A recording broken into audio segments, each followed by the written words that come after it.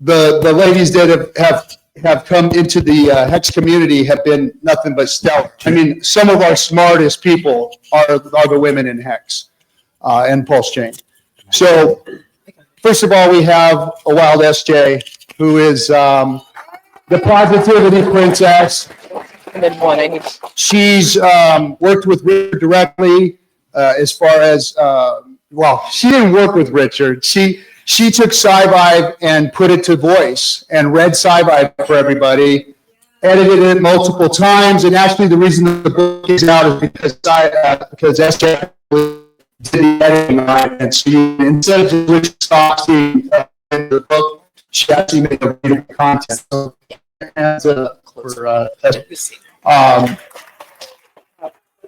then we have somebody who showed up into the community early and has been a queen in the community, introduced me to so many people in the NFT space, in the art space, in the fashion space, just reaching out to other communities, especially people with money. And Alex here. She took me to Italy, and we went to Ferrari. We went to car makers, and I mean, we traveled the whole world, visiting different people in different communities, talking to them about crypto. That was in the bull market, by the way, before the bear market hit. And then everybody went into their caves. And I think that everybody's ready to wake back up again, and it's going to be time for us to all get back to work. So again, give KoryptoStylist a hand. And we have our good friend, our veteran, and our supporter. So this one came to us, just showed up at an event one time, one of our live events, and she's been to everything ever since. She's chased us around the country. She's chased us around the world. She's chased us on cruises, you name it. And that's our good friend, Julie. And it's that kind of support that we need, you know, that lifts your spirit, like this for all of us. And out there, and you trust with your team, and you know, no pointers, and you know, it's 5 or 10 people, but Julie was always there lifting our spirits and being part of the community, so we really appreciate her. And then the next one is, so she's a little newer to our community than the rest, but she's been really working on reaching out to other women, and I see the groups that she's developed, and she's just smart as a tack, and that's our friend Whitney over here.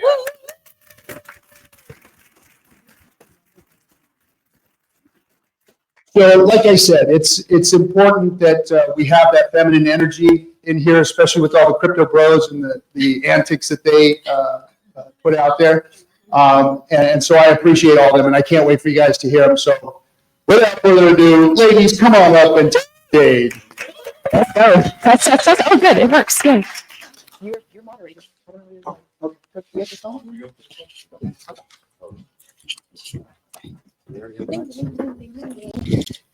Good morning. Look at everyone bright and shiny. You're doing great.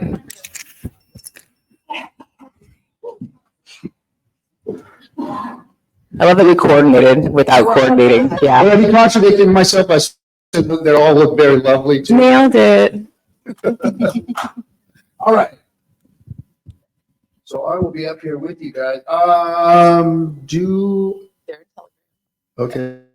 See? What would you do without us? I don't know. What would y'all do without us? I mean, seriously, like. So this is the title here is empowering women through blockchain. I think that the women are empowering blockchain, to be completely honest, because if we are farming, if we are going to go out and market by word of mouth, via community, we don't have traditional marketing, we're going to need everybody's voice, and it's not going to be empowered with just a bunch of men. We need the women's voice out here, so they're actually the ones that are empowering blockchain. So I'd like to kind of flip that over. So let's start with the first question. How can blockchain technology create opportunities for women to achieve financial independence? I'll take it away. You guys can hear me fine? Yeah, sweet. So I'm Whitney, and just to give you guys a little context, I have a community for women in crypto called Queen of Millions, and I've been going a little insane for the past year and a half, just onboarding as many women as I can. I've actually been in Hex since October 2020, so I've been with you guys. I've been with us, and in my community right now we have 200 ladies. So I have been, yeah, it's been incredible. And we have a few ladies right down here who have traveled all over the world to come because they were like, we have to lean into this conference. And so I have seen firsthand how if you can enable women with just breaking down things, and I think just humans, breaking the blockchain and the opportunity of crypto down in a simplistic way and really turning it into we are aligning to innovation, we're aligning to opportunity. We have a life change on our hands. When it's broken down in a simplified way, people want to lean in. They also want the humanness behind it. They want to understand a little more of like what goes on behind the machine.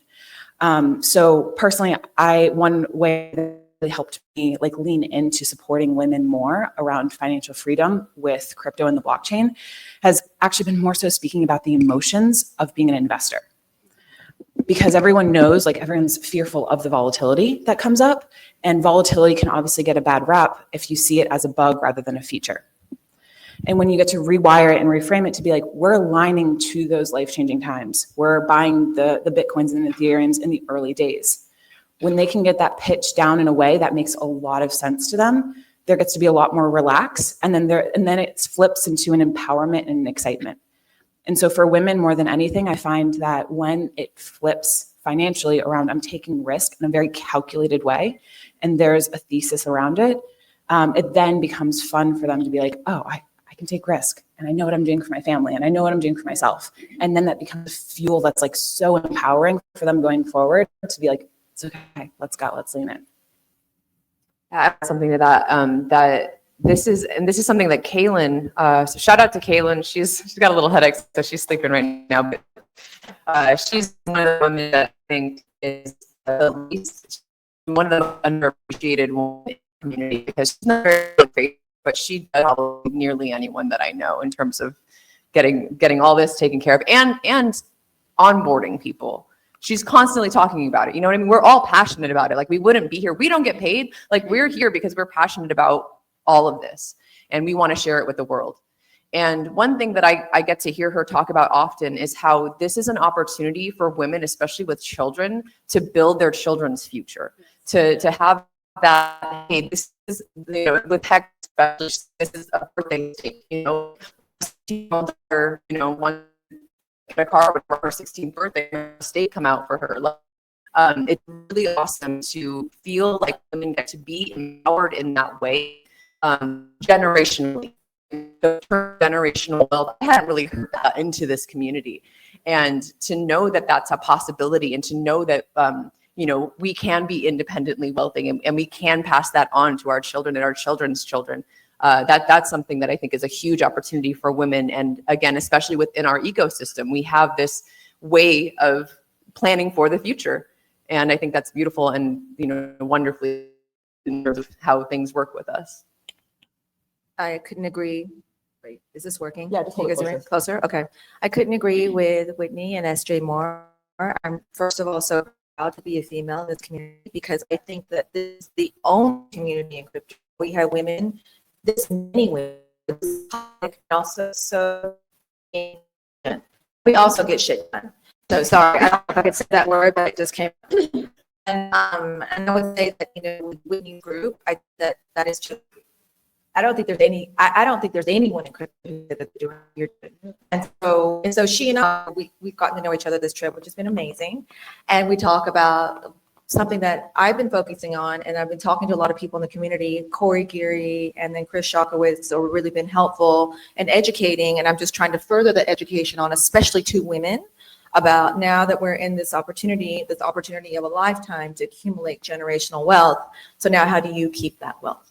And that's a very, very, very important. There's a lot of legalities. So there's tax and there's trust and there's, you know, a lot of different structures and entities and things that you can use within the boundaries of the law, which I'm very much encouraging to really makes a big difference in how much money you will be able to keep and preserve at the end of the day. So we talk a lot about that. So that's something else I'm really proud about. The females in the pulse chain community, we really do think about the actions to not only, you know, onboard people, get them in, but then when you get them in, how do you keep them in a position of power? I feel the same, Lindsay, but I bring something a little bit different. I'm new. I'm very new. I'm only 2.5 years in as my. But I find when I came in, I didn't understand. Everybody was like, do your own research, do your own research. But you know what? When you're doing your own research, you may not know the right research, and then you'll find out something wrong. And it leads you down a totally different path. So this community, men and women, have been wonderful in teaching me how to teach others and break it down. I'm not a big technical person. So I find that women are not always technical. So you have to break it down to their level. That way they can understand, wrap their head around it, and become emotional about it. I think a lot of women feel that way. They have that emotional connection to things. Once you have that, then they become empowered females in the crypto space. Very nice. The next question is about challenges. What challenges do you ladies see for women moving forward in the blockchain community? The myth that there are no women in crypto. I see people comment that all the time. Yeah. I'm just like, what are you talking about? Like, obviously you're not in our community. And even like every now and then in our community, like, you're not real. Come to this event. I'm real. So I think that is right. It's like just being recognized that we're here in this space and we're doing the work. That's my short answer. Not only recognized, but respected. Oops, sorry. Yeah. Not only recognized, but respected as well. We're not just wives or, you know, accompaniment. We are actually the ones doing stuff in the community along with the men, But we bring something different to the table that both working together, men and women, we make it happen. We make stuff happen. So I think as an investor, information consumption and sometimes women playing the games that men are when they're supposed to be staying in their lane and like they'll change up their investing strategies. So like one example is men, we love you. And also there's a lot of confidence that sometimes men can elude extra, which I love. And sometimes women will be like, they know better than I do.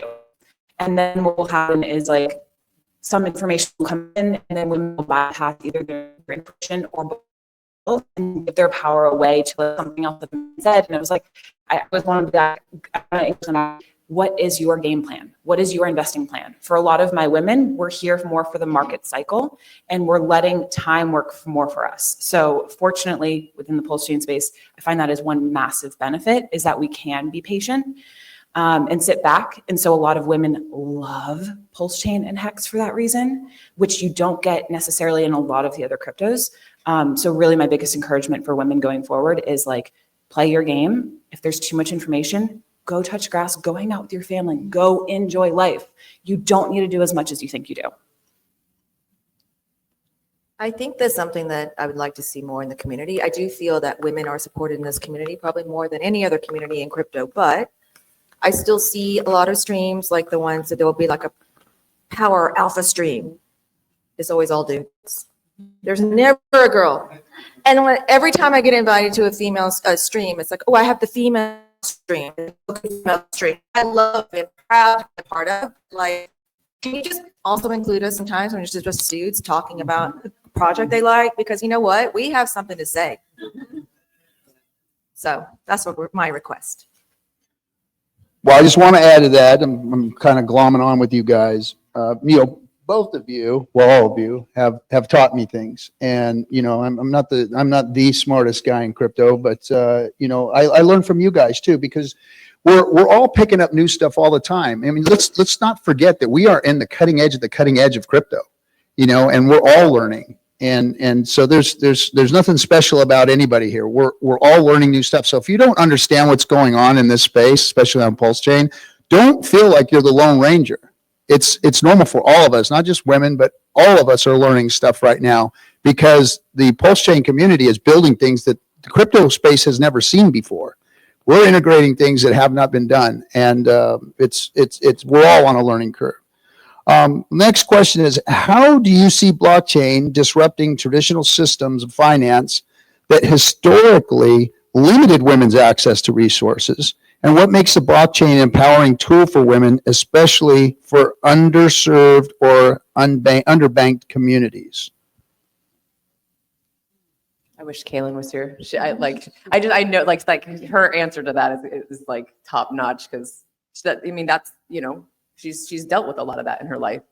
And I think, again, just, from hearing her speak about this in the past, just the fact that you can, again, be like independently knowing that you're having generational wealth for your children. If like, RG, oh, wow, words. I did have my espresso this morning. One of the things that he says that I really like is our 401ks have become 104ks. And to know that we have this opportunity in crypto to use a tool, right, a financial tool, to build up our own wealth with, outside of, a lot of people like the old school idea of, oh, the man, runs the house and has the money and deals with all the money. Well, that's, especially in America, just from my background, that's not the case in many households. And it can be important for a woman to make sure that part of the reason I'm here is because I wanted to make sure that I could take care of myself. I was selling my home and looking into just being financially independent and making sure that I knew where my money was going to go and that it was going to work for me. And looking into what I looked into a 401k, I looked into a high yield savings account. I started looking into options trading, and all of these tools, when I started to learn about Hex and find out what it did, I was like, wow.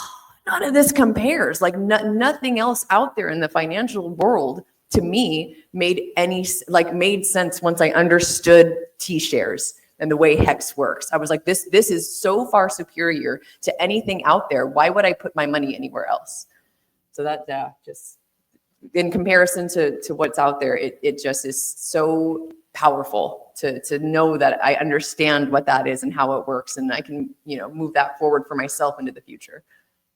To piggyback off of SJ, I frequently have many women who say, money hasn't made sense to me or excited me until this. Mm-hmm. And hold on. Nope, it sounds like everything dropped. Oh, okay, we're good. And so, dramatic. With the exponentiality and things aligning to the future, and just the growth, a lot of women haven't been incentivized to enter the financial space and take ownership of their money, and to really make this space to learn. However, it's different when we obviously have this unique opportunity that is very time finite, where they're like, either I'm going to miss it or not. So I have to lean in. And that forces them in that time crunching period to really focus on it for themselves. But more than anything, I find it for their families. And not only for their families, but for the multi-generational patterns of breaking different scarcity spells or different beliefs around money. And then they get to be that evidence for themselves, for their families, for anyone that they touch going forward. And we all know just how magnetic and how radiant it is when a woman touches your world or an ecosystem or community in a certain way. So it's not just about the immediate family unit, I find, but instead it's more about the impact and the ripple effect it has across a community. I think for underserved communities, the opportunity is that women especially can, and I do think that it's really important to dispel that myth of scarcity. So even if you don't, right, if you could squeeze out an extra $500, right, and you put that in the bear market and you time it perfectly or time it even just relatively well, that and you take that, and then the next bull run, you take that money, and then you invest it then, and you just keep compounding it. So what seems like such a daunting task to build real wealth actually becomes very accessible for people who don't start with a lot of capital. And that's the magic of what we're in right now, that women, men, whoever, if you don't have a background, you don't have a lot of money, you don't come from wealthy parents, you can still make it, and you still can become financially free. And I think that is really what we're all facing here. So I work in a predominantly female industry, and I think that even though I work with all of those females, when I start talking about blockchain and crypto and things like that, that's exactly what happens. They're like, oh, and they get scared. So being able to touch females from all over the place and explain to them how to get in and what generational wealth, because a lot of people do not understand that. All from that we have different bubbles of people, and we each touch one. And I heard sometimes the 6th degree of separation. Our bubbles will eventually overlap and bring more and more people in. Bring in females in, of course, but we have males that we bring in as well. All right. Why is representation important in the blockchain industry, and how can it be improved? Okay, I'll start with that. Okay, so I think I met 2 Korean people here, and I was so freaking excited yesterday. I found that there's like 2 other Korean Mexicans. So because we are severely underrepresented, and I'm not saying that from a victim point of view. I'm saying it actually from the point of view of opportunity. So Korea is a country that has the highest percentage participation of retail investors in cryptocurrency, and we have no presence there. So it's about really reaching out. If we need to onboard and we want to grow this system and grow this community, and let's just be honest, pump our own bags, that we need to get more people in the system. And the best way is to go, find other territories. How do you conquer the Middle East? How do you conquer the United States? How do you conquer Europe? And that's how we have to think. Okay, so we all know that women love chatting and chatting with each other, and we are oozing with so much excitement. And so I find that, especially if you I've had this historically happen in my community. I'll have certain women who are in other crypto communities and be like flies on the wall, and they'll be really intimidated to sit in the guys' chats or even to drop their questions or excitements or whatever, because you guys talk in a different frequency than what we do. And so I've had other women come into my group being like, finally, I feel like I can relax. And so this is the benefit of representation of when it's actually comfortable to claim the funny enough, crypto bro title. I have one of my girls here, Vicky, she's been going around all around Vegas at the time. I'm a crypto bro. It is so cute to see it where even people in the world look back and they're like, crypto bro, and then it starts conversations. And then she also gets to lean into more of that identity that comes with taking ownership of her money and being like, I am building financial freedom and wealth for myself. And so for women, I find too, when we can speak more, we get to be more examples to other women. And then that energy becomes so contagious to others that they're like, wait, these women, they're out there playing with this. We're taking this risk. Actually talk about the emotion, the excitement. I love the fear identification. And I think more than anything, women need to talk about some of the fears to really demystify it. And then that's when you need to transmit that fear to excitement and empowerment. So I'm going to say maybe a little controversial, but this was a sci-fi quote. And Richard talks about having a pretty face to bring attention to a product. And that's a thing, right? And I've actually spoken about this from my own experience in the past. I've done acting. I was an actress. I did commercial acting. And I did not want to I turned down a Burger King commercial. I turned down a Budweiser commercial because I don't put that in my body. That's not what I want to be seen representing. And when I got to be a part of this community and I just kind of started down that rabbit hole, and I leaned in more and more to doing the YouTube and, being front facing and putting myself, I thought to myself, if there is anything that I want to have my face and my image and my likeness associated with, it is this community and this product. And I'm so over the moon to be able to be a representation and, like the face of, sci-fi for whatever. It's Richard's book, but like, it's really awesome that like I got to bring that forward and I got to promote that for him, and to be proud and happy about what it is that my image is associated with, like that brings so much purpose to my life. Like to have this purpose. I was crying last night, like at the event. I cried a couple of times because I'm so overjoyed with feeling fulfilled and feeling passionate. And I've said this many times, this still could all go to zero, but my life has a 10,000x. And that means more to me than any financial gain. Sorry, we're trying to fix things real live here. As per usual. Okay, so what advice would you give to women looking to invest in cryptocurrency or blockchain projects? Ooh. Don't tell them do your own research. Yes, do your own research, but we guide women to where that research is, that just seeing somebody pop onto X and spit some information, or on YouTube and just spit some information, that isn't what good research is. You have to check multiple sources. And I encourage the women that I reach out to and talk to, I encourage them to check these places. I give them certain people that I know and I trust that they can go and do research on their page or reach out or watch their YouTube videos. And that's what part of this community is all about. And these meetups are all about, because you put your face to face with people, you learn more, you understand, oh, I can trust that dude. I can trust that woman. I'll look more into that. Bringing us together is wonderful. I always say, I steal a quote from Crypto Compassion. He always says, your network is your net worth. And I 100% agree with that. And that's what all of us here are for. I will say, RG, I've been all around the world, all around the United States, and each conference that I go to, there are more and more women, each one. Yep.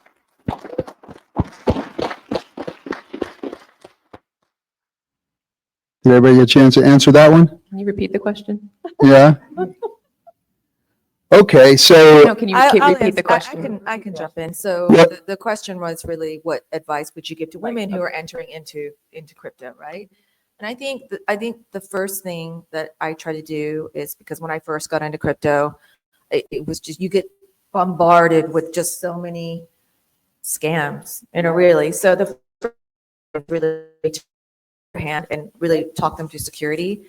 And then I have a list of influencers I really like to explain, crypto at large, like the kind of the macro view of it. And then also, the projects that I believe in. So that would be, Hex, Pulse, PulseX, all the RH, his system. So there are influencers who really explain those projects really well.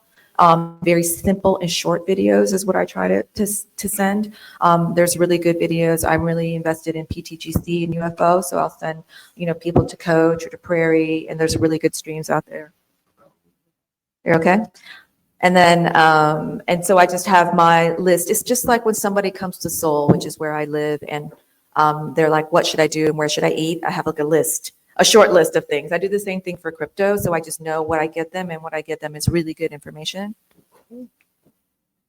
because there's a lot of education that's necessary. So just really helping them have the right tools.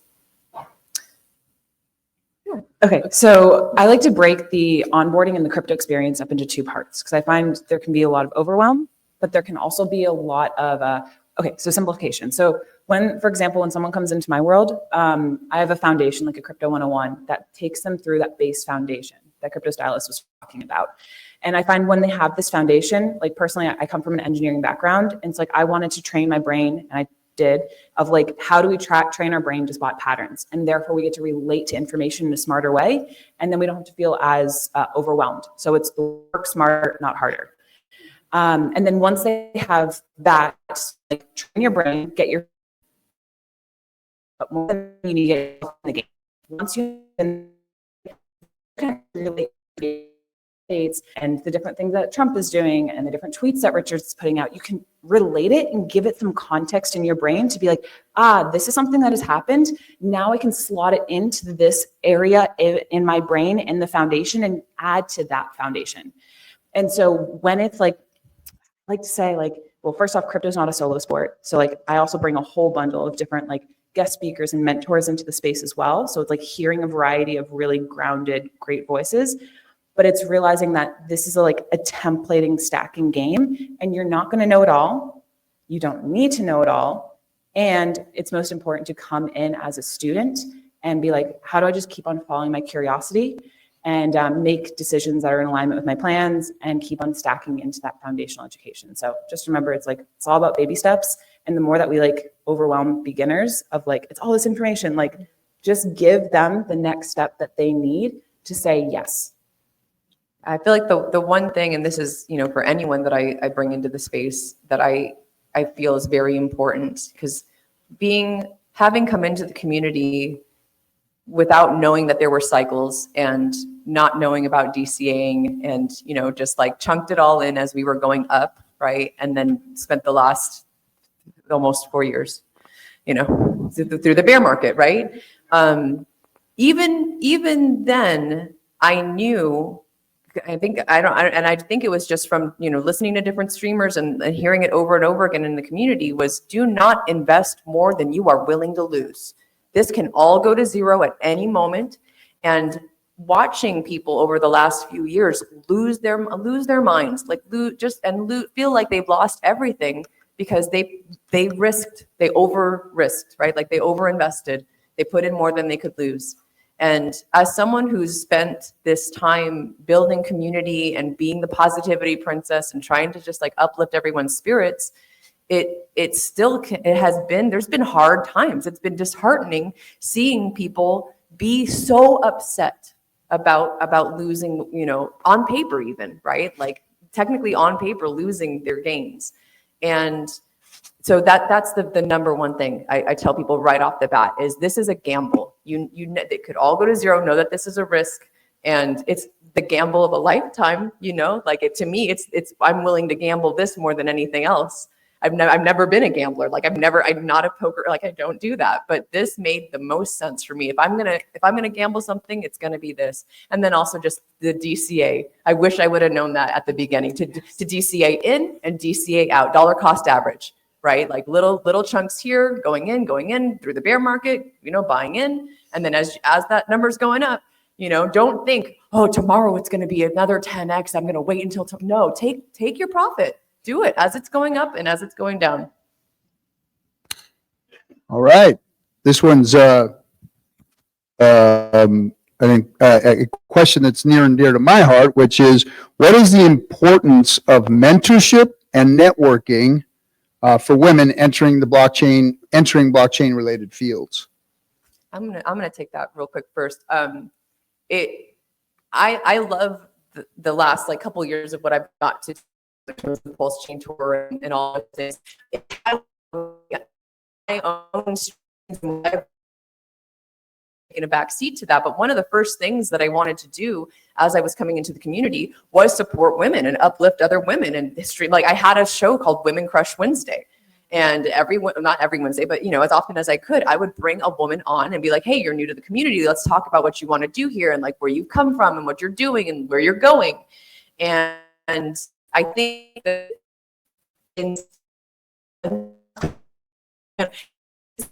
so welcomeness, like it's been back and I have some a lot of friends in my life. Like it's been really difficult to connect with women and have friendships and great relationships. That is not true in this community. I have the most amazing female relationships in the last 2 or 3 years than I have in the last 30. And just the tuition, just the way we respect one another and uplift one another. That, you know, it's already fun within the community, and then to have any women that uplift women is unbelievable, and it's really awesome to be a part of. So I think that women, how we mentor can be different than men. And in that sense, for my community, one way that I like to mentor is very much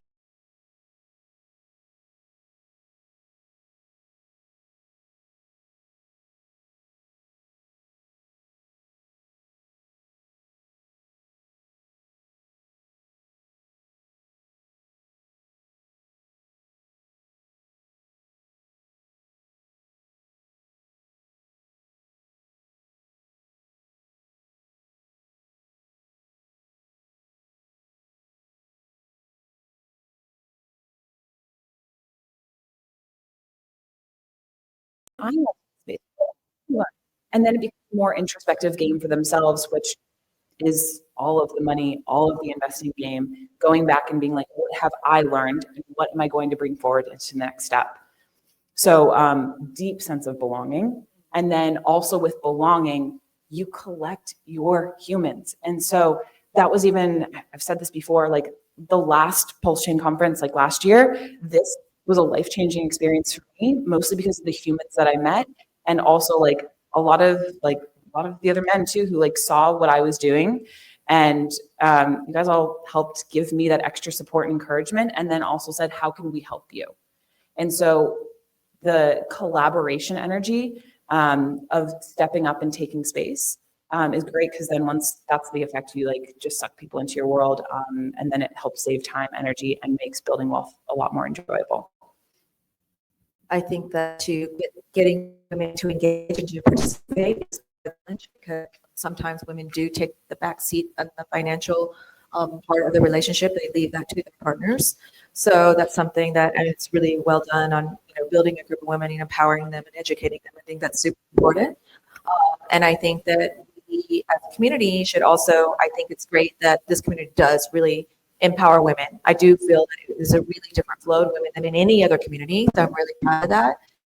And to see propped up as leaders in the space, and that's something that I feel like we could improve on, because leaders are all, if you were to do a poll of the top 10 thought leaders in our community, they would all be men. And that's actually not the case. That's just the perception. And that's something I really want to change. One more nugget to add to this is I find women talk, we have a lot of conversations in my community about intuition, and there's a lot of spirituality gaps as well, talking about money as energy and all that stuff. Women are highly intuitive, and I find actually a lot of women in my space are actually quite psychic in different ways. And so the more that we actually get to speak in that language too, it's a language that really resonates with other women and has them feel like a stronger yes. And so just realizing that when you step up and you allow your voice to be seen, you never know how that resonates with yourself, but then with other women as well, who actually build a deeper conviction with why they're doing what they're doing. Part of that also is when you said intuition. We also, I think we're the ones that go, hey, you need to step out of behind that computer, stop looking at those charts, go out and touch the grass, go out and talk to people face to face. And for us empowering women, I've always said, learn one, do one, teach one. And that causes a ripple effect. You learn one, you do teach one, and then so on and so forth. So just remember, take care of yourself, because you can have all the generational wealth in the world, but if you don't have health and you don't have that mindset to enjoy life, it doesn't matter. It doesn't matter how much you have. So true. I think, what's really great about, I love that we have this all-female panel. I'm actually really, really happy about it. And I think that, what's really interesting is that the more that we show up here front-facing as females, the more women will come. And they'll give them the confidence, because it still is at large a male-dominated space. It's just what it is statistically.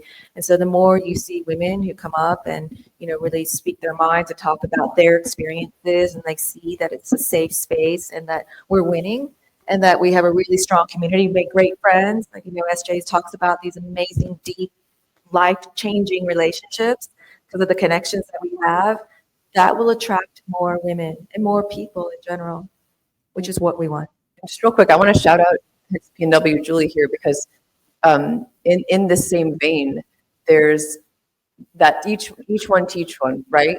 I've done like one liquidity pool thing, right? And she came along and was like, hey, we've got this. There's this coin by King Queen Pui, and it's come out. And my goal is to teach people how to do the liquidity pair of it. And so she, even though I had done it before, I kind of had an idea. I was, okay, walk me through it, and she taught me, and I, watched her do it. And then she, did that to a few other people.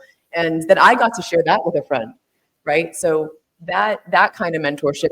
And one of the points I wanted to bring into that was the patience, right? Because it does take patience and hand-holding a lot of times when you're bringing someone into the community, right? They've got a lot of questions. There's a lot of warnings on our wallets and things like that, and they're scared to click the button because it's like, why is this yellow thing yellow? Why do I have a red warning, right? We're used to doing it, right? Because, well, hopefully, right? Because we've had practice and we've done it time and time again, but we have the patience to sit there and say, okay, like, it's okay. Like, it's just a little warning, but you just ignore that button. We're just going to move forward. So.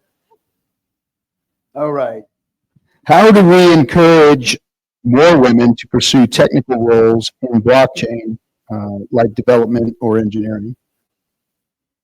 I think by highlighting the other women, yeah, like just what comes to the forefront of my mind is when I was kind of doing the Woman Crush Wednesday thing. Mana, she's an NFT artist, and I just started to kind of seek out like who out there is developing, like what women are building, and how can I highlight that and showcase, that there are women out there that are like doing the building, right? That are the alpha brain in this space and doing. She's an excellent example of that. Like, I think that's one of the greatest ways to do it is to, that kind of like leans in from the last question. It's just like putting them in the forefront and being like, hey, there are women out here building and doing, and it is, I don't know the right word, but like to know that there are women that are out there that are doing these things, but don't feel the confidence or don't feel the support and, may not come forward, or maybe they're on other chains and they don't know we're out here to support them and to help them build, and build them up while they're building. Yeah, it's important to be community minded in that. I think also with women in our spaces and things like that, we pick out the ones that are really good at the engineering and the building, and we bring those up and highlight them. That may not be my strength, but it might be your strength. So all together, we have a combined strength of women that have multiple different things that we can bring to the table. I think encouraging them to follow their curiosity. So there's no stupid questions. With this, I also pair it really well. Like in my community, I'll bring in a bundle of other builders, so other pulse chain builders. The KoryptoStylist has been an excellent example. He's been a guest speaker in our space, and I find that when there are spaces created for women around talking about more technical components, it allows them to relax, to drop their guards, and then to be like, wait, I had that question. And then there's different gears that start to turn. And then there's conversations that go off even after the calls because those gears are turning in a different direction. And then women go, wait, what if we do this? What if we do that? And so there's this, I think there's a deep, relaxed feeling that has to come around developing and building and turning your brain onto innovation. And a lot of that comes with, there's really no stupid questions in the space. Follow your curiosity. I think simply if you're starting a project, maybe look to hire some women. I mean, people in this room, a lot of you guys are builders. So hire some women. Think about, that. And then if you're female, who's technically qualified, you so put yourself out there too. With our RG email, we'll get a lot of offers. Okay, little story for you guys. I started off, so back in 2020, I was working on with the actually hired me on to be like the operations developer. And it was so cool to be led with so much mentorship and grace in that process of like learning how to code and also how to work on the blockchain. And for me, that was like, it didn't work out team dynamic on that end, but to have that even mentorship from other men being like, lean in, do the things, like we'll train you and we'll teach you. It was a beautiful experience. So it's really like also encouraging like yes energy. All right. Well, I'm going to give a quick answer to this next one too, because You're not qualified for that. what's that? On this panel, you're not qualified for that. I think I'm absolutely the one who's qualified for this. So listen to this. What role do men play in the blockchain space? What role do men in the blockchain space play in fostering inclusion and equality for women? So I was the first one to put an all-women's hex stream out. So shout out to Sammy Chica. Also, I was the first one to recognize and say that Serena Lonzi was actually the first hex streamer that was out there doing TikTok videos and YouTube shorts. She was the first streamer we had. And nobody knows that there was actually a woman with the first hex streamer that was out there. So shout out to Serena Lonzi. Shout out to Sammy Chica for setting up Ladies of Discourse. And all the ladies up here. Because I know that it takes all of our energy, both masculine and feminine energy, to build a community. It can't be just men. And you guys aren't all the smartest in the space either, because we've got some very smart women in our community that have, like I said, taught me things. And in fact, I surround myself with them, because if you look at our whole team, it's SJ and Kayla, and, you know, I know who does the work and who's smart, you know. So anyway, I just wanted to say that that's what more of us need to do. We need to include them and understand and realize that they are our backbone. They are the ones that help us to be as strong as we are and go out and do the things that we need to do, so they can go out and do the things. It's a support system. You know, we need both energies out there to build a community, because that's what we're doing. We're building a community. So I'll let you guys go and answer now. It's your panel, not mine. Okay, so I got this one. First off, the men have been absolutely incredible for me. So when I was first going public, I just walked into the Austin Pulse Chain conference that Maddie was hosting. And I walked in, and right away he goes, "Are you Whitney? Do you want to stream?" Like on the live stream. And I was like, "What?" He's like, "I heard you speak on a Twitter space." And I was like, "Yeah, that was the only one I've done." He's like, "Yeah, you have things to say. Come on." And so it was with that he was just like, "Come on in." And then from there, it's just been like invitation upon invitation of like live stream and live stream and live stream. And for me, that was like the greatest welcome, where they're like, "You have something to add to the space. Come, we want you." So I genuinely think all of you men there felt that welcome space, but also coming to conferences, there has been this warm, like, and it's not, we're not being like, there's an otherness of you being a woman in the space, but there's been a genuine warmness and connection and like, you're here with us. Like there's comfortability around it, which I don't see in other crypto spaces. And then sync it off. I don't know if sync it off. I'm going to pass it back along to you guys, but I had something else. We'll come back in. I can just echo that. I mean, I decided to start streaming and doing what I did because of Whale's Only One. I used to listen to him a lot, and I just constantly would hear him say, you know, like, if you're thinking about this, if you want to be, if you even have an inkling of wanting to be on stream and to talk about these things, do it. And hearing that time and time again, I mean, I already, like, you know, enjoy and things like that, but just hear that little, you know, that little push, just encouragement, you know, so hear from it's like, you know, something that, you know, it doesn't matter, you know, male or female, we all bring something unique, different, and needed to this space, right? Like I say this often, someone that watches me is not going to watch CryptoSoft, you know, or like vice versa, right? Because we bring different things to the table. So it really is important that if you don't feel like there's too many of people talking about it, because we each bring such an individual, unique perspective. And like for a perfect example, I don't talk about stream. You'll never see a chart on my stream. I don't talk about the price. Like that's just not something that I do, right? And I've found time and time again the encouragement and the thankfulness from the men in the community, right? Like, hey, thank you. Like we need your positivity in this space. Like just those little, just getting that message every now and then from someone, especially from the guys, right? Like it really is uplifting and it really is meaningful to know that it's appreciated, right? And to know that I'm doing something positive here. So to third that, I literally went into, in 2021, I went into the Hex second year anniversary party in London, just like a pleb who just started investing. And I came out of that party a streamer. I had so many people, RG3, Funding Gym, Motley, they were all just like, you gotta do it. You gotta set up your channel. We're gonna help you. And they all really promoted it and were so supportive. And I do think that the space is really welcoming to women.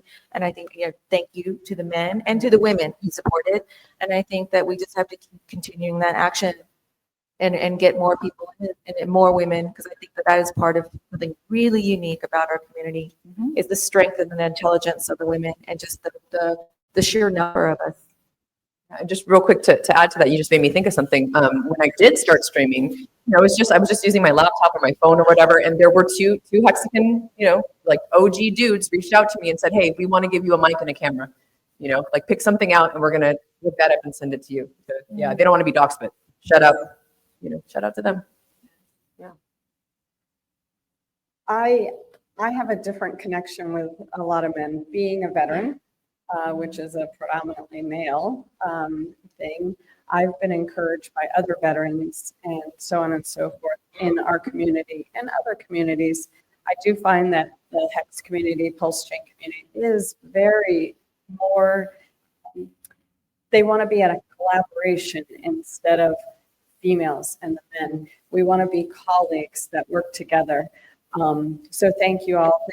Thank all of you men out there that do continue to encourage us. And once in a while, if we need that extra encouragement too, because I'm not a streamer. I would like to be, but I'm not. I do spaces, because a lot of times women don't necessarily want to be in front of the camera, but in spaces they feel safe. They can ask the questions and things like that. I have asked questions in some male streams and felt like that was probably a stupid question. And they easily just come around and have that question. So let's address it. So I appreciate each and every one of you for doing that.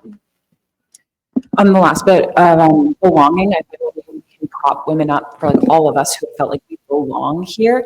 It adds a level of excitement. Women respond massively to excitement and emotional pull, myself speaking as well. If I did not have this welcoming energy, I'm not sure if I would have been onboarding and building in this space. And so it's just noticing the impact and the effect that you guys can have as men of propping women up and being like, hey, I see you. Hey, we love this. And making even like Twitter is a very intimidating space for most women that do not like to play on it. And so the fact that actually I was received with a lot of love on Twitter was actually a crazy thing for me. And so I find the more that we can actually promote other women on Twitter, it gives them a different leverage of they actually belong and they have a different level of authority that they can then build upon. So I highly recommend anyone on Twitter, please feel free to give women some extra love. I'm going to be like shouting out some more of my women too within Queen of Millions on my page. So any women you see out there that are Hexicans, Pulsicans, please go give them some love. I couldn't agree more with that. I think it's really important to have a really strong presence on X specifically, or Twitter, or whatever you want to call it. I love that you do the stream with Shockowitz, that you're on there with him. He's like, and it's just, I think I love that. It's not, it's just you and him, and you guys are just talking about crypto and the community, and it's so good. High engagement. I face this all the time, and I'm like requesting to speak. I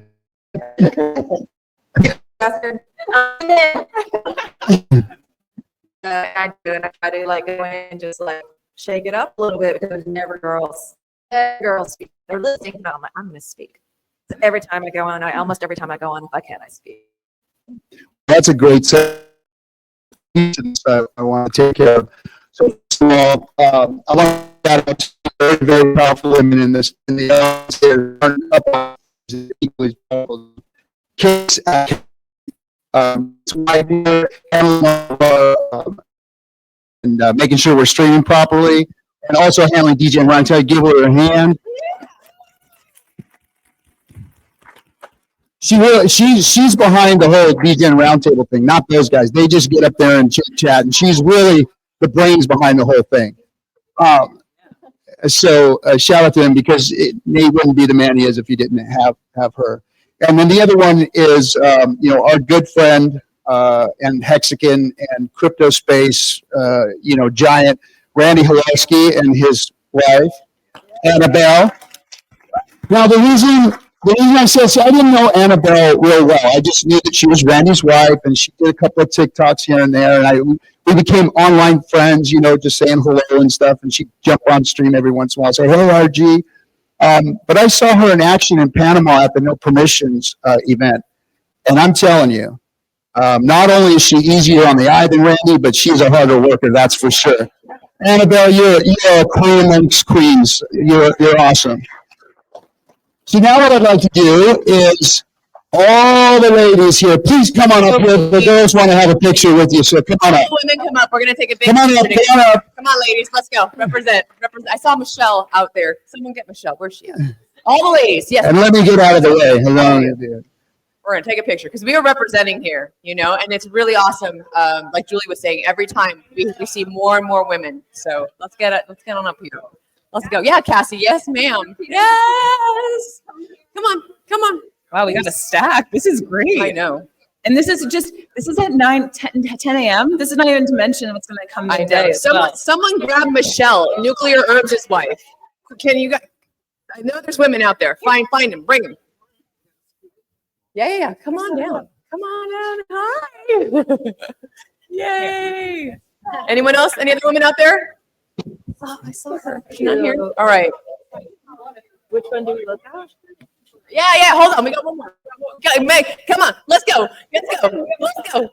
She's look at her running. Aw. See, and this right here. Look at all you guys taking pictures, right? Like, post this on X. Tag as many of us as you can, right? Women run the world. Let's go.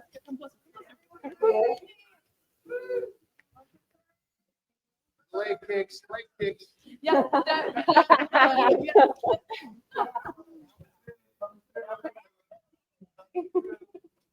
Thank you. Awesome. Yay. Got it. We did it. Thank you, everybody. Appreciate you.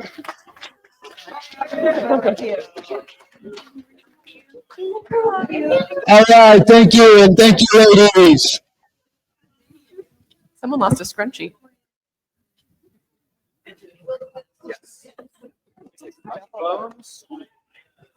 Thank you. Thanks, Archie. No, I think it's the DeFi. All righty, ladies and gentlemen, for your next presentation, it's going to be the DeFi Wealth Trust, maximizing gains and maximizing taxes. We're going to have Geary, Dane Bollwinkel, and Shockowitz. Go ahead and give these gentlemen a hand. Gentlemen, come on up to the stage and I'll get you set up. Hey, ladies that were just on the panel, I need your mics. I got, I'm just missing yours. Just mine? Oh, it's just me. Just kidding.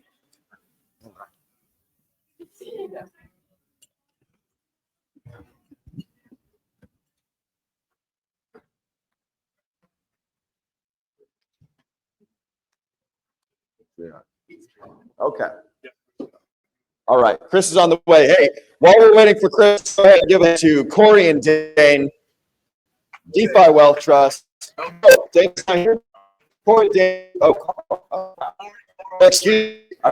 It's good to see you, Miguel. All right. I'm gonna turn this off. Checking 1, 2, 3. Checking. What's going on, Paulsikins? How we doing today? Come on, you guys do better than that. Half the kids, how are we feeling today? Come on. All right. Get a little better. Guys, who came out here to learn new ways to make passive income in the blockchain? A few guys. All right. How many what new tokens are going to do that 100x? Raise your hand. Come on. Not very many of you guys. All right.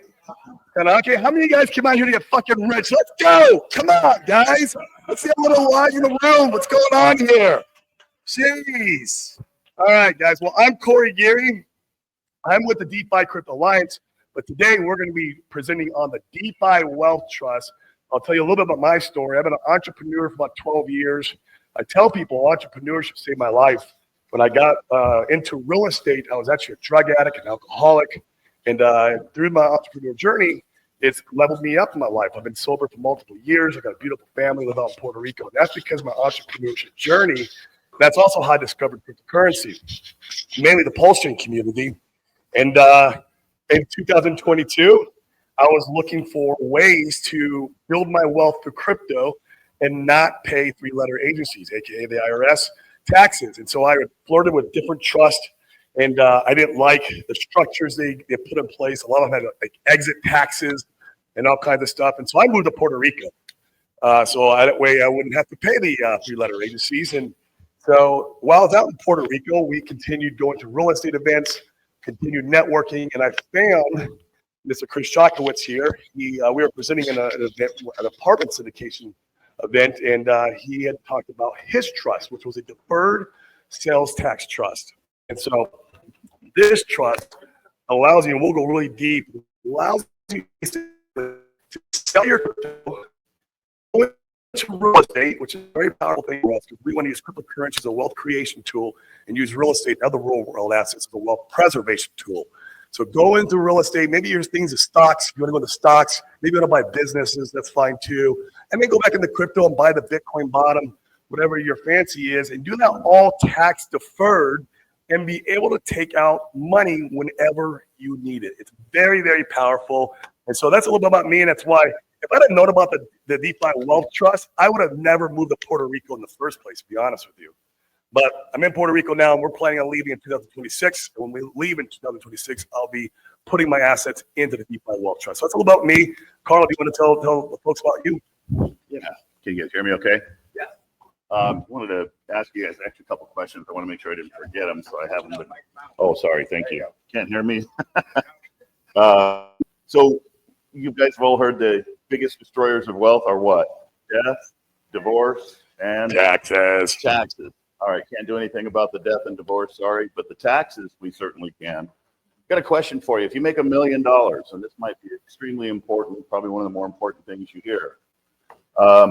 Make $1 million and you have to give $300,000 of it to Uncle Sam. What do you have to get as a rate of return to get back to $1 million? A lot of money.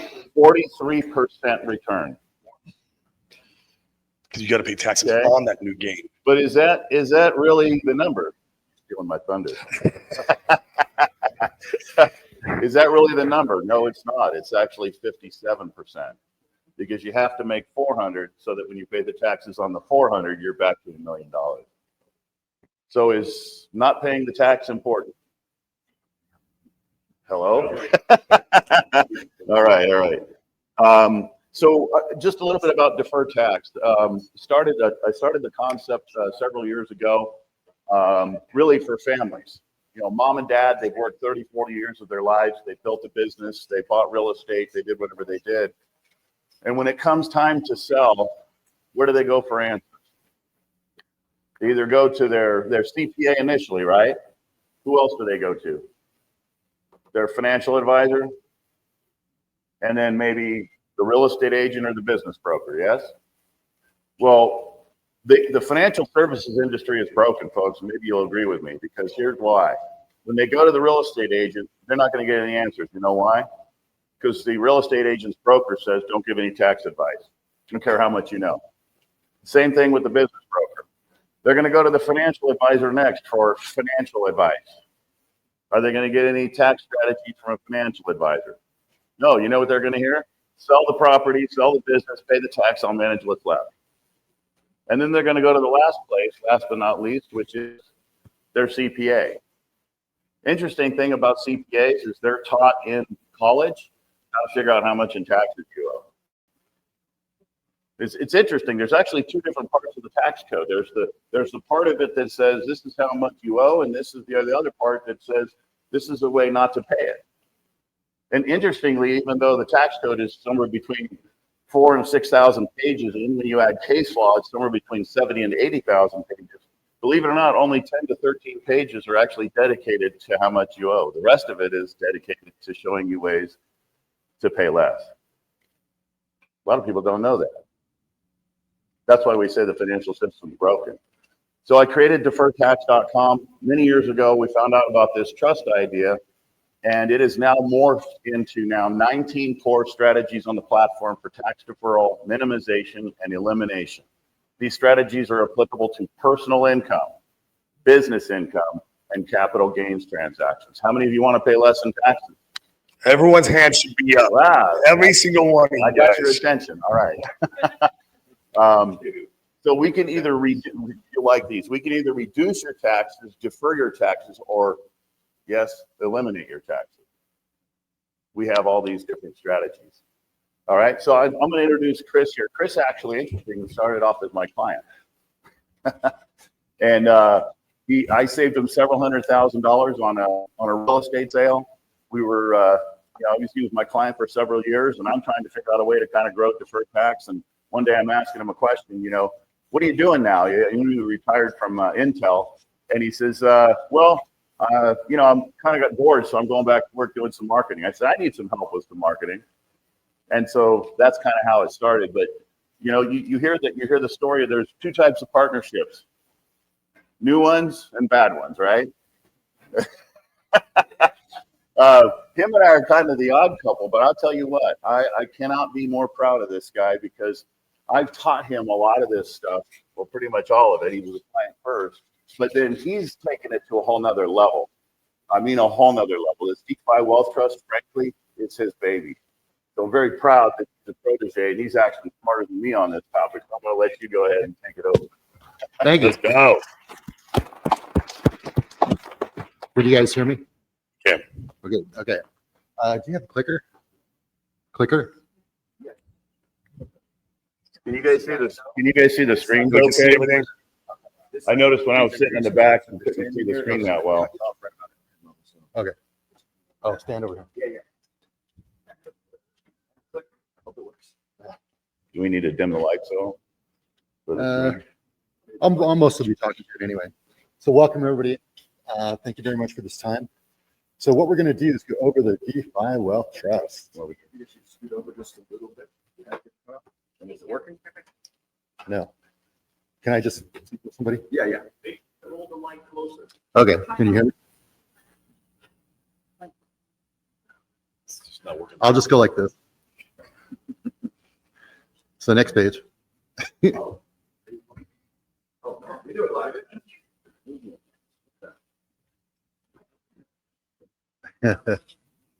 All right. So this trust is specifically designed so that when you sell your crypto, you don't need to pay the capital gains tax.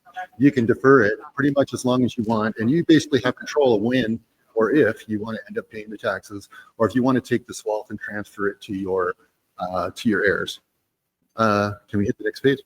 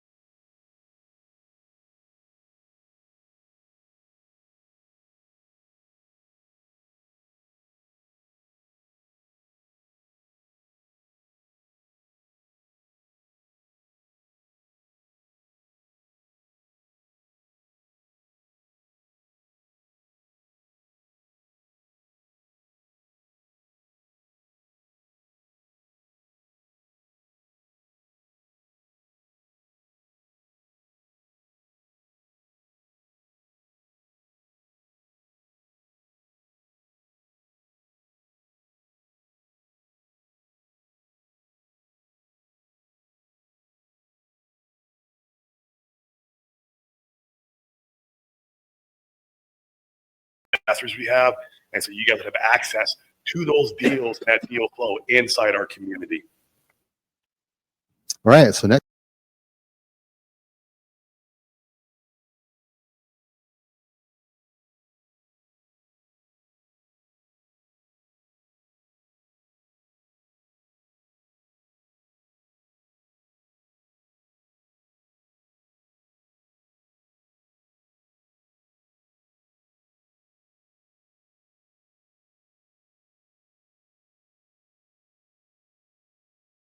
In my family.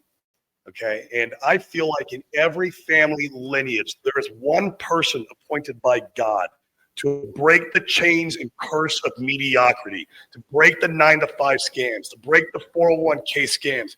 Every rich family has that one person that's the big risk taker and then went out there and broke those chains. Okay. You understand what I'm talking about? I'm the one in my family. Are you the one in your family? That is the question you got to ask yourself. And this is a very serious question. I feel like all you guys are, because you're in crypto. But there's more than just the wealth creation side. There's also the wealth preservation side, which you guys have to learn about too. There's a lot of just, in the crypto space, a lot of the gamble, get rich quick mentality. We need to have the wealth preservation side, the sophistication side that other asset classes have, like real estate investors in the stock market community.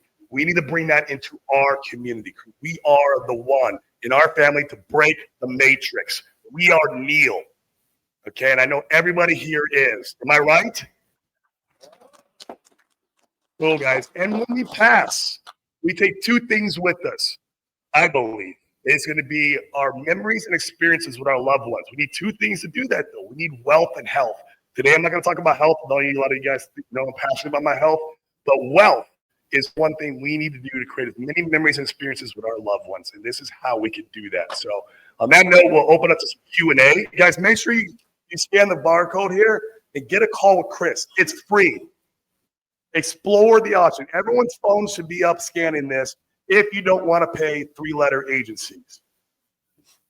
Any questions? Yep. How do I get rich?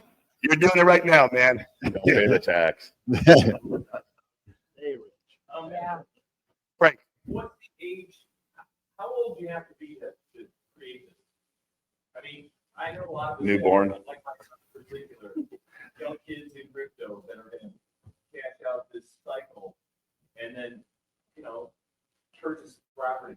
How old do you have to be to take part? Yeah, it's a little complex, but basically you have to be over 18 to enter into a contract. So you'd have to have a guardian for anybody less than 18. However, you can do that. Short answer. Jenny, all U.S. states and territories, and you need to have a U.S. tax ID. So if you're from another country, you can do this if you have a U.S. tax ID.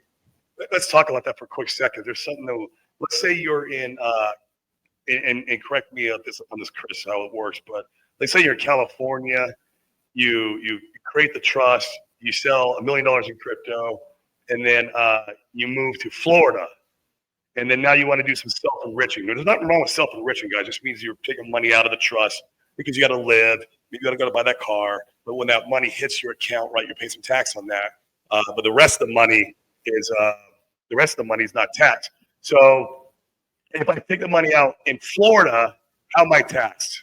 U.S. tax. Florida has 0 state tax, therefore it's only. When I was in California, when I did Exactly. The investment. It's the jurisdiction you live in when you take it out that you pay the tax. There you guys go.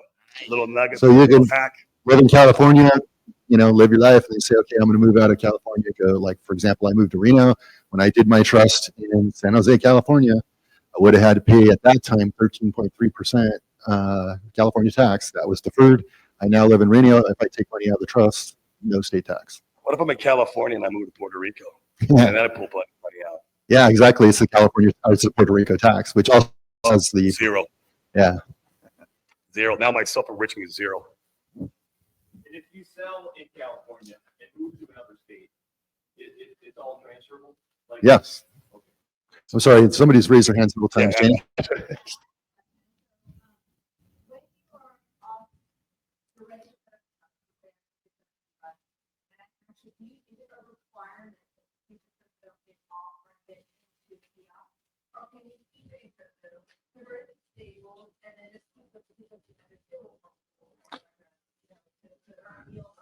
Yeah, so this is very important. Yeah, so the question was, if I have a large amount of money in crypto, I want to put it into the trust, and let's say I've got some of it staked, or I have other commitments against it. First off, can I move it into the trust? Second off, how do we basically do that? Well, the way we do, Keep it in well, yeah, and can you keep it in crypto? Okay, couple of answers. So number one, this gets into a little bit about how it works, but what we do is we actually set up a business entity, and that business entity's sole purpose is to take your crypto and to convert it into fiat. Now, basically, if you do any sales of crypto prior to moving it into the LLC and the trust buying it, that's on your tax return. So only after you move it into the trust is it on the trust tax return, which is then tax deferred. Because there's two tax deferrals. There's deferral on the sale of the asset, and then any growth inside the trust is also tax deferred. Okay, so that's step one. We basically, if you have bags that are in your personal name or some other business name, and you move it into this other LLC, it's a pass-through entity as an LLC. So it's just moving money from your left pocket to your right pocket from a legal perspective. When you sell the LLC, then that asset, all the assets of the LLC are purchased, including the crypto, which is under that LLC. Okay, so now the crypto is in the trust. The sole purpose of that LLC is essentially it's a burner LLC. So all we want to do is sell the stable and move it into fiat, right? So we're going to basically liquidate everything in that LLC. And we need to do that in about a 6 to 9 month period. The whole idea is it's optics with the IRS. We don't want to look like this is a for-profit business. It's really just a tool to sell the crypto.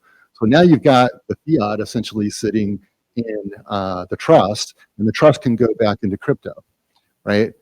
So you can go back into crypto, but you can't keep the original sale. You can't keep in crypto. It has when you're ready to go and sell. That's when you do it. So you just stay in the blockchain, do your yield farming, stablecoin. Yeah, and anything you want to keep it in your own bag. Anything you want to sell, and then and anything you want to sell, put into the LLC bag. Now, remember what we talked about earlier, what Beaver was saying, right? Take half your stake, right? Or some percentage of your stake and sell it. Well, the part you want to sell, put it into that LLC wallet. The rest of it, keep it in your other wallets. Now, we have people, for example, that have a lot of crypto, and they just do like 5 million a year. And they're just gradually basically moving some of their crypto into the fiat world so they can go buy real estate, basically make payments on a primary residence or whatever, right? And so they're just gradually, moving every single year, just kind of like clockwork, simply because they're in the process of just kind of converting stuff from crypto to fiat into the real world, right?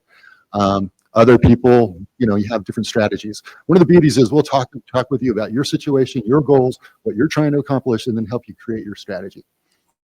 That a really powerful thing about this, guys, is something that we're all passionate about. DeFi is holding your own keys, retaining control. This allows you to do that through the LLC. You're the one that goes and pushes the sell button on your hardware wallet, right?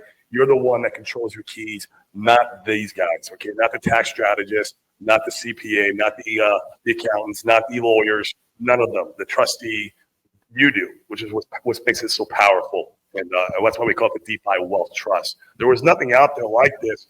And so me and Dane partnered with them to educate them about DeFi, onboarded them into Pulse Chain so they have a full grasp of what DeFi is so we can offer this inside the trust.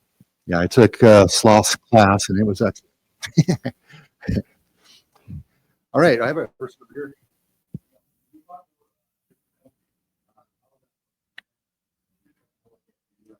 Move to the U.S. Yeah, move to the U.S. Well, don't worry, you'll be a state soon. Just kidding.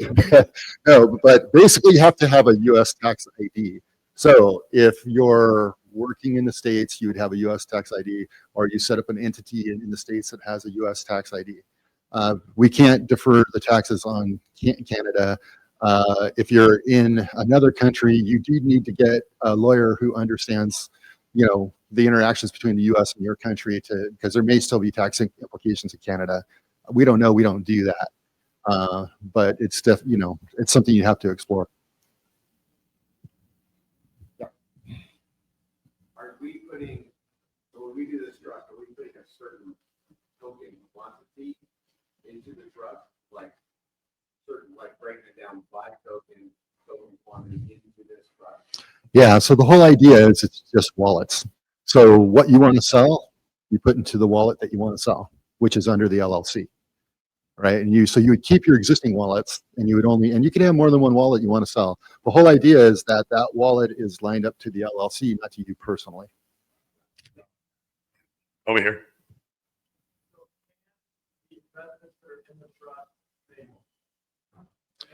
So any investment has risk, correct? And therefore, yes, investments can lose money. Now, one of the things we do as an investment advisors, we're actually smart about how we do investments. If somebody goes and buys a single stock and they don't put a stop loss against it, they're stupid. Sorry. So basically you manage risk, right? And so everything you're doing is going to be stratifications of risk and then managing risk for each individual thing in each strata. You're going to have at the bottom your stable core, the stuff with the lowest risk. It's not going to make a lot, but it's going to be constantly generating either income or investment capital. Then at the next layers, you take more risk. You're going to go into a 25% IRR deal in real estate. Well, that's definitely a higher risk. That's not your stable core. So it's basically designing a portfolio to manage your risk. And A rug pull, I could trust. It's still a rug pull. right. Yes. So, can we put like properties and personal in the trust? And, So it's not like a living trust where you'd put an asset in it. You're going to sell the asset to it. So if you sold your primary residence, you sold your investment property, those funds would go into the trust and then we can invest it. Good questions. Yes.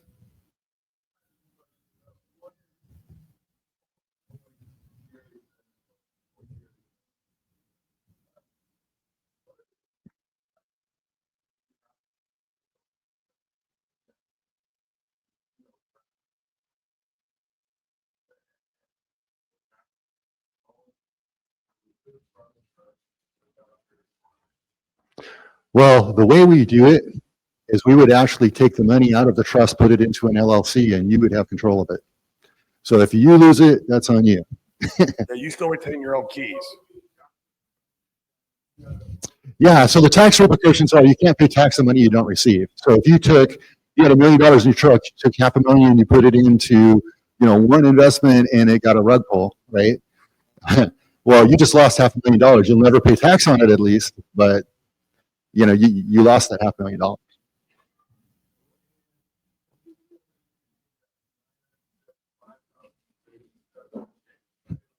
Yeah. It basically went to a one-time fee to set up the trust, and a one-time fee basically to the trustee. Yep. There's ongoing yearly fees too. It's not a lot, but there is some fees in there. It's like a percentage, yeah. Yeah. 3%, And 4%. unfortunately, there's some rules that I can't talk in public about very specific percentages. However, if we do an appointment, we can get into the details. One important question you guys haven't asked, which I think is funny, is it legal? This strategy has actually been around since 1996. It's been audited 29 times. It's never failed.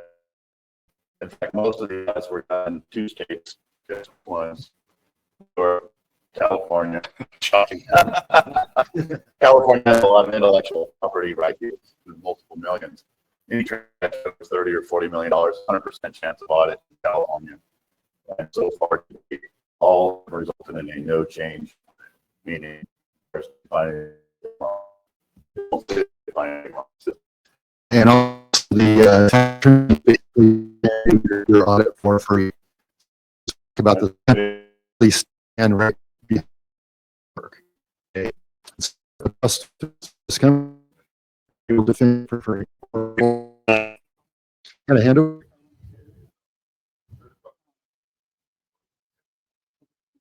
Yeah, so basically the trust would never loan you money because that's considered a distribution and would be taxable, but it can invest with you or on your behalf. It's the sole purpose of this trust is to invest. Go ahead. So that if you wanted to do hard money loans, you would just set up an LLC, the trust would invest into that business, and then you can hard money loan the money. That's investing at that point. Yeah, over here. Set up your own banks. Yeah, exactly.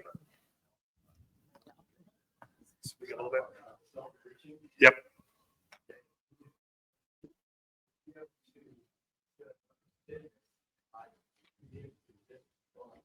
Great question.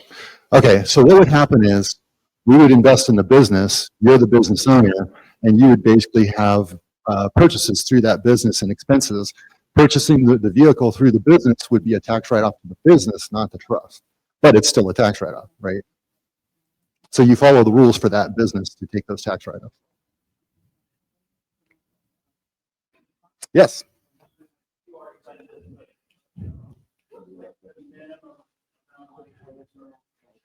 $500K.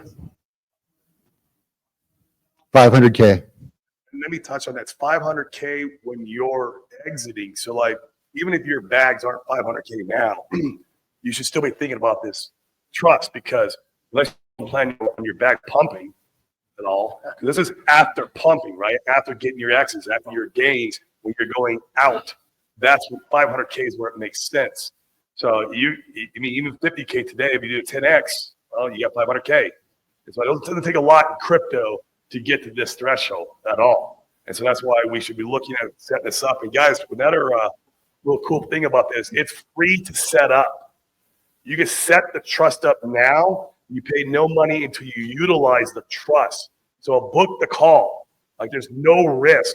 They don't charge to book the call. It's free to set the trust up, and you don't pay any money until you utilize the trust, and that's when the fees start to kick in. Oh, we had this guy first. So what happens, like, so say that a catastrophe happens and your entire family dies. So in the trust, can you set that up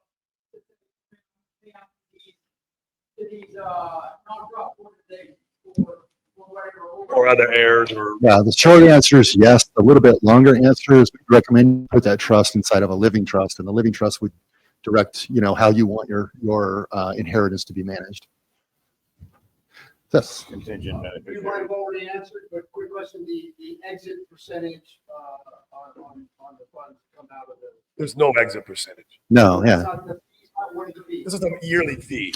Okay. There's a yearly fee. I can't talk fees on stage because we are licensed investment advisors. Okay. I can't talk percentages on stage, but He's licensed, but he But- can talk one-on-one with you. Okay, gotcha.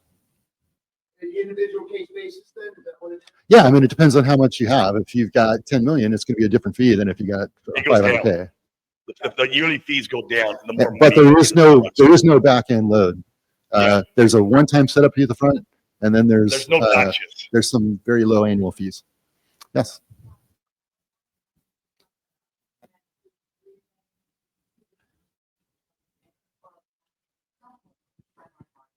Yeah, so timeline, the way it would work.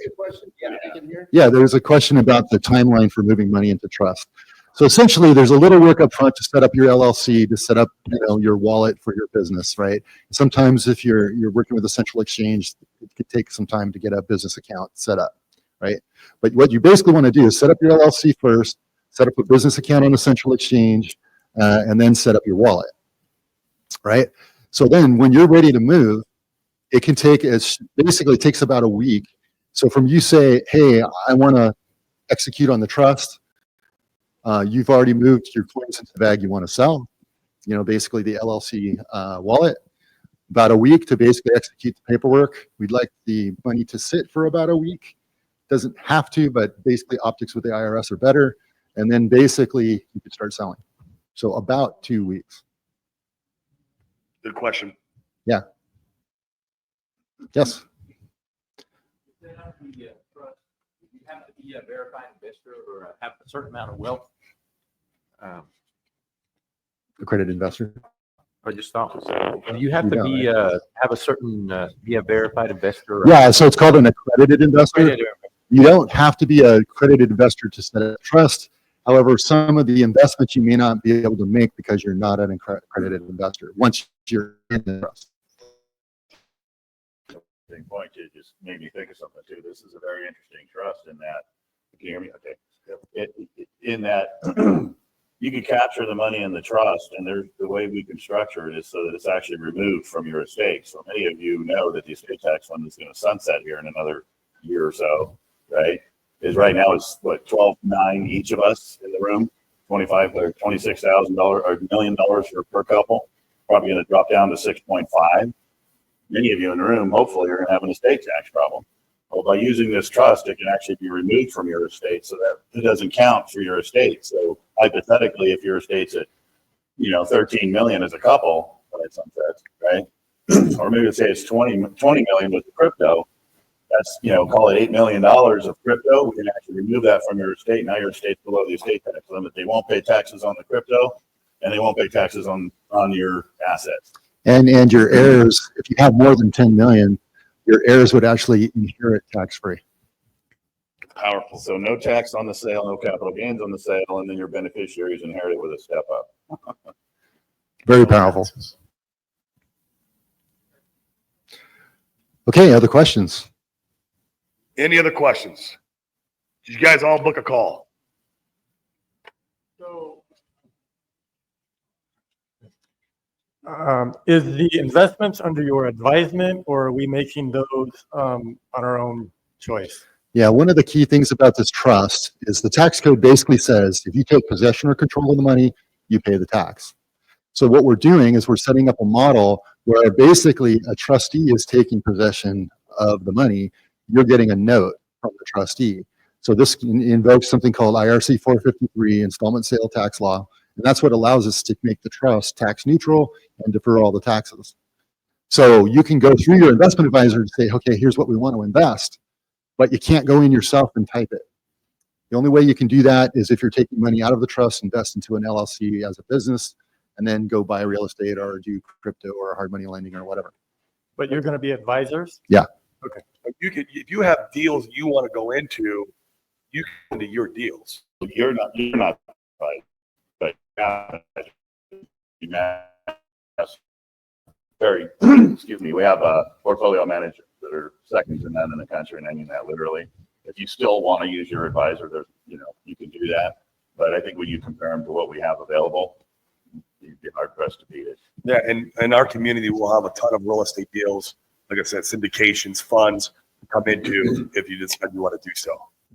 Okay. Okay, questions? All right, we got it over here. It's up to you. My community gets all kinds of deals because they're all business operators. And it's up to you what deals you want to go into. And maybe one deal you might not like, when that's still do. And maybe I'm in one and, Okay. Absolutely. We're going to be doing a lot of that here. Yep. Absolutely. Another question? No stupid questions. Yep. No, it's a primary residence, second home, investment property, business, stocks, bonds, crypto, cars, artwork. Yeah, we have a lot of people out of California. People bought homes years ago for $100,000, $200,000. They're selling it today for $2.5, $3 million. They have the $500,000 exemption, but it's not enough to cover all the capital gains.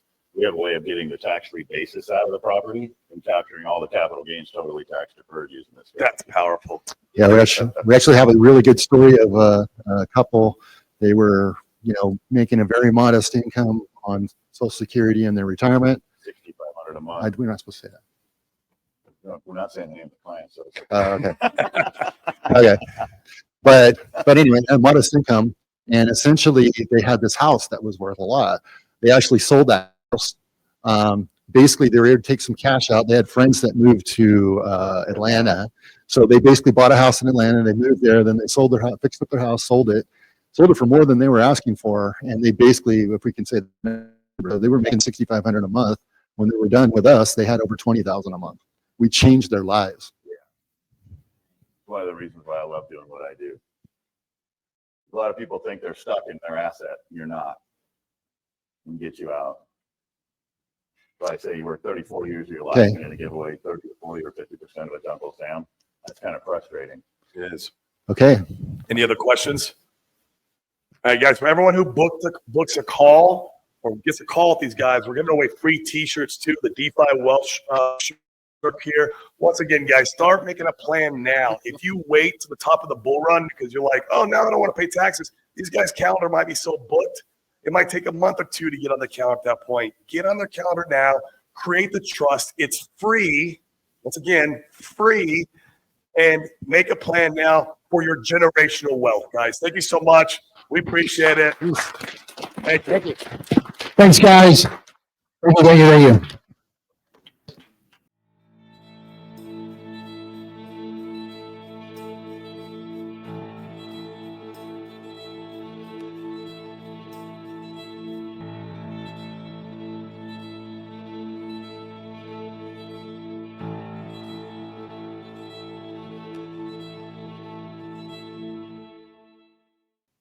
And until you actually get up off your ass and do something and get involved in the process, you're going to be on the table and not at the table.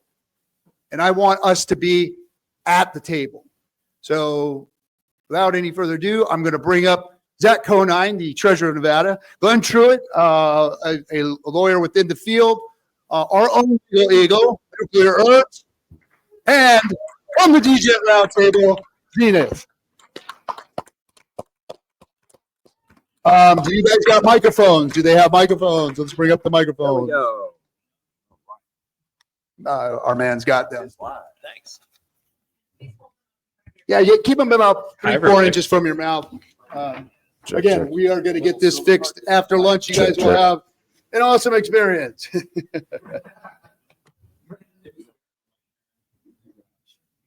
Other one died. All right.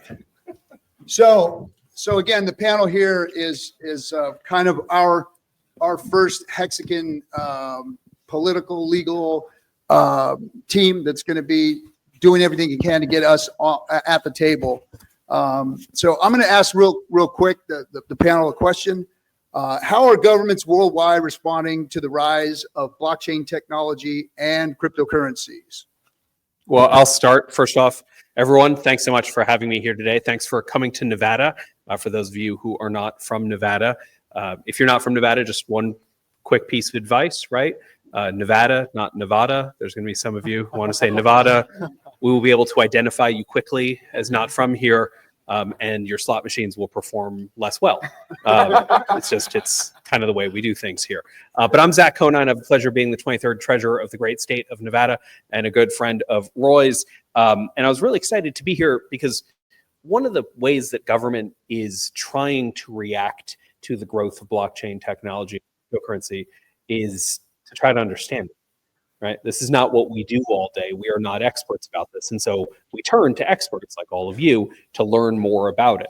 And we do that, I think, generally with a little bit of skepticism and hope, right? We have hope that this could continue to do some of the work that it's done, increasing industry, creating jobs, creating opportunity for people, right? And that's sort of my job as the treasurer of Nevada. I'm the state's chief investment officer. We don't have to talk about being the treasurer for too long because Roy said you would all fall asleep, and that's fair.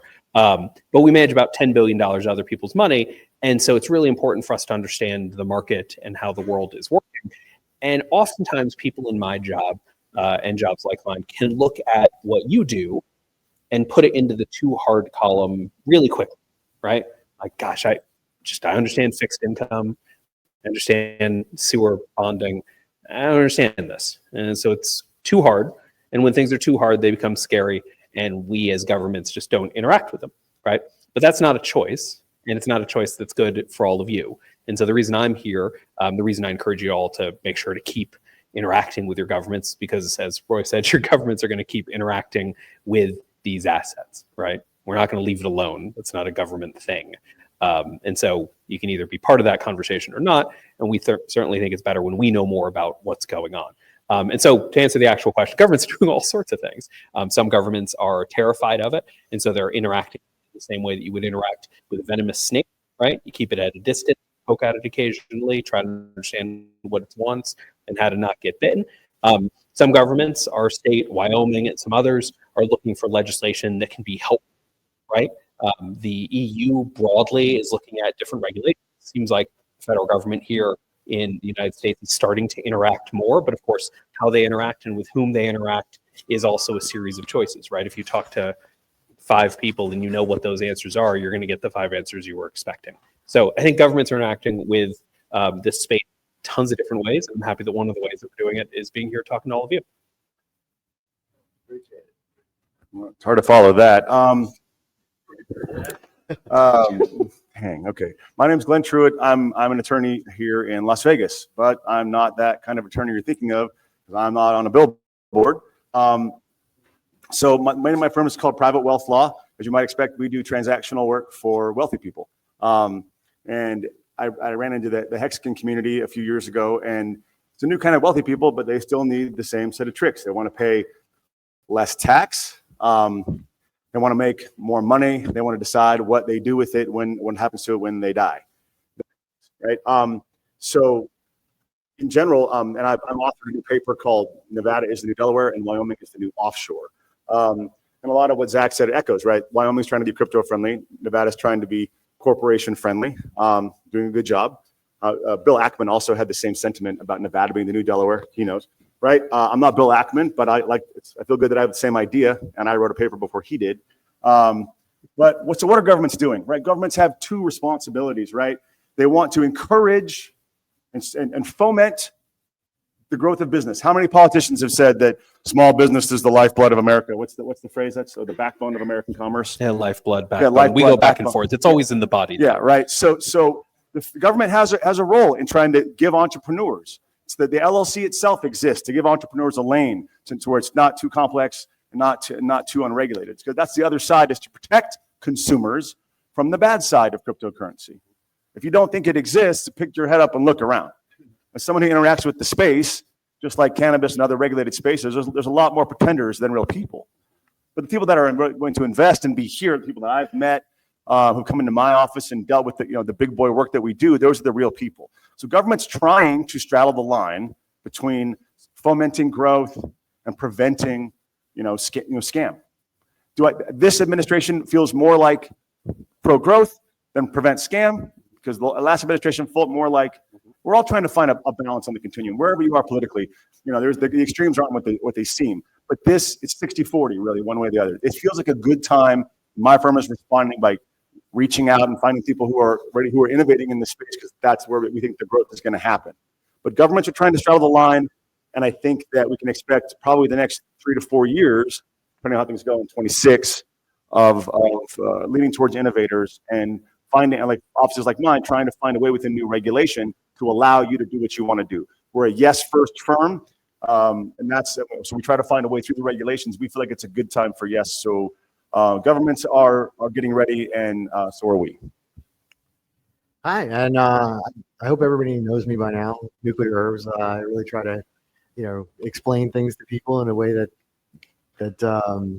you get.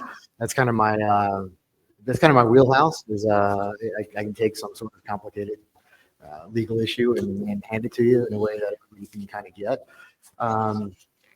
So this, the policy side isn't really where I land, but I obviously have a very big libertarian bent to me, where I want to see people be able to achieve, people have more freedom to achieve things rather than having government constantly step on them. I like the idea that Nevada, I don't know if it's been introduced yet, but I've been hearing rumblings that Nevada's going to introduce a DAO legislation. It kind of similar to Wyoming or Utah or something like that. I hope that gets through. I know the legislature session every other year, right? Yeah, we've gone the small government route by only meeting for about 120 days every 2 years. I like that. Great for every other piece of government, though. Let me tell you what, it's an excellent form. We should totally do it. I will completely confirm that if you say Nevada correctly, you do win at slots. I hit a jackpot last night. That's excellent. So we're going to get that back. Yeah, I know you are. You see countries all over the world taking different routes. I mean, some really want to regulate, ban. Some want to act as sandboxes, like Singapore, where you can test out things. I think that's probably a good route. If I had to choose one route that I would prefer, I'd like to see innovation encouraged, sort of some sort of regulatory, environment that's not too restrictive. And whenever they have it, whenever legislation gets introduced or regulations get introduced, you feel free to ask me, and I'll do my best to explain it to you. The way I always explain to everybody else. Great to see everybody here. By the way, when RG3 talks about breaking bread with people, this is the exact kind of stuff we're talking about. We have event founder, we have local politician, we have high-level business people, we got excellent legal advice here, and then you also have your local streamer as well. So this is what it looks like. As far as RG, your question goes, I think right now is actually an inflection point for the country and cryptocurrency as far as we figured out if this path is going to be taken together or separately. We see a lot of stuff coming out right now. Obviously, the Trump administration, even 2 days ago, put out an executive order talking about establishing the strategic Bitcoin reserve. And there's even some very interesting language in there about how they're going to start to put rubber to the road and make that happen. On top of that, a bunch of the different states are actually starting to talk about doing crypto reserves of their own, or if they're even just trying to make friendly regulatory environments for businesses, but what they can and cannot operate with, what is and is not money, and what is and is not taxable. So we're at an inflection point. We've seen a lot of other states actually start carrying legislation. There's some of it going on right now. I believe Utah and Texas are at the forefront of it. Hopefully we see Nevada coming up soon because we'd love to work with you guys. Turns out the Hexicans like spending time in Las Vegas, so we're always happy to come back every year. Strange thing. I know, what a shocker. But outside of that, we're seeing a lot of the intersection. And I know people are probably asking, like, why don't we have a senator on or something like that? But honestly, local government, I think a lot of us here are libertarian bent. So working with your states before you start working with the federal government overall is probably a better route to take. A, because you can work with people, you can get more handshakes and FaceTime, and you can really explain the message going on. So Zach, it's an absolute pleasure to have you here. Thank you for joining us. Yeah, and I think just, when we talk about levels of government, Roy, if I can. And by the way, he calls me Roy because that's my real name. Some of you know that. They call me RG. Oh, shit. All right. Well, RG, which stands for something, and I have absolutely no idea what. It is Reginald Gerald III. Reginald the third. I was promised the second. What RG knows. I'm going to try. I'm not going to promise that. All right. Okay. When we look at where good policy is going to come from, anything that moves quickly is going to move through executive action versus through the process of the Congress. I don't know if anyone's noticed, but generally Congress and the Senate is not getting along super well. And so the idea of coming to a kind of reasonable conclusion on something that isn't like the budget, right, where everything shuts down if it doesn't get done, is really hard, right? There's a lot of gridlock in Washington. And so what you're seeing is states, both state legislators and state constitutional officers like myself, looking at ways that we can lean in and be helpful and try to understand, because when Congress does eventually get around to what should we be doing at the federal level, they're going to talk to the states, right? The states are sometimes called sandboxes of democracy, right? This is the place where ideas can happen and try and fail.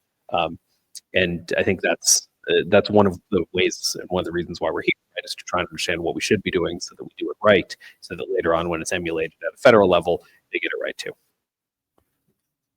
Good. I'd like to get that a little bit with you and Glenn about your perspective on this. So, we know as citizens that piece of legislation, Citizens United, has created an environment where money moves with power, and that leaves a lot of us out, especially those of us who have a voice that's being stifled or gatekept, or ideas that may not be popular with that power.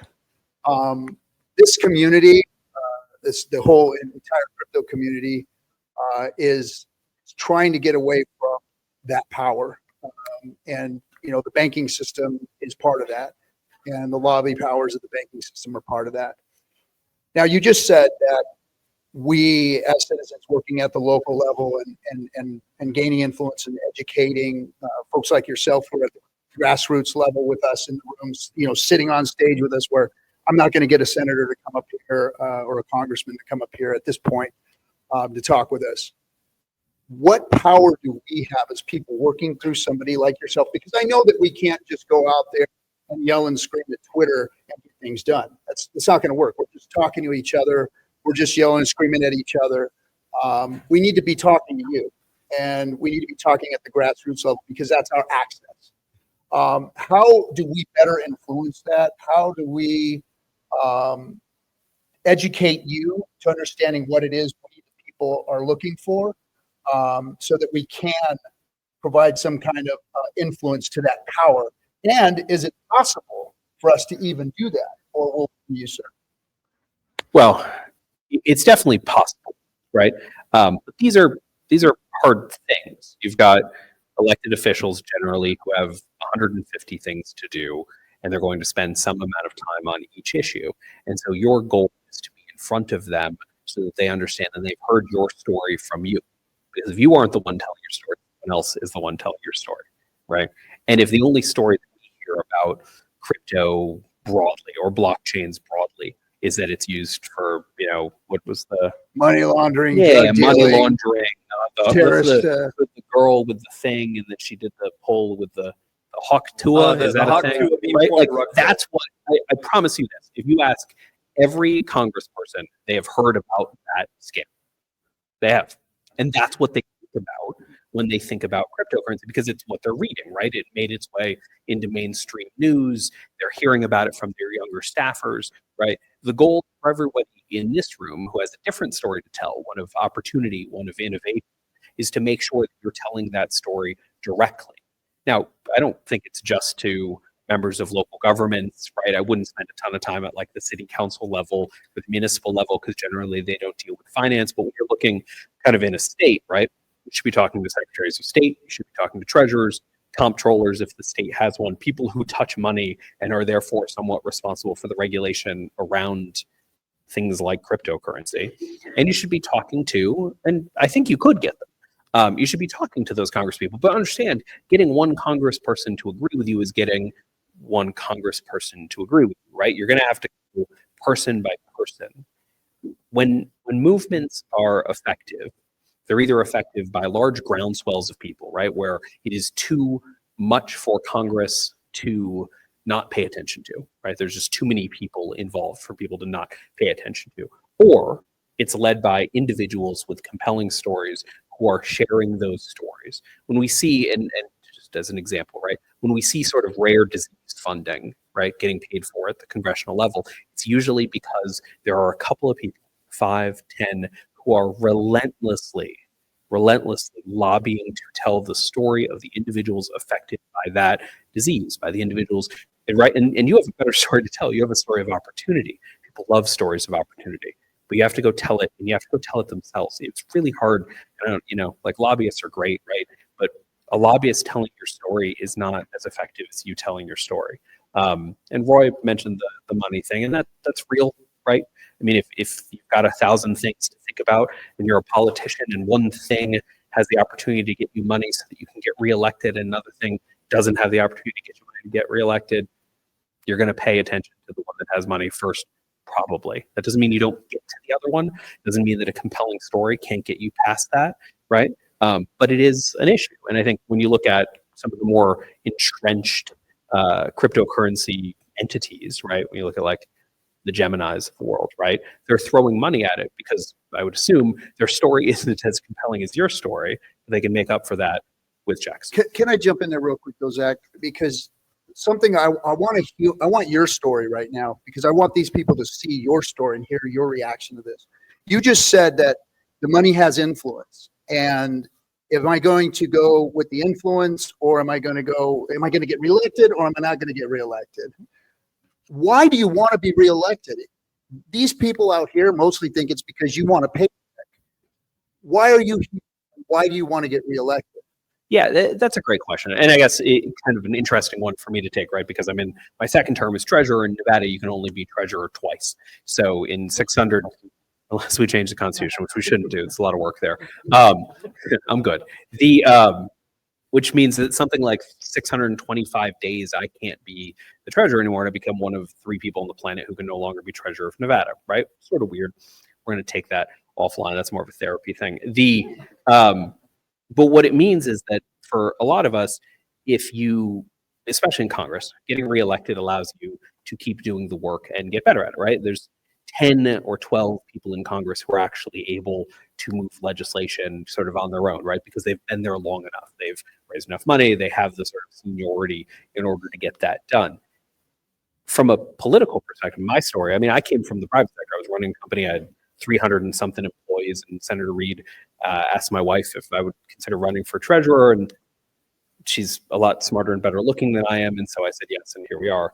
But people get into politics for different reasons, right? There are absolutely some people who are in politics for the money, but if you think that somebody is really going to go through the effort to get to Congress to make $160,000 a year and have to go back and forth between Nevada or somewhere else and Washington, D.C., like, you were deeply misunderstanding the incentive structure, right? The incentive structure for most people, there are certainly malicious politicians, but the incentive structure for most people is to do good work. And we count on groups like this, like you, to show us where the good work is, because there's no way that we can know about everything all the time. Thanks, Doug. That's what I wanted to hear. Yeah, go right on it. And first of all, let me validate what Zach not wanting to be elected for the money. I've offered Zach a job whenever he's done, at whatever position, including the governor's mansion. Like, so, you know, he can come work for better money tomorrow if he likes. And I'm secretly hoping, because he's very good at his job. All depends on the day, man. Let's see what happens with Medicaid. Midterms, I'm ready. So I host a lot of dreamers in my office, right? I started my career in Nevada 15 years ago. I would take any consult, anything. If it's wild, bring it to me, okay? So I listen to a lot of dreamers, and I've kept that over the years as the firm has grown into success. Like, I have this, we call it the farm team, like people who can't really afford the service, but we want to listen to their idea anyway. So what I'll tell you is, as I talk to a lot of dreamers, is I've never met someone who owns a lot of crypto that's stupid, which is, you know, different than traditional fiat currency, because everyone that seems to have a lot of fiat currency is stupid. So what can smart people do? Well, the correlation between IQ and wealth is 1%. I mean, that's not my statistic. I looked that one up. So most money is dumb money. Sorry. So what can you do about that? You've got a self-selected group of smart people. Get in and interact with people like me. Not that I'm not smart adjacent at least. But I have a narrow set of skills, like a nerdy Liam Neeson, right? Inside of here, it's got to be me. Outside of here, it's not my problem, right? So when people come to my office and innovate with me, like the Hexicans, we can innovate together, because I have a set of skills and you have a set of skills too. So go out there and find the people who share your vision, at least listen to you, who have a new set of skills that you don't have, like me. Or a lawyer, not all lawyers, right? There's a lot of lawyers up here, but you know, it is what it is. Oh yeah. we didn't coordinate this outfit. This is how it happens, right? Okay. Great jacket, sneakers, jeans. Let's go. But this is what you do. Go out and talk to people. I was on a submarine before I became a lawyer. I was in the Navy, right? People say, "Oh my God, how did you go underwater for 90 days?" There's 165 other people doing it. All of us at no one else there wasn't doing it. We were all going underwater, so it seemed normal at the time. So what's the moral of the story? It can seem normal to talk about cryptocurrency in the traditional finance setting if you're all doing it. And that's what it is. You have to keep organizing like this. You have to keep doing this, because the prevailing view of crypto, that it's because you watched was it Dumb Money, that movie about it's basements, it's basement streamers. No, it's not. Look at this good-looking group of people. Anybody here live in the basement? That's okay. You own that basement, man. Shut up.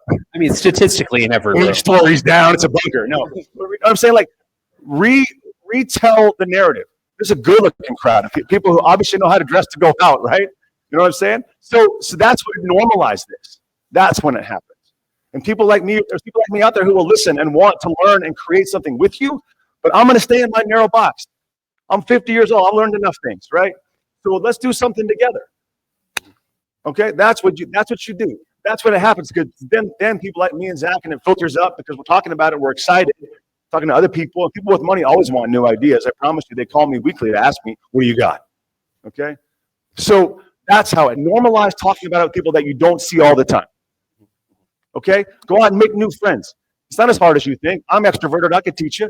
Okay, right? It's easy. You just got to start. The first step's the hard one, but please go out and talk about it. Do more of this. I was excited that this was here. I want it to keep coming back. We'll keep showing up and talking. We teach you how to say Nevada right, maybe some other things. But please, just keep talking. Yeah, as a former submariner myself. Oh, yeah. Pintado back in the 90s. Tennessee. Oh, nice. Okay. Four Yeah, That is statistically very unlikely, just for the record. That is very that's less than the outfit. Much we got a less. Coast Guard guy over here and a Marine over there. So, There you go. everybody on stage. I play a lot of Catan. Exactly. One of the questions that you, or one of the things you talked about, like, I mean, we have a very diverse group of people in here that do, it's just not working, or am I just not talking? Okay. Okay. We have such a diverse group of people in here, and we all have our own interests, right? I mean, our meme coin guys have their interests, or our finance guys who came from the bond market or whatever have their own interest. So the things that we want to discuss and put into policy are not all the same thing. So how do we give me an idea of what's effective to talk to politicians in one unified voice, given that our voices are completely disjointed in a lot of cases? It's a great question, and I think focusing on areas of agreement, right? Like you can all agree that the conversation we're having today is important. You can all agree that being in this room is important, right? That coming to Las Vegas is important. Look for places of agreement. It's okay if everyone's speaking in the same voice as long as you're not contradictory, right? So look for places where everybody is kind of on the same page, that can speak to something and speak to that something. And you gotta pick your battles to some extent, right? And I think this is one of the places where the internet can be difficult, right? There's 150 things you want to comment on at one point. That doesn't work for interactions with the government, because the government doesn't do that, right? We don't think like that. We are sort of by our nature focusing on the thing in front of us and then moving on to something else. And so figuring out what that point of where the Venn diagram overlaps, right? And starting there. Because as RG will tell you, once you have the relationship, you have the relationship, right? We had one, 90-minute conversation on hex and various other things, which was mostly me trying to understand what he was saying. But as we got farther into it, right, and as once we got past terminology and started getting into intentionality, you're already at a level, right? So now he can call me and we can talk about something that we haven't talked about before, and I don't need to know who he is or why he is or which direction his moral compass points, right? Politicians, the first thing they're trying to do is figure out if you're a risk. It's the first thing we're trying to do. It's always the first thing we're trying to do. The second thing we're trying to figure out is how can this conversation be beneficial to anyone, right? Is it beneficial to you? Is it beneficial to me? Is it beneficial to the community or to the state or to my constituents, right? Once you get past that, once everyone's aligned, you can talk about literally anything. And so I think the answer to the question is start with common points. Start with things that you can talk about that there isn't another side to, right? That is just kind of universally considered benevolent. And then move on to the other stuff, right? I think the other thing is, and I mean, it's just sort of kind of factual, right?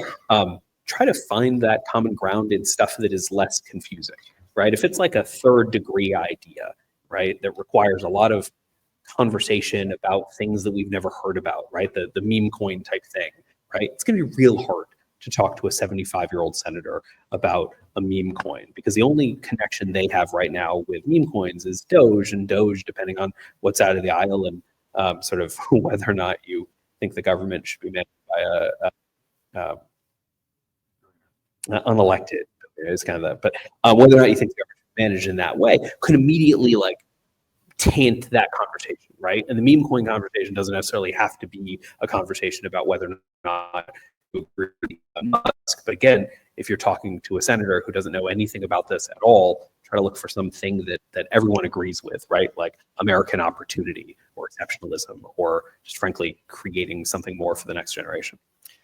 Real quick, can I jump in real quick? Yeah. Something I want to reiterate here that both Glenn and Zach just mentioned was the trust factor. See, that's why we come together like this. And that's why we sit in front of these people, so that we can actually get in front of one another, spend time with one another, see each other face to face, and gain that trust. Because that's what it's really all about, is us seeing that we all have the same intention. Because look, they're looking for scammers and we're looking for scammers. We want to know if your intentions are aligned, if we're aligned together. Because I've told you guys all before that human nature whether you're on the left side of the aisle, the right side of the aisle, the middle, or some weird space, we all agree on about 90% of our stuff. It's 10% of the minutia that we all seem to get bogged down on. If you can get within that 90%, like he was talking about, the simple things, the things that make us want to go in that direction together, that's what you need to do. Go out, like he said, seek those people out and adjust your worldview to equal the same joke as everyone else in the world with that 90%. So anyway, go ahead, Glenn. I'm sorry. No, that's me. Oh, I was just going to follow up fast here, if you don't mind. We have people from all over the country in here. We have people from all over different backgrounds. I'm a litigator by choice, so I have no problem getting up and speaking with people, cold opening or whatever. Do you have a recommendation for people who don't know how to approach their politician with their ideas? Is there a way it's effective? Is it just trying to make a meeting with them? What do you think? Yeah. It really depends on the person and the politician, right? I mean, some politicians, I am curious by nature, right? I want to hear about things I don't know about because I find them interesting, right? It makes up, not for the lack of a mansion. The governor gets a mansion, I don't get a mansion. I know, it's the whole thing. But it makes up for that, right? Like, I'm in this for the curiosity.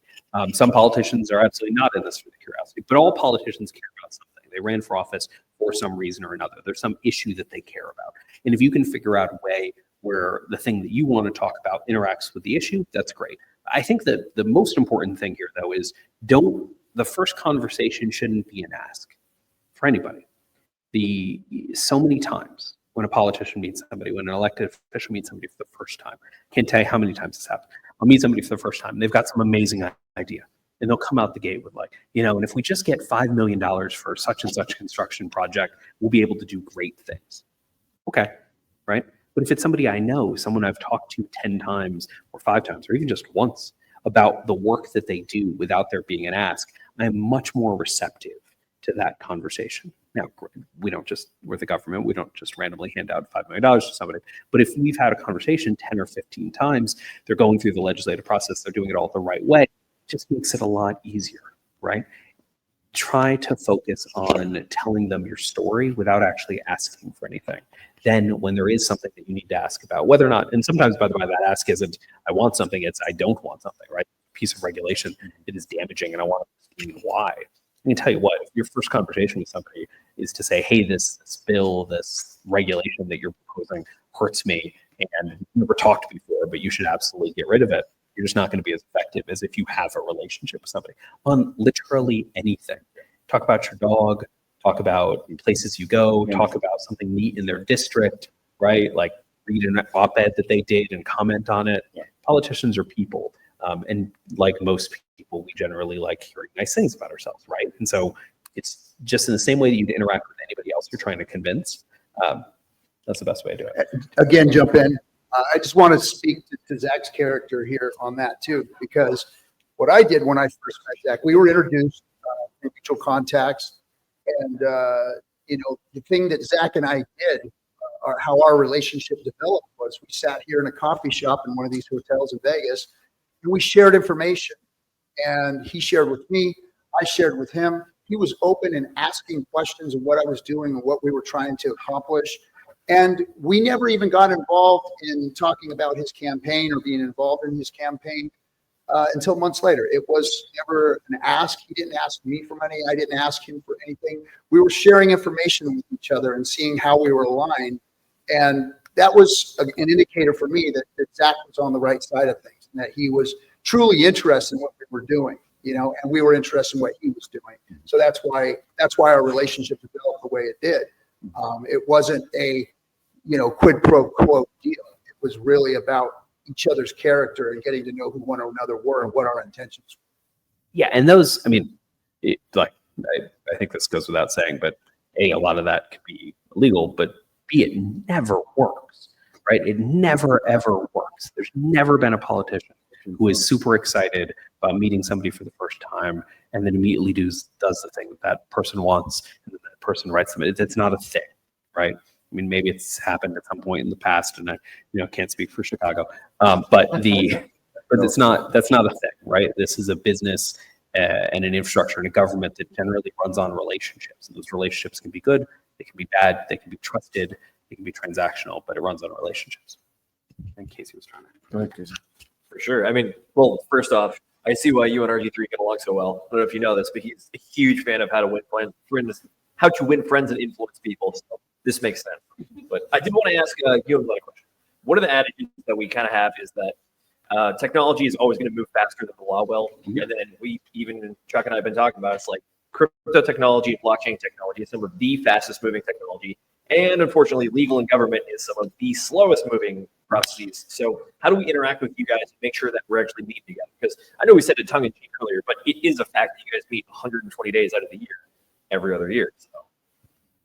Yeah, well, I'm in the office. Constitutional officers are full-time. The legislature shows up 120 days every 2 years. And so some of that is interacting with whoever in the government is there, right? Like looking for the people who are actually doing the work. I think that's a good first step.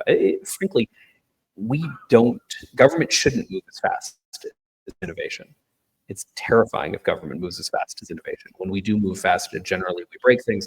And when we break things in the government, you break things at scale, right? It is hard to, I can swear up here, right?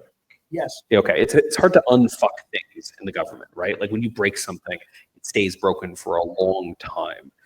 Part of the reason why you hear a lot of folks right now expressing concern about some of the work that's being done is because it's being done sort of without a plan. Without a plan is bad. Okay, that is very different from the entrepreneurial spirit and the innovation that's happening in this space, right? So the best thing that you all can do is A, keep us informed, right? We're trying this, we think it's going to happen, and B, try to protect people, right? When the most likely circumstance where the government comes in with heavy regulations is when we think people are being taken advantage of, right? Our job as the government is to protect people. And so, right, consumer protections, regulatory protections, all are about that. And I can promise you, we spend time in spaces regulatorily where people are getting hurt. Because when people get hurt, they call our office. And they say, hey, I got taken advantage of with such and such thing. Now, maybe they didn't get taken advantage of. They made an informed decision, and that informed decision didn't work out well for them, right? We don't get a ton of calls when like the S&P drops. But that's because generally people understand how that thing works, right? And so, sort of from a community perspective, to RG's point, the self-policing, right? The like identifying those among you doing bad things, casting them out of the community, making sure that it is very clear that you're on the side of light and then there's other people who aren't, helps to keep the government out of your place, right? We don't regulate people driving the speed limit, we regulate drunk drivers. And so unfortunately, from a government perspective, we only have broad policies, right? We can't, all laws generally, punitive laws, punitive regulations intended to stop people from doing bad things. And if we don't understand something, all things can look like bad things. Does that make sense? Hopefully that. I just want to address how you guys can talk to lawyers quickly, because talking to politicians is great if you got your idea for them. Okay, when you want to talk to a lawyer, at least a transactional type of guy like me, don't WebMD it, right? Don't go to the doctor with WebMD printout. If you've tried to do that already and haven't seen your doctor's face, like, first of all, WebMD is cancer if you click enough, and you don't have cancer. Okay, so people come to my office and I go, this is what I want, exactly this. Think that's going to save them some money? No. Tell me what the problem is. Let me solve the problem. That's what I do, right? Narrow set of skills, remember? Okay, bring your goals and your concerns to me. That's what I traffic in. Do not bring me your amateur lawyering. I won't bring you my amateur crypto ideas, right? It's an exchange, okay? Come to me with your actual problem. Also, lawyers are very good, this is okay, bullshit detectors, right? We do it every day. My family hates it, and I'm 20 years in, too late, right? So if you swim in with that nonsense, I've checked out 5 minutes in. I'll give you the rest of the hour, but I'm sleeping. And that goes for most politicians too, right? Like, or really, I mean, the folks you don't need to talk to aren't necessarily just elected folks. They're people who are working in government. And we hear, if I have 10 meetings in a day, 3 of them are just absolute nonsense, right? Like really distinctly stupid ideas. And so the goal is not to be that, right? And one of the ways to do that is to start with a framework or something that you already kind of understand. Yeah. Right. Start on something that takes an idea that I already know about and then makes it a little bit bigger. It takes it to a new place, right? That can help. And there's lots of stuff happening. I just spoke with an entrepreneur who's trying to fix crypto taxation, which probably you think about, but maybe not as much as she does. Like, you know, and I'm like, tell me about this idea. And then she started telling me. And now we're meeting next week to talk about growing it. Right? She didn't tell me. Well, I need a C corp on top, a couple of LLCs, and then I need a trust over here. Please stop. Right? You might know, but you probably don't. So let me do my part. Bring me your problem. And also, like, the best way to get most lawyers' attention is to, hey, I've been to a bunch of lawyers and none of them can solve this. That's a little trick. Hey, that works on politicians. Yeah. Hey, I've been to 10 lawyers and none of them can solve this. Like, give me that. No fee required, right? Yeah, there's a certain kind of ego, though, right? People that still do the Sunday crossword just because, like, you know. So if you want, these are the tips and tricks to get in front of a lawyer. Getting an appointment with a lawyer is much easier than getting an appointment with Zach, right? Just call the office and don't sound crazy. You can get past Anna, you made it, right? But I mean, that's how you get an appointment with me. Oh, too, shoot. Functionally. Should try that. Also, just found out I just been to your regular house. One, because it's constituents, we generally have to take the crazy ones too. So don't sound dangerous. Like dangerous, we won't take. It's a small gatekeep at my office because you don't get the good ideas. But it really, that's what it is. Like, bring your goal. Don't bring your method. Let us do the method. Bring your goal. Bring your personal concerns. What are you worried about? We're not going to know.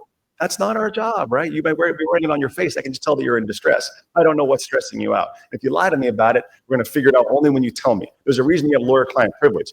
We're in a secrets room together, right? As soon as and this whole thing of give $1, that's some cartoon nonsense that was never real. Conversations in contemplation of representation are privileged, regardless of consideration. Keep your dollar in your pocket, okay? Talk to us, right? Tell us the secret. Tell us the thing. Let's get down to it quick. You want to waste time? Great, right? Let's get down to what your problem is in that meeting, right? Don't waste my time and I won't waste yours. But you can get into these rooms and have these conversations, but don't try to solve it yourself. That's, again, the problem that crypto has is everybody's smart, okay? I get how smart everybody is. I get it. That's why I come to these things. I love it. But like, it can be a weapon too, and you can use it against yourself. Let other people be smart too. I get that you don't trust people around you because the fiat world is stupid. But if you find someone smart, then vibe with them. Let it happen like you do with each other. There's a few of us, and if you can't figure out who's smart yet, well, work on that, right? Like Zach and I, you got to be able to tell in the first 2 minutes, and we can.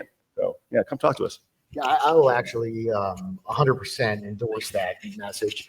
I have lots of clients come to my office and they, want to talk about something. I'm like, you tell me what your goals are, and I'll design you a path to get there. And so that is absolutely the greatest advice you're going to hear up on the stage today. Don't. And yeah, I guess I'll just leave it there because you got a story. Go ahead. I'm not going to go there. But litigators have better stories than we do. Just ask them offline. Yes, all day long. Zenith, you've got some questions. I know you do. That is so open-ended. Like, are you asking That's why me? I wanted to leave it that way for you. Are you asking me He's to? one of our brilliants. I'm telling you. I mean, this could go any way from asking about how do you feel pursuant to the Constitution, Article 1, Section 2, states are able to mint their own gold and silver coinage for the purpose of paying debts. So we looked into this. So two things. One, don't do that, right? We shouldn't, there's the interconnection between states and the federal government is a deeply important thing. And to the extent, unless you're 2 or 3 states who have sort of the size and the chutzpah to exist independently, shouldn't do that. Okay. We did look at the state perhaps minting its own stable coin to help with things like cannabis transactions and other things where the traditional banking system has failed. And what we generally found was that it was, when we did find a vendor who was willing to do the work, that the integration with existing systems was so hard that it just never went anywhere, right? And I think this is where, when we look at technology and we look at like ways to integrate technology with states, remember that most state systems are like 3 hamsters in a paper bag, right? It's just, there's very little there. We have systems that are built in COBOL, right? That are like active systems, right? And when it breaks, we have to go find someone who can fix COBOL, which is getting hard. And so, right, remember that like state systems are sort of old, and so things that that work kind of independently and then can ramp in. Oftentimes, the government might want to work with the technology, but if it gets too hard, if it's too expensive, right, the good idea sort of goes by the wayside. So figuring out ways to remove those friction points, I think, is a real one. For sure. We talked about it a little bit about like operating at the level that we're at. Obviously, who in here would like to see zero capital gains tax on crypto? Cool, that's a federal issue. He doesn't do that. He's state. But there are some states. To be fair, there are zero capital gains tax on crypto in Nevada because we don't have capital gains tax. Just the crypto crypto taxation is broken beyond measure. It's factioned, it's fractured, right? And no one's doing anything about it. Also, terminating a bunch of IRS employees probably not going to speed up the resolution, but it is out there. I can tell you there are people working at it right now. Most of the high-end tax vendors are getting it wrong. They produce unique outcomes for the same tax portfolio. Anybody heard about this? Depending on which tax program you use, you get a different tax result. That's not ideal, right?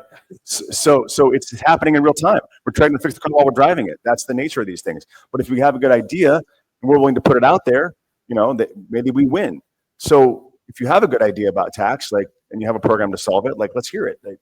There's only 3 levels of analysis in the law, right?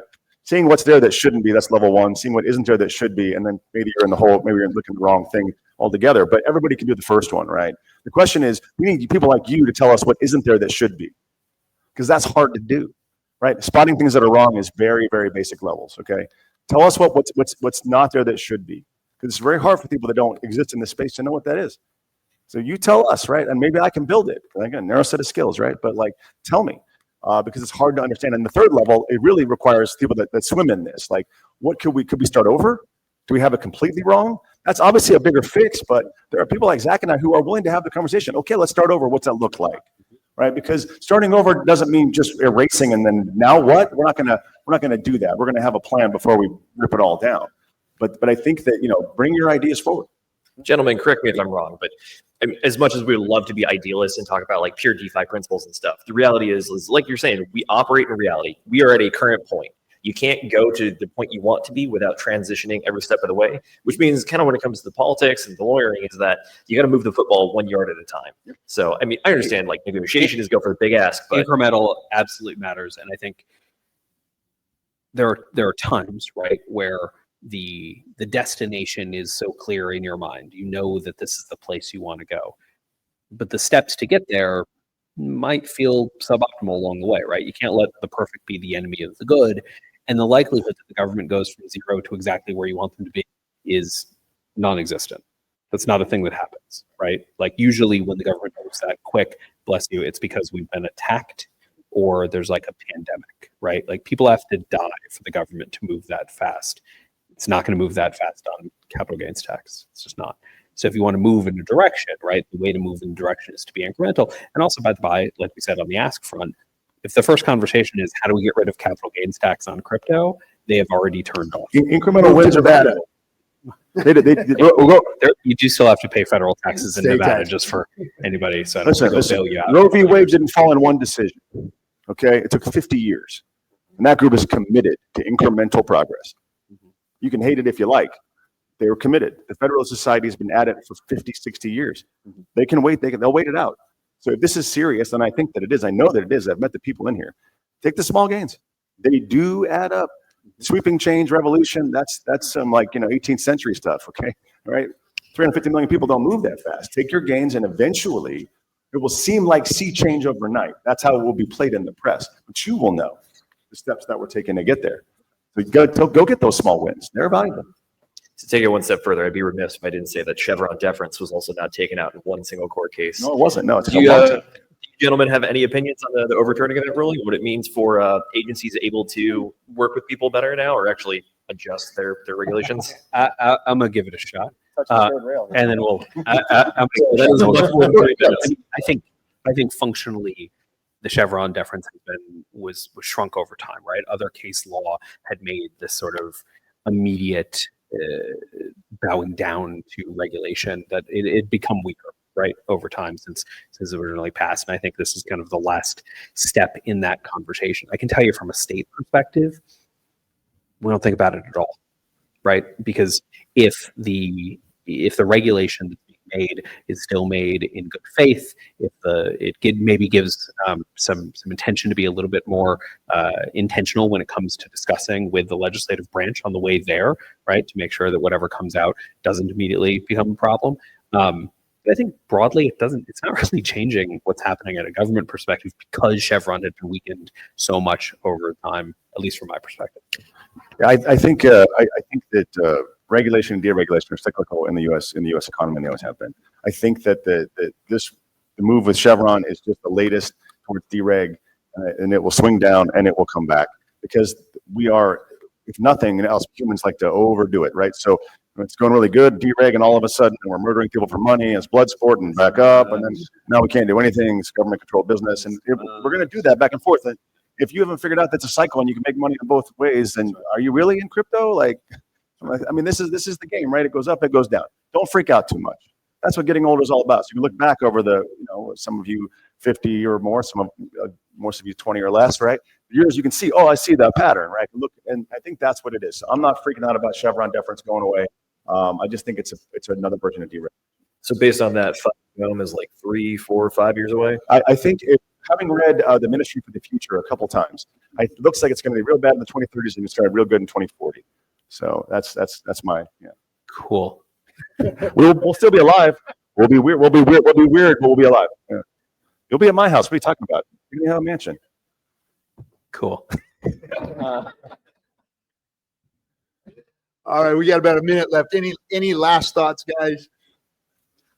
Just keep talking to people, right? You're going to talk to politicians and they aren't going to have any idea what you're talking about, and just answer their questions and then talk to them again and then find other ones. And the ones that you find that ask you questions back and are curious, lean into those, right?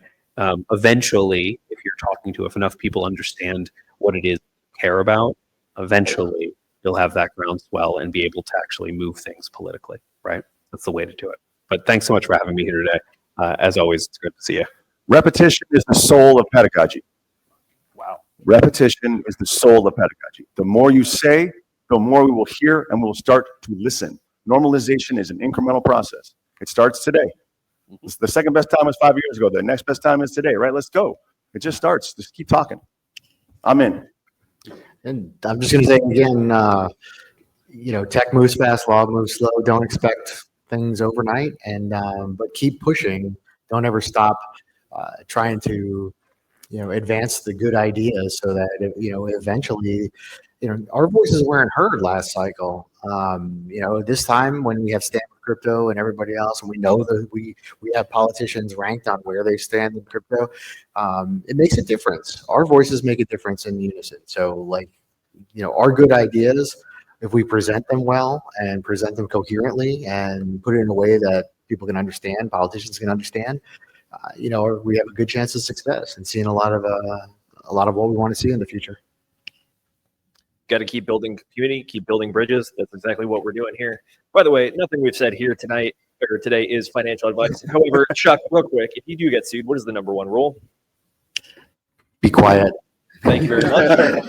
All right, everybody. Zach, Glenn, my Hexagon brothers, thanks for coming. Thanks for listening to us, guys. That's all I can say. Really, thanks for listening and letting us, have dialogue and conversation, because the crypto space doesn't get to have guys like you that often sitting on the stage talking to them and listening to them, and we really appreciate that. So thanks for coming, guys. Thanks for having us. Thanks, everybody. We'll go ahead and. Oh,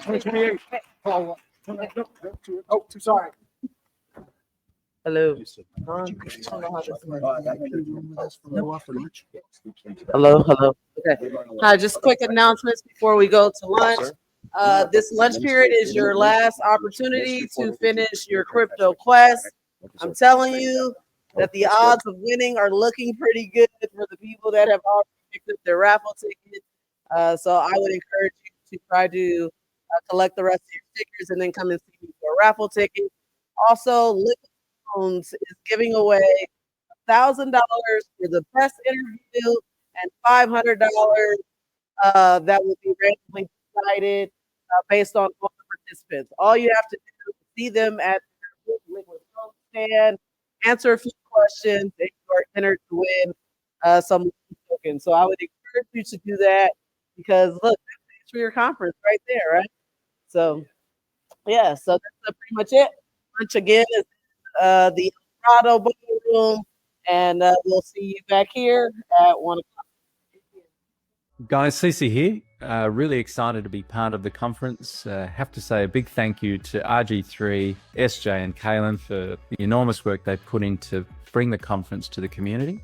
We're very proud and excited to be part of this. A couple of things of note, a number of our team, Connor, Hayden, Lewis, and Nico, they're actually with you guys now. And so if you have any questions about liquid loans or the project that I'm about to announce, they'll be more than happy to help and guide you. Guys, yesterday I announced that we had a new project that's going live. Today, I'm very proud to announce that Fetch Oracle is live and available for you guys to actually use. It's taken us a little while to get there. Certainly, we're very excited, but at the same time, very relieved to have been able to provide this to the community.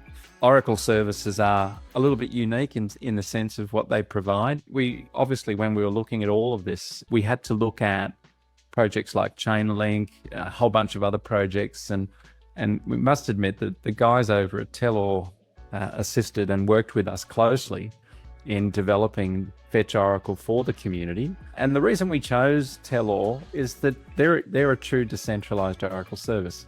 And so from that point of view, I think that's what we were hoping to provide to the community. And again, we're very excited to make it available so you guys, anyone can start using Fetch now. So again, if you've got any questions, reach out to the team, they'll be able to assist you. But it is another method of generating yield. And we're quietly confident that a lot more projects will start to use Fetch Oracle because it is a truly decentralized Oracle service, which effectively means that the community provides a whole series of reporters. I can go into that in a bit more detail as to how it all works. But it's a community-based Oracle service, and that was always our intent. We wanted something that was truly decentralized, and hence we worked with Tellor. It was fun to work with those guys because Nick Fett, the founder, or one of the founders for Tellor, actually worked with our team very closely as we're going through all of this. We obviously owe a great deal of thanks to Nick Fett and the team for the assistance they provided. But as we were going through all of this, we realized that sometimes Oracle services can be a bit of a black box. It can be a bit confusing to understand what the hell this thing is. But more importantly, a lot of the systems are very script-based, which basically means there's no nice interface to actually provide information to the Oracle. And so we thought, we've got to really build something that's quite easy, user-friendly, so that people can actually engage with the Oracle service and really understand how to use it. And more importantly, see the returns coming through without having to run a whole bunch of different scripts. And to us, what that meant was, if you start at that point, it kind of narrows the number of people that can participate. And our whole aim was, let's make it so that the average Joe can actually go in and actually start creating and providing price feeds to various different projects. So it was a mechanism that we wanted to provide, and I do believe that we've achieved that. And when you guys start to use the DApp, I think you'll also appreciate the amount of effort that we've gone to try and make it as simple as possible for anyone to report, right? And that was the intent from our point of view. Let's not make this purely about the tech nerds going in and doing their thing. Let's make sure that the whole community can participate. And I think you'll appreciate the effort that's gone into creating a front end that makes it as simple as possible. Having said that, Fetch is a complicated project and it takes a little while to sort of get your head around how it all works. I'm happy to give you the thumbnail sketch now. Predominantly, the intent of the Oracle was to provide something that the whole community could participate in. The beauty of the protocol is you now have two new ways of being able to generate yield on Pulse Chain. And specifically what I'm referring to is with the Fetch Oracle service, you can either stake your tokens, and it's a very passive way of using the Oracle, but still it provides generous yield, or you can become a reporter. And the reporter is basically someone that provides information and validates information on chain so that others can actually use that information. And it doesn't have to be on-chain information, it can be off-chain as well. So for example, for liquid loans, we need to ingest the price of PLS. And so the best way of doing that, rather than going to one DEX that can fall over at any time, it's good to have multiple ways of getting that information that can then be validated or confirmed by the reporter network. So if, for example, rather than just having or calling a function to a DEX directly that could break, you've got 10, 15, 20, hundreds of individuals providing that same information. That is then the Oracle service can then actually, within the community, can either dispute those things. So if something's a bit nefarious, that can be disputed. But it's just ultimately, what does it actually mean? It means that you've got redundancy, right? So just because the DEX falls over doesn't mean you're not going to get the prize feed. So that was always important, to provide redundancy and provide for a community managed Oracle service that allows for, if there's a bad actor, the community can actually jump on top of that and be rewarded for calling out bad actors in the process. So from our point of view, this is a very good way of providing information, whether it's on-chain or off-chain, so that people can use the Oracle service to provide whatever information the community desires. And it could be a whole bunch of things. And I think, you know, there are projects that will look at not just the price of PLS, but they'll probably look at the price of HEX. They may look at information off-chain, so that, you know, it could be weather reports. You know, it really doesn't matter. So long as there's a need for that information to be on-chain, someone's going to be able to report and benefit from providing those reports by being paid a yield for reporting. So again, reporting is really important. We wanted to make it as easy as possible for the whole community to participate. So once again, we've got the team over there. So if you've got any questions, they'll be able to help you. Setting up a reporter is also going to be simplified. We've actually got a little bot that actually talks you through the process. So when you go to the site, you'll notice that there is a help text type thing that actually goes through and basically facilitates how to actually become a reporter, if that's the approach you'd like to take. But again, you don't have to be a reporter. You can decide, hey, we like Fetch on its own. We want to participate. We don't necessarily want to become a reporter, but we're happy to stake the tokens, and the system will actually benefit you by providing you an option to generate yield using Fetch Oracle. So will this replace liquid loans? No, it absolutely won't. This augments liquid loans. It provides information to liquid loans and other projects on the site.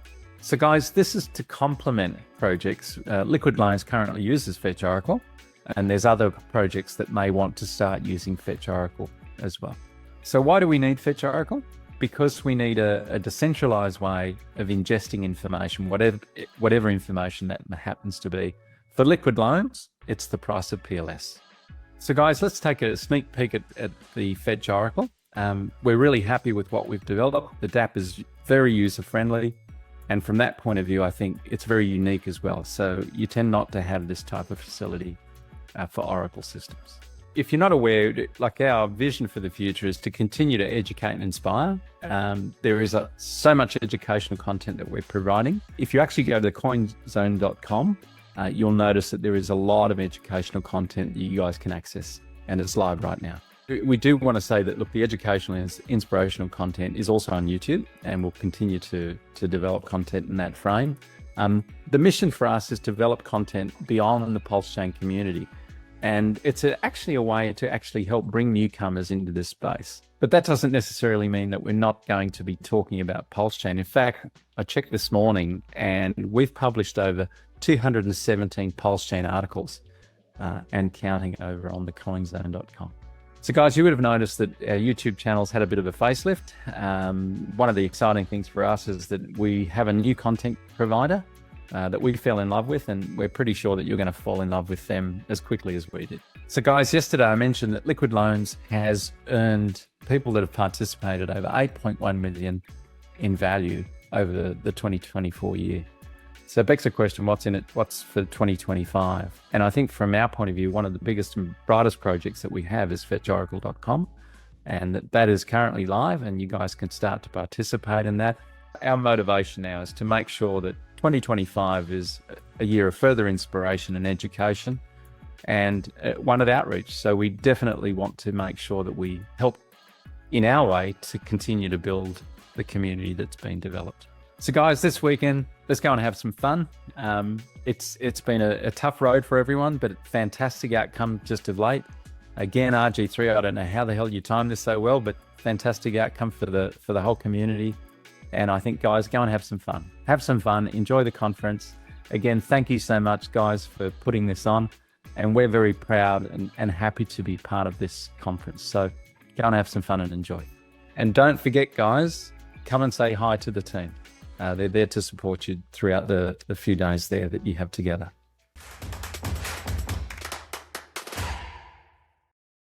All right, sound check. All right, cool, excellent. Ladies and gentlemen, next up, we've got a presentation about the Alien Tech Talk. Please welcome up to the stage, Coach X.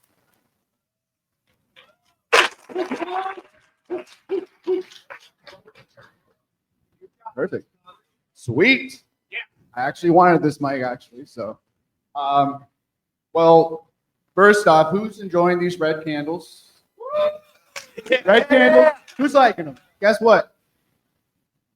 Deeper message with red candles is you actually get to understand the aspects of DCA, the aspects of opportunity, the aspects of educating yourself more and more and more, growing to the principles and the conviction rate that can change many outcomes and many futures if you put your mindset in the right place. So one of the aspects, and also red candles, here you see, can buy more PDI, more Atropa, to build the foundation of the floor and the opportunities in the future established here on Pulsion. So before I get into the dynamics of PVC and UFO and going through the tokenomics and going through kind of like how it was built, who's behind it, who's the founder, how do you guys do it in terms of building out one of the best communities, in my personal opinion, and as you can see clearly in the room of itself right here. What kind of dedication, what kind of perseverance, what kind of action that must come in building a sustainable project that lasts for not just a year, not just one cycle, not just two cycles, but understanding the values that Richard Hart has embodied us to take action, to keep on growing each other in the right direction of not just becoming financially free, but understanding what kind of circumstances to help out with our health, giving our freedom back to the aspect of getting unprogrammed from when we are just 2 years old. We are programmed by society, by the culture in US, Canada, Singapore, Australia, South America, Mexico. But in terms of PWC, the foundation is built. The foundation is set up for greatness. The community has came together in a collective mindset, a framework of education. Because how long did it take for some people, like, does it take about a month to understand the Grays ecosystem? Or like 6 months, or 8 months, or a year, or a day? Any dayers understand? But there's going to be 3 things here to come out of today and understanding of what kind of aspects, what kind of determinations of what is a proper project to be built out here on Pulsion, being built on any kind of Ethereum, Solana, but the foundation is set. And Richard Hart has given us a beautiful opportunity, a beautiful blessing of performing anything. Do I really think PGC would be in the position it is today without these 3 qualities, 3 aspects? No.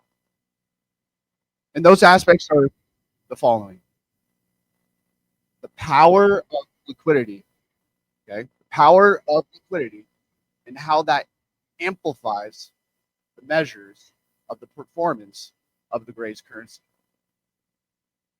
Also UFO. But also thinking about how do you build a proper project that has sustainability, product market fit, the contract is renounced, it can never be changed, and ultimately, you are the code. You, by your free will, you stake your free will, you interact with the contract. Anybody can make the front end. Does that sound a little bit familiar, guys? So with that, lastly, what is the importance of a founder and the team that you surround yourself with a project?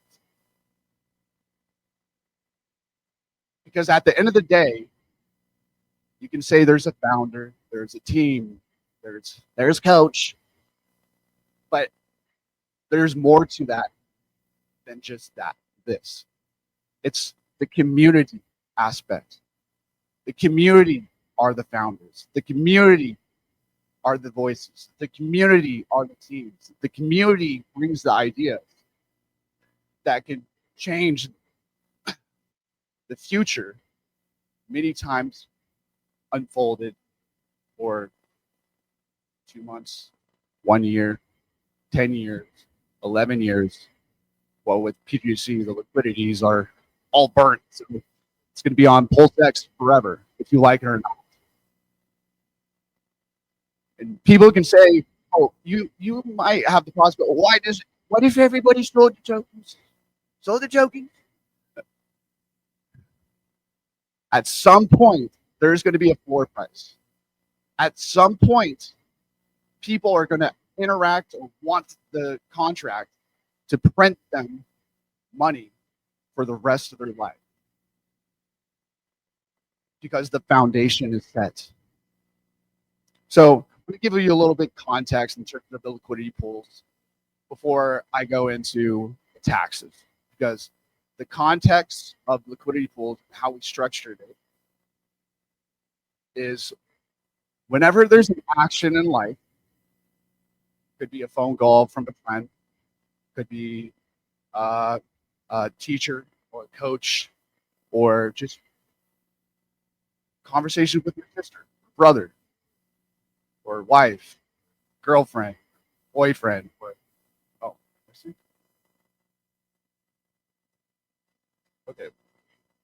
okay. All right. Where was I? Okay, liquidity pools. So for the people that didn't know I am. So in terms of PDI, does everybody know PDI? Okay, so I was the number 3 researcher digging up everything. I've seen hundreds of different transactions, hundreds of different possibilities, hundreds like solutions at the end of the day. There are things that I have seen that I have not said to the open public about PDI. But with PDI and learning about everything, whenever there's an action, there's a reaction when it comes to life, when it comes to crypto. Bitcoin. Who knows the terminology of Hart's Law? Who believes Hart's Law? Who does not believe Hart's Law? Okay, at least you guys watch my streams. That's good. But looking at how like the Tropa, PDI, the interaction, what Maria was like building out, but you can see it in the blockchain. $1,000 sell. Right after it, $800 buy. Where is that? It's from our bots here on Pulse, between not just PDI and a Tropa, but Pulse, PulseX, P-Hex, E-Hex, Inc, Teddy Bear. Who likes teddy bears? The Grays, they love teddy bears. But But with that being stated, in that framework, before I go into the tokenomics of the Gray's currency, the foundation was set. And lastly, I was going to be talking about when it comes to the liquidity pools. You know, some projects, some founders, and some teams, they're like, all right, I'm going to build or put the liquidity pools together, but they have doubt. They're like, what if this doesn't work out? What if it's going to be no one buys our token or buys our rain or buys the utility factor? Oh, that there's a safety measure, a safety net of not locking your tokens or burning your tokens. But in terms of the build out, the initial liquidity pools were put into place. We got off our ships, and then we threw a match and burned it up. When you really think about that, we just know that it's game time. It's time to fire the army. It's time to just take up in arms and not worry about self-doubt or self-turmoil or thinking like, what are going to be the opportunities and possibilities of getting the established community together? Because does anybody not like tax tokens? Oh, but like once you actually understand like what is built, when it's established, and what the people at the very, very beginning, what kind of mentality that we have. Like I'm trying to get mixed up, but before I go into talking about the founder, TG Zen, which is a brother of mine, he's a brother. Okay, let's just go through the taxes, and then I'm going to explain what is the foundation to make sure that you can establish a project with product market fit, sustainability, and longevity. So the tax, 5% tax, goes in, goes out, buy, sell. Not on just the V1 liquidity pool, but on the liquidity pool of Pulse, on Pulse X, Inc., P-Hex, E-Hex, PDI, Atropa, Down, PSFI, PRAP Bitcoin, many others. I can't think of all the names. UFO, sorry. The biggest brother, the big brother, or actually little brother, but the tax. 1% goes to stakers. 1% goes to holders. So if you're staking, you're double dipping. Why? Not your keys, not your tokens. When you stake, the tokens stay in your wallet. Some of the big questions that always gets asked is like, so I just stake my tokens. They're still in my wallet. Is that Hex? It gets burnt. Other staking protocols, it goes to a smart contract where a hacker can hack it. So that is actually the dynamic of staking. Is that you're getting stake reward and holding. 2% goes to a DAO. Who does not know what a DAO is? Raise your hand. I love how educated people are in here. I like it. That's good. 2% goes to the DAO in full shape. 99% of all that pulls, which has been tens, actually, I think at this point, it's been over $100 billion worth of pull shape going back to the protocol, going back to buying and burning off the markets, going back to adding more liquidity pools with Pulse, Pulse X, P-Hex, E-Hex, Inc., most pump Trump.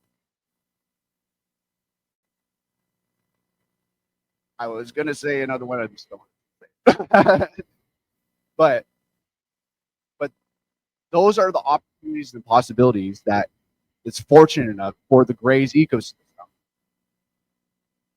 that we have a treasury, a possible, like not a scapegoat, but always money coming back to the system in one kind of shape or form for as long as Bitcoin is alive.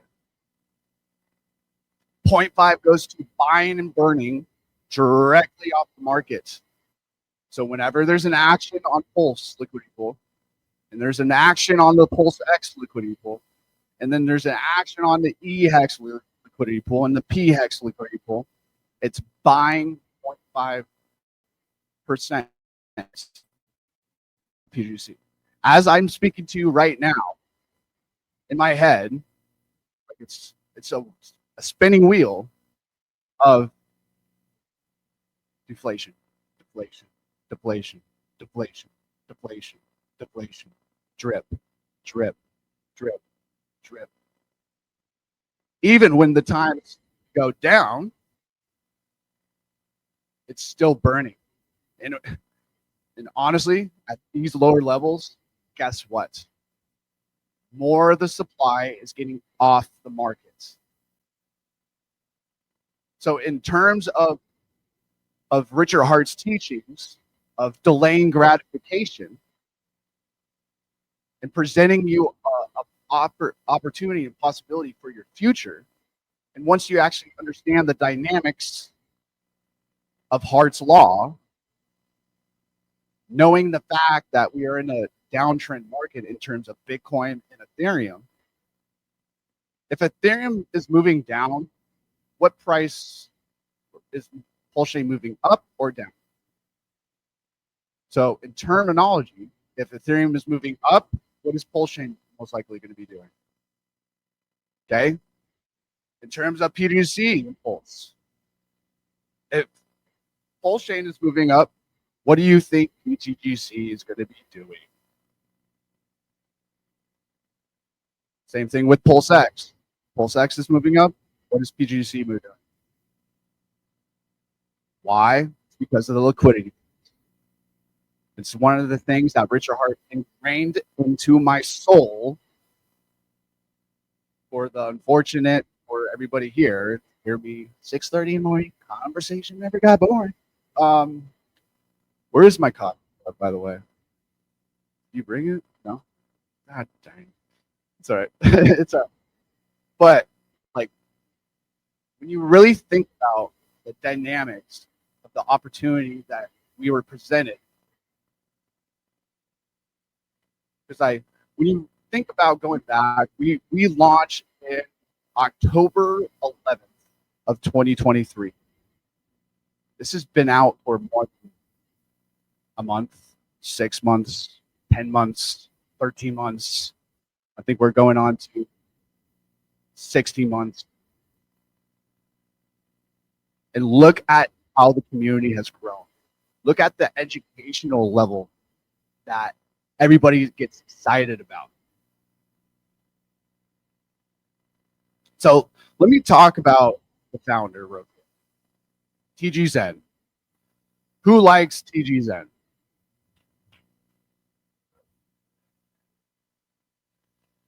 Like I said, he's a brother of mine.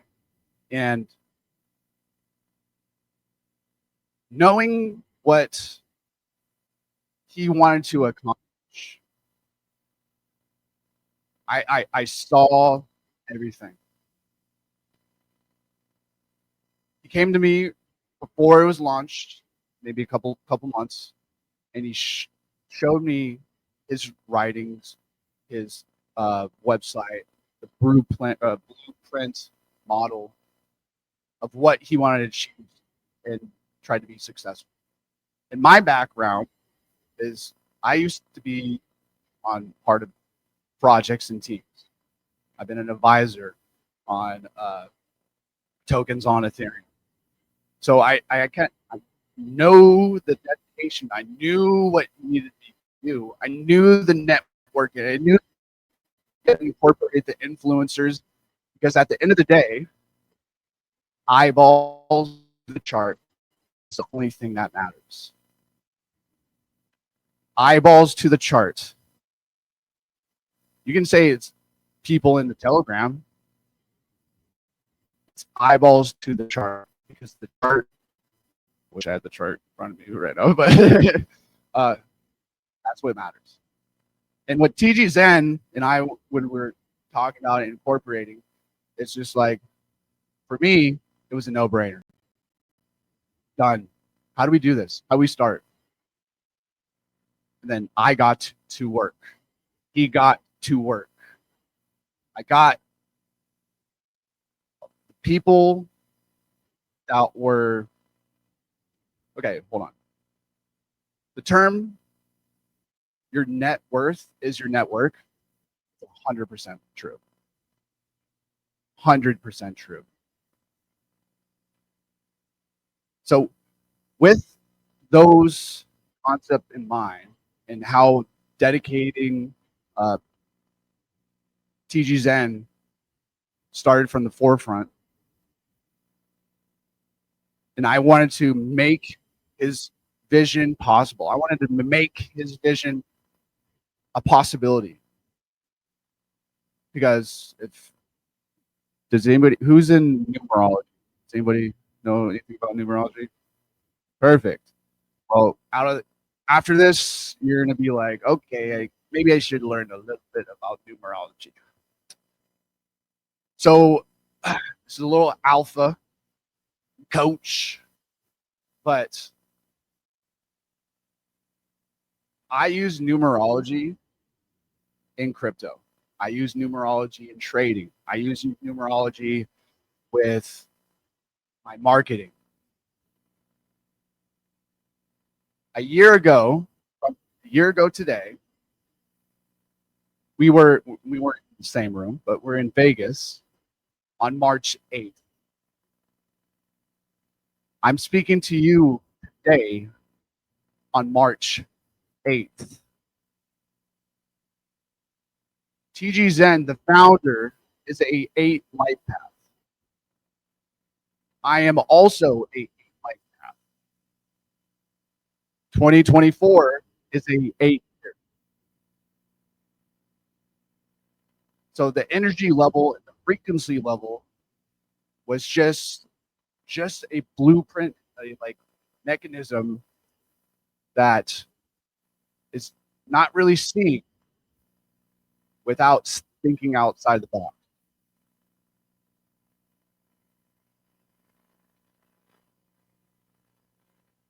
One of the dynamics from that and understanding energy, vibes, the river flow,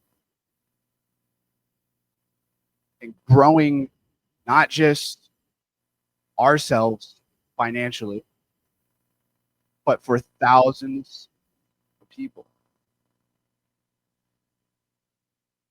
Like TG Zen's not here just for himself.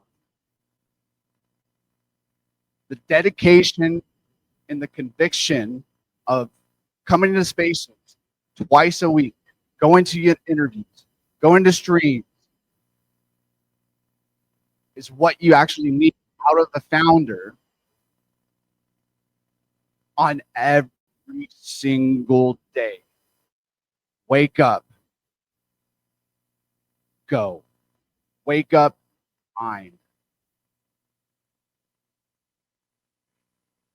And I'm not going to get started with me because if you watch my streams, you kind of understand. Sometimes they go a little bit crazy.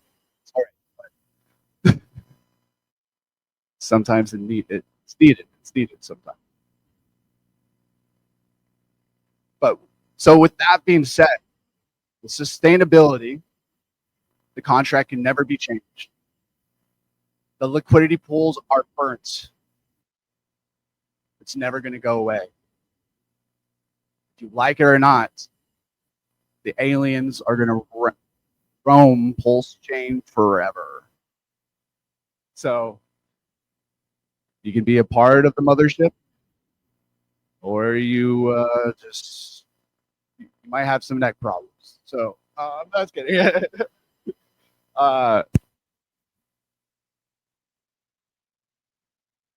But going into the conversation about the right individuals on your team, the right or having the right founder, being the leader amongst the community.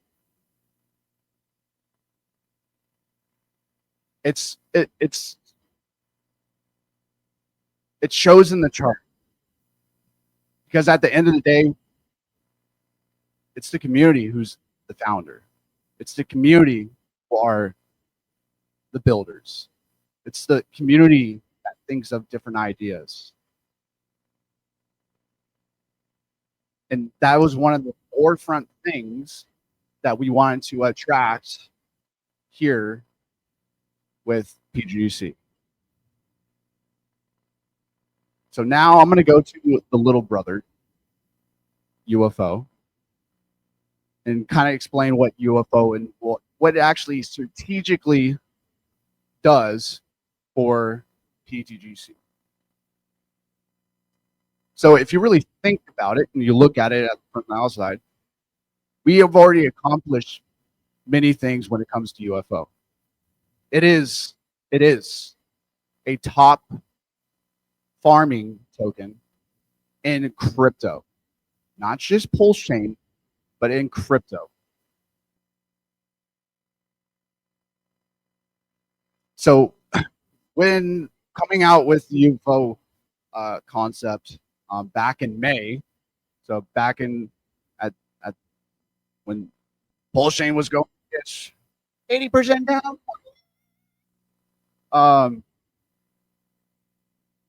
just adding another feature of liquidity, and aliens love liquidity. So if you really look at it, UFO has, give or take, about 30% of all the EHEX liquidity on pulse chain. So that currently right now, I think that's 126 million EHEX in that liquidity pool. So once you start thinking mathematically, and you start doing your Moon Boy math calculation, but it's really not just Moon Boy, it's just ratios. If EHEX surpasses 55 cents, and I hope everybody wants that to happen.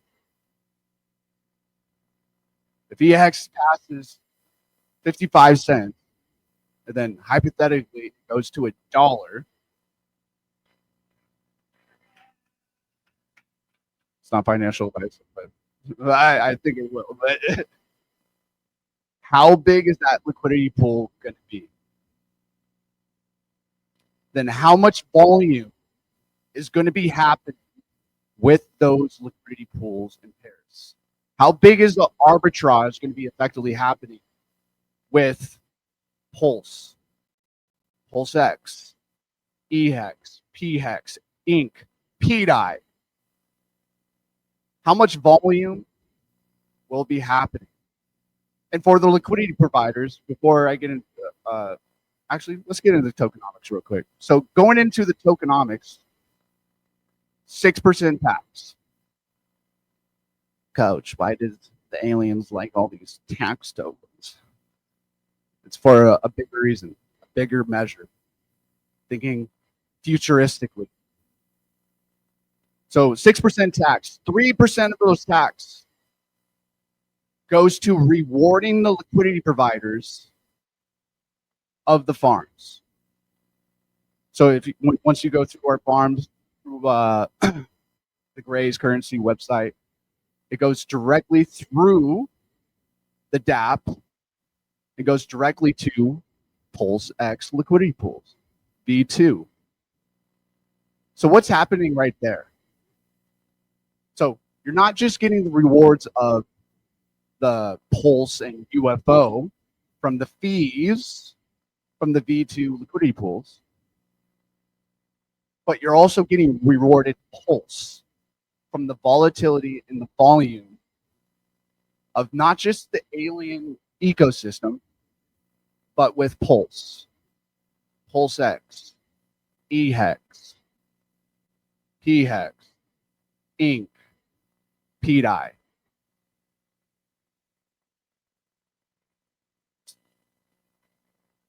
%1 goes to buying and burning UFO directly out of the liquidity pool.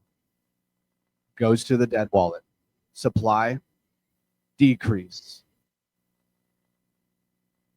1% actually goes to buying and burning more PTGC. So effectively, UFO is an amplifier for the Gray's currency,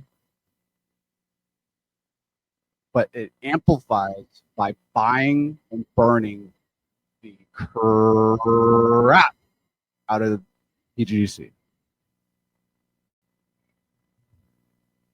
And then lastly,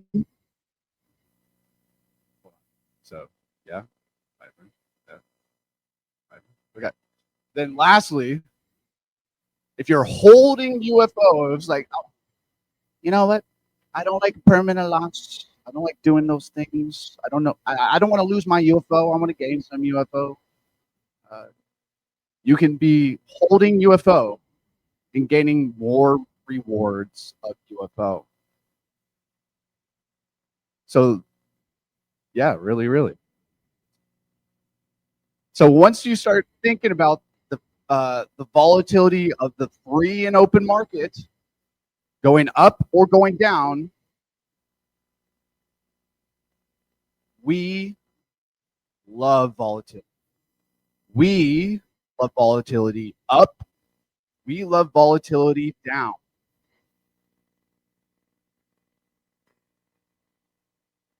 So with that being said about UFO, I'm going to land the plane there. But think about it. If Pulse Chain does 100x, does everybody want Pulse Chain to do 100x? Yes or no? Okay, 200x. Well, let's keep it at 100x. So let's do the 100x. But if UFO currently right now, I think we have about 20 to 22 million dollars of liquidity with UFO in the farms. If Pulse Chain 100x's, what do you think the size of those liquidity pools are going to be? It's going to be in the billions. And then effectively what actually happens that essentially needs to fix the prices of the liquidity pools. The only thing that matters in crypto, supply, speculation, liquidity. It's the only three things that matter. In life, the only thing that matters is the supply that you give out to the world, where you dedicate yourself, or you eat healthy or go to the gym. The speculation from others, from friends, family, strangers, PFPs, and then the liquidity factor. This conference is a liquidity factor because everybody has the opportunity to network, the greet, the smile, the shake hands, the hug, the laugh, the cry. Where is this? It doesn't matter. But even I did one. I'm that emotional guy. Just kidding. I'm not emotional. But anyways, moving on. No honey badger. No honey badger. Nobody wants a honey badger. Just kidding. But with that being said, once you start the dynamic of thinking about those three phrases when it comes to the Gray's currency, And knowing the dedication, the perseverance, and the knowledge of creating a project that has longevity, product market fit, sustainability, a founder who has the dedication of the humiliation, the humbleness, and the amount of money that he actually is put into the system. It's remarkable. And then you got me, the crazy uncle, that will literally look at a screen for about 14 hours on a daily basis. If you really want to get into crypto, start doing that. I would highly advise you not to, because you will go crazy in the head sometimes. But lastly, I just want to actually close with this, because in terms of what we're trying to deliver and what we're trying to build for this ecosystem and for the holders of the Grays currency, there's a bigger purpose why I'm here, why TG Zen does, why Banana does. I can say thousands of other people of the community that has made a drastic impact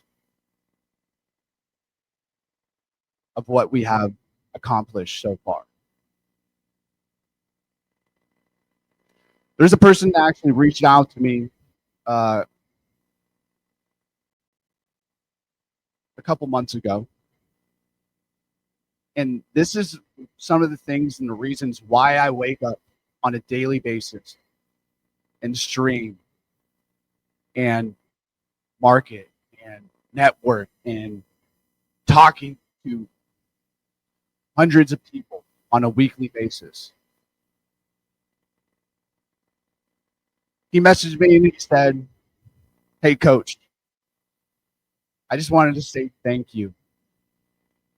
What you and TG Zen and TGC has done for me, not just financially, you got me to a level to overcome a very dark time of my life." He was going through a divorce. He had legal trouble. But he took a risk. He did the homework. He started understanding about the protocol. He started being a part of the community, tweeting, engaging, retweets, liking, bookmark, comments.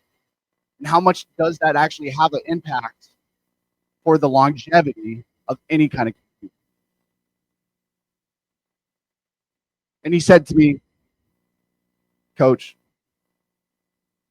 TGC gave me the opportunity to fight my legal troubles and win.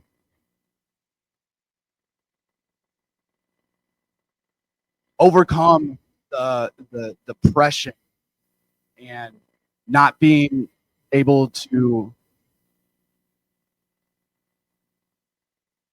know that I have a ex-wife that now I can take care of my kids without worrying about the stress and the lack of knowledge and the lack of community.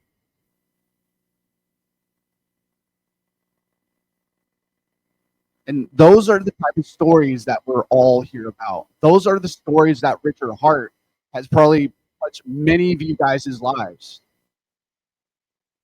That's the story that what Richard Hart touched me. The man who I am today is because of him.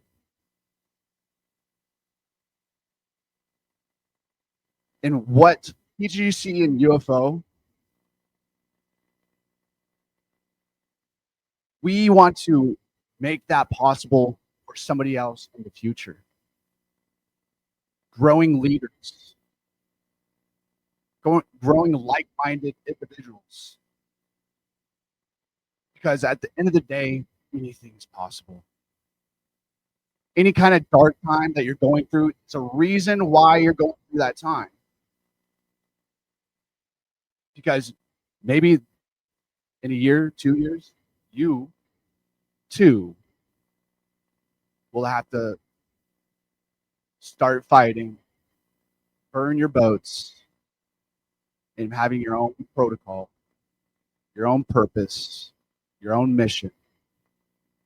But the beautiful thing is, our mission here on Pulse Chain is bigger than any kind of other institutional community ever.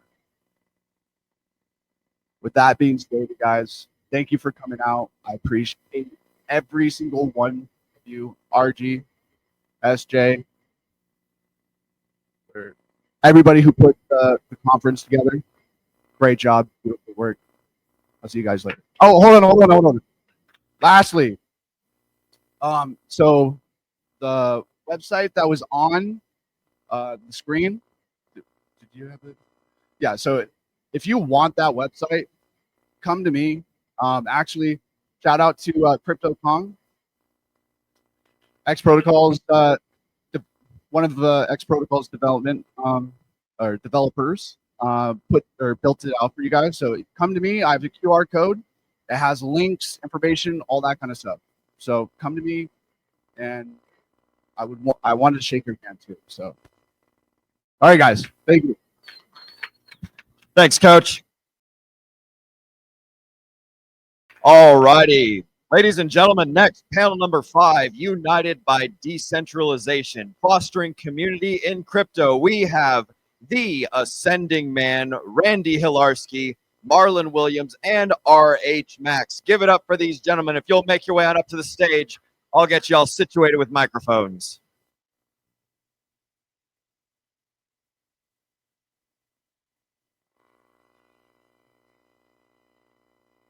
It is now live.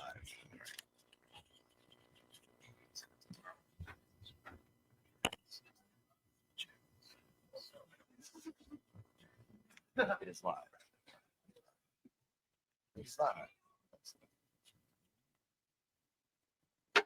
Marlon, it is live. That's the part of it. Okay. Mic check, mic check. It works. Good. Everybody enjoyed lunch? Good. Yep. So this is really my baby here. It's building community. I knew that our marketing plan was that we had to tell stories. It couldn't be the money launderer, drug dealer, terrorist sponsor that was related to crypto. It has to be all of you. It's the guy that worked 35 years in Nova. You know, it's the single mom out there trying to put food on the table and maybe get a house for the kids. You know, it's all of you out there that are working regular, average daily lives, trying to make it. And the world has been handing us, you know, can of shit for the last 30, 40 years. And I got to be honest, that's what it did. We good? There we go. So I knew that in order for us to market this thing, that it was going to take grassroots, networking, development, community, to get those stories out of you guys. That's why I set up Discourse Syndicate. And we called it that, not because it was a cool crypto name, it never has been, and probably the only reason why we haven't canceled because nobody can find it. But I wanted us to have Discourse Syndicate as an organization, financial minds. And that's what we were doing. We were having discourse. We were talking about what was going on and telling our stories. And, you know, and Randy and me, RH and Marlon, they've all told me their stories. And that's what we try to do with the movie. That's what we try to do with Discourse Syndicate. That's what we're doing here with all of you, sharing stories and showing people that crypto is real, full of real people, not just Facebook dwelling, hot pocket memers out there. And that's, you know, that's part of us. Don't get me wrong, I don't have anything against those guys. But in order for the real world to get in, they have to to be able to relate with all of you. And that's why we do this. So I'm going to go turn it over to these guys and start asking some questions based on that. So you guys heard my answer. Why is community such a crucial aspect of success in the cryptocurrency and blockchain space? Well, it's because community is the asset. One of the things that crypto originally started as is peer-to-peer, just simply, I give you some money, you give me some back. And we don't have to go through the government entities that, as you say, have been giving us a load of crap. Can. Crap. So what ended up happening throughout the next many cycles after that is people started focusing on technology. And it's fantastic because there's a lot of innovation going on. But then all of a sudden we hit this cycle. In this particular cycle, people are sitting here saying, hey, where's the technology? What's happening? Well, it's becoming apparent that it's not necessarily the technology that makes a great token, that makes a great chain. It's actually the community that centers around it. And so I believe that community is the number one thing with any blockchain anywhere ever created. What do you guys think?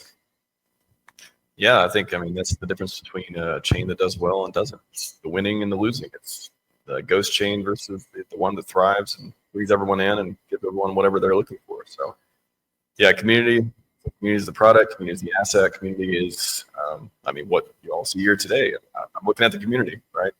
It's everyone's bringing their talents, making their contributions. It's amazing. So I think I've said before, it's when will I give up? When will I stop? When will I be like, all right, this thing didn't work? And I look behind me and see no one else is there, and that's the community. Yeah, for sure. I'll kind of take us through a timeline in crypto since I've been around since the early days. First, it was libertarians that came, and we built this. We're the foundation, and it was rough. You had a lot of strong personalities. You had the Roger Veres of the world. You had the Satoshi and all these guys. And I like to bring it back to the past because we start everything with a foundation. And then we went to 2017, everything changed. Then came the geeks, right? The geeks started building the technology, and it was wild. 2017 was wild, the ICO phase. I mean, I launched over 40 projects as the marketing manager for them. And it was bonkers. And trying to deal with people who didn't understand what Bitcoin was and what we were trying to do in the world, change the money. And they didn't understand the community aspect. So we kind of lost that in 2017. It was just about greed, right?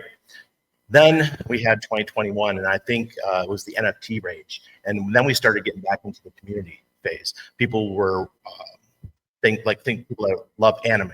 They were going into their little modes of anime, and it was all about their community and what they loved.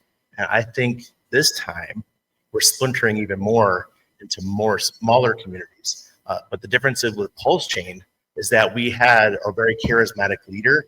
And when people say the word cult, it's kind of true. We're definitely, if you want to use the term of a cult, we are. And that's what's needed to take something to the next level. And that's what Bitcoin had. So we've kind of done a full circle here. And Pulse Chain, I think, is leading the way for that. That's a great point. And for those of you who don't know me, my name is Marlon Williams. I am a board member at the Pulse Chain Foundation. I'm also the founder of the Atlanta Blockchain Center. And we have a physical facility in Atlanta where we educate the community, the entire Atlanta ecosystem. And I've been a software developer for the past 24 years, the past decade or so in building in blockchain. And for me, most of my successes in the decentralized space has been based on community. There's one particular chain that I co-founded back in 2018. We grew that chain to 400 million market cap, no funding, no ICO. And it was because of community. And, if there's one thing that, I think demonstrates the success of a product is, if you look at the community and the products that come out of it, like see, each and every member of a community as a product, a byproduct of the culture, the values of what that particular community is trying to accomplish. And so, to Randy's point, I do think some of the most successful communities in blockchain are cults, right? If you see a very strong community, they possess cult-like characteristics, and that just means that they're extremely successful. It's not a bad thing. And so, we see just a lot of similar traits, shared values, and cult-like behavior is, what defines communities in blockchain. Let's go ahead and take a look at that word here real quick, because there's a lot of negative connotations on the word cult, right? If you think about a cult, what is a cult? A cult is nothing more than a group of people with the same values moving at the same time. So I don't know about you, but that sounds like a very successful group of people, ultimately. And if you were to think about it this way, right? Bitcoin started off as nothing more than just a meme. Hey, it's magical internet money. Woohoo, right? Has no value. But then it started turning into the cult of Satoshi, right? And then from the cult of Satoshi, it turned into Bitcoin, the religion. We don't want to talk about Satoshi. We don't want to know who he is. And what is Bitcoin right now? Why are we here? It's all started with Bitcoin, right? So when you're actually looking at it, RH, he's kind of taking that same direction, where it's like, hey, let's go ahead and start with Hex. It has no use or anything. It's just a meme coin, right? DeFi, woohoo, yay. It's a new thing. And then all of a sudden we get the cult of Hex, right? And now we're expanding into even further than that. And I believe we'll continue to expand further. Yeah, I mean, the difference between a good cult and a bad cult maybe is just the quality of the idea that you're behind. I don't see the big difference in being loyal to a brand and refusing to give up and lose and pushing things forward and really trying to make a contribution. I'm sure there's plenty of cults. You go see every new Apple product that comes out, people line up for days or throughout the night. You see, all the different gaming systems and all the new exciting stuff that comes out. What do people do? They do their best to try to get into it early, and really reap the benefits in whatever way they want. So I don't know. I think it's a cheap word, maybe used by the haters from time to time, but it's if you're in the community, it probably means something more to you than what you see all the bad examples of. Absolutely, and we're also watching the segmentation of the pulse chain ecosystem, where we're tending to go into smaller and smaller groups, which is okay, because we can. People might not agree with me. It might not be the libertarians. They might say, Randy, you're stupid. You're anti-vax. Yeah, I am. Maybe that's why you like Nope Token, or maybe that's why you hate Nope Token. That's fine. Maybe you don't even know it because I keep it behind a gate. It's in a paywall. I don't mind doing that. And people are like, oh, you should give all your information for free. Pulse chain, everyone should be open, and you should be able to pass your information around free for everybody. No, I don't have to do that. That's one thing I love about our community, because you have people that are open-minded to that, and then you have people that aren't. And I think it's okay. We can all have a different opinion on what we're doing within the ecosystem. Yeah, and I think some of the attributes of successful communities will result in sort of these factions being developed based on what we align with, who we align with. But ultimately, we all share the same vision. We all love DeFi, we love transparency, real DeFi. So those are the key tenets that hold us together. But of course, we're going to form separate groups and focus on different areas to grow our ecosystem. And those are all what happens in cults as well. Well, good answer. What tactics or strategies do you guys think are going to be most efficient for building this community where it sits? That's one thing to start from scratch. We're past scratch. Like you said, we're developing inner communities that are growing. We've got systems in place that haven't been in place. The foundation. We've got streamers that are coming out that are better than the first streamers that came out. So what do you guys moving forward, now that we've already started laying a foundation, what do we got to do now moving forward, strategy and tactics wise, to grow the community? Welcome to Pulse Chain. We love you.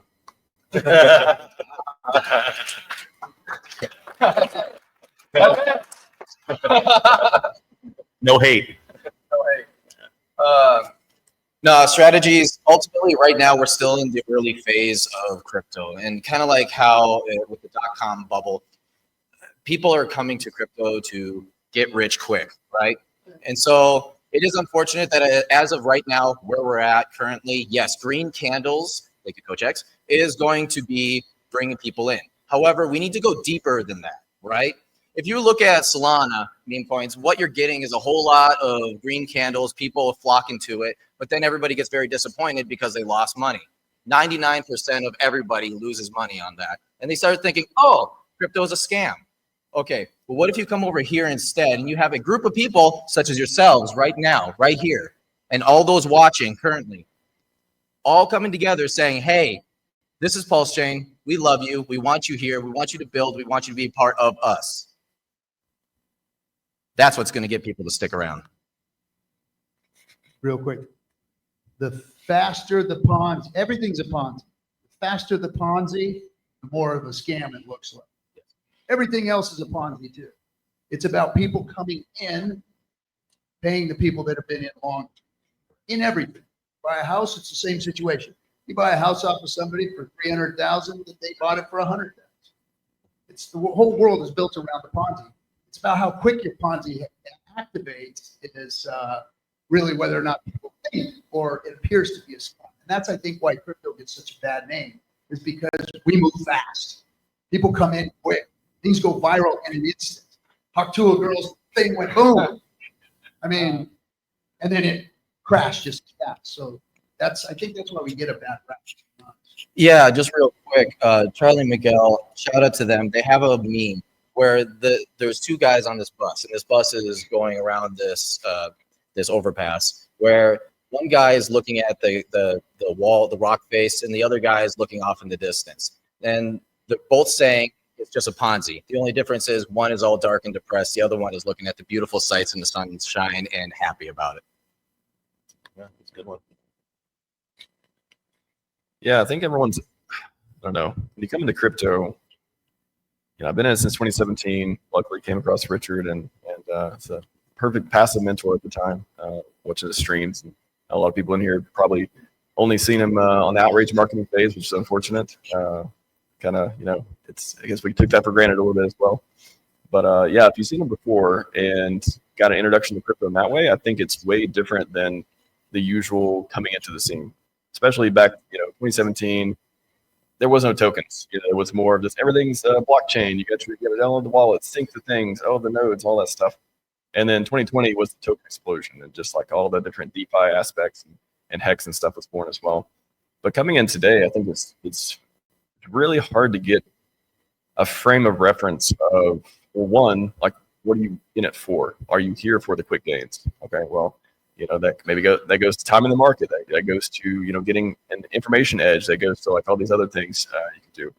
If it's, you're here for the community, or you're here for the events, or you're here to build relationships, networking, and businesses even, there's that piece too. But I think what happens a lot of times is people come in for whatever reason, they change, evolve, adapt over time. And then they kind of like lose that sense of why they came in the first place, like the purpose, kind of just going where the wind blows type of deal. And that's easier to navigate when you got green candles and the market's favorable and the macros are great and everyone's, just having a good time. It's less easy to do when the chart's down and you got red candles and you're here because you thought this was a fun thing that your friends were doing, so you joined too. So I think just being able to really reflect, I think that's the most important thing that doesn't happen a lot, and understand, like, what is your timeline? What are you willing to lose? What are you hoping to gain if it does go well? I think that's something that it's usually offloaded to either other people, hopefully not streamers as much. That's one thing I stay away from, giving any sort of advice, especially financial time. I don't know. I think it's one of those. It's really easy to miss that part of your journey. I hate to see people offload that piece because it's really important. And if you don't pay attention to it enough, yeah, it can be unfortunate for your crypto journey. All right, for sure. I'll speak a little bit to what we were talking about with the question itself. We've gone through a transition where we were and how we were spreading the word to how we're spreading the word today, where it's going to go in the future. And there's big changes coming, but let's start in the past. I got my start writing articles about gold and silver. And then I heard about Bitcoin. I was one of the first people writing about Bitcoin against gold and silver. And then I started writing only articles about Bitcoin. And it just took me into crypto. And then I started making videos. It was so rudimentary. I would just read something that I wrote aloud to the camera and record it. It's so embarrassing looking back if you look at my old content. But that's the step that we need to take if you guys want to start being content creators. And then we started doing the live streams. And if you saw our old Discord Syndicate live streams, I was showing videos of horses. I keep saying that one of you guys know, And so it was pretty wild, with DCC and myself and the captain and everyone else that we did early live streams with. And then it started getting better. Then you had the coffees coming up, Crypto Coffee and the work that he does. And the quality of the stream started getting better and better. And then you had RH Max here who went and took all of RH's old videos and clipped them up and made it easiest for us to share that content on other platforms like Instagram and TikTok. And you see that RH is everywhere now. Richard Hart, if you go on TikTok, and this is weird. It's not Richard sharing the content; it's us sharing that content. So that's the stage that we were at. Now we're going to the AI stage, and it's totally destroying what we were doing before. It makes our old content look like we're like little kids in grade school, and you could just take RH's voice and put it on another character and do all these other things and making songs. You got AJ Rip City. I don't know if you guys know who AJ is from King Pui. He's making these amazing TikToks now and just blowing it away. And I'm just like, this is very, very cool. You got I just saw Max raise his hand in the back. Dark Anti-Gravity, the stuff that they're doing with their art with AI and the books and the whole spectrum of what we're capable of now having a assistant. AI is our assistant. Use it, learn it, spend an hour or two a day learning how you can use AI as your business partner or just your content creative partner, because I think that's where we're going, and it's going to change the game. What if 30 or 40 of you out there all started spending 2 hours a day learning how to share content? Because really, only 5% of us in our community that are doing all the marketing work. The rest of everyone else sitting on their asses, their hands underneath here. Oh, price go up, price go up. Just think about that for a second. That's how it is. So I like to I agree with the points that co-panelists made. I like to think of things from an innovation perspective. Again, just being a software entrepreneur for the past couple of decades. When I found out about Hex, I was actually running the node operations group for the Wax blockchain. Some of you guys may know that. So I was the chair of the first group. Anyone wanted to be a block producer on the Wax blockchain, I created those rules, 7-8 years ago. And that's when I first learned about Hex. And I mentioned before that I co-founded a blockchain called Telos. I worked with FIO. I worked with a lot of layer ones. And so as a software developer, so I was always on the technical team. And so when I really started getting involved, I sacrificed for Pulse Chain. That was really my incentive for wanting to help see some sort of foundation. It was to pump my bags, my main motive. And I felt that a lot of the sort of blocking and tackling in the Pulse Chain ecosystem was lacking from a layer one development perspective. And again, this is after working with multiple layer ones over the past few years. The question about what do we need? The number one thing that's going to drive growth, sustainable growth, repeatable growth to the chain is innovation. The products that come out of this chain is what will attract users. So we need to We need to attract developers to this chain. You know, back in the 90s, Steve Ballmer famously went on stage and did his developers chant for Microsoft, because they knew that in order to win the software race, that they needed to attract the software developers like me at the time, was building software in 1998, 1999. That's when I started.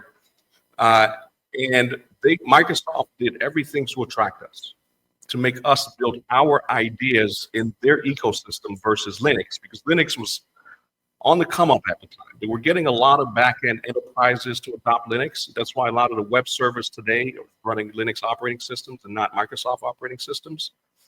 But Microsoft saw Linux as a threat, and they started catering to developers. And so it's a similar beef today across L1s. There's so many L1s. Now there's L2s. I mean, we're all vying for the attention of developers, of innovators, and you know, it's creators as well. So when I say developers, of course, I'm referring to the ones building products and services that could attract users. But you know, whether you're a creator or some sort of contributor, right? Those are the people that we need to attract in order to grow this chain, because it is very, very competitive. And if we're not attracting the innovation, the building, I'm afraid that we're going to lose. You know, we're going to lose to some of the other ecosystems that are constantly investing in their marketing. They're at every single conference. I was just at ETH Denver. They're everywhere. SUI was there. Brand new blockchain, right? They're recruiting ambassadors. They have, you know, the SUI Foundation investing, you know, tens of thousands of dollars at these events, buying out, you know, restaurants and plastering their logos. I mean, we're up against, you know, a very, very competitive environment as an L1, and we have to think about it from that perspective as well. Let's attract developers. Let's, you know, invest in attracting innovation and other creativity to the chain, because from a mindshare perspective, they're eating our lunch.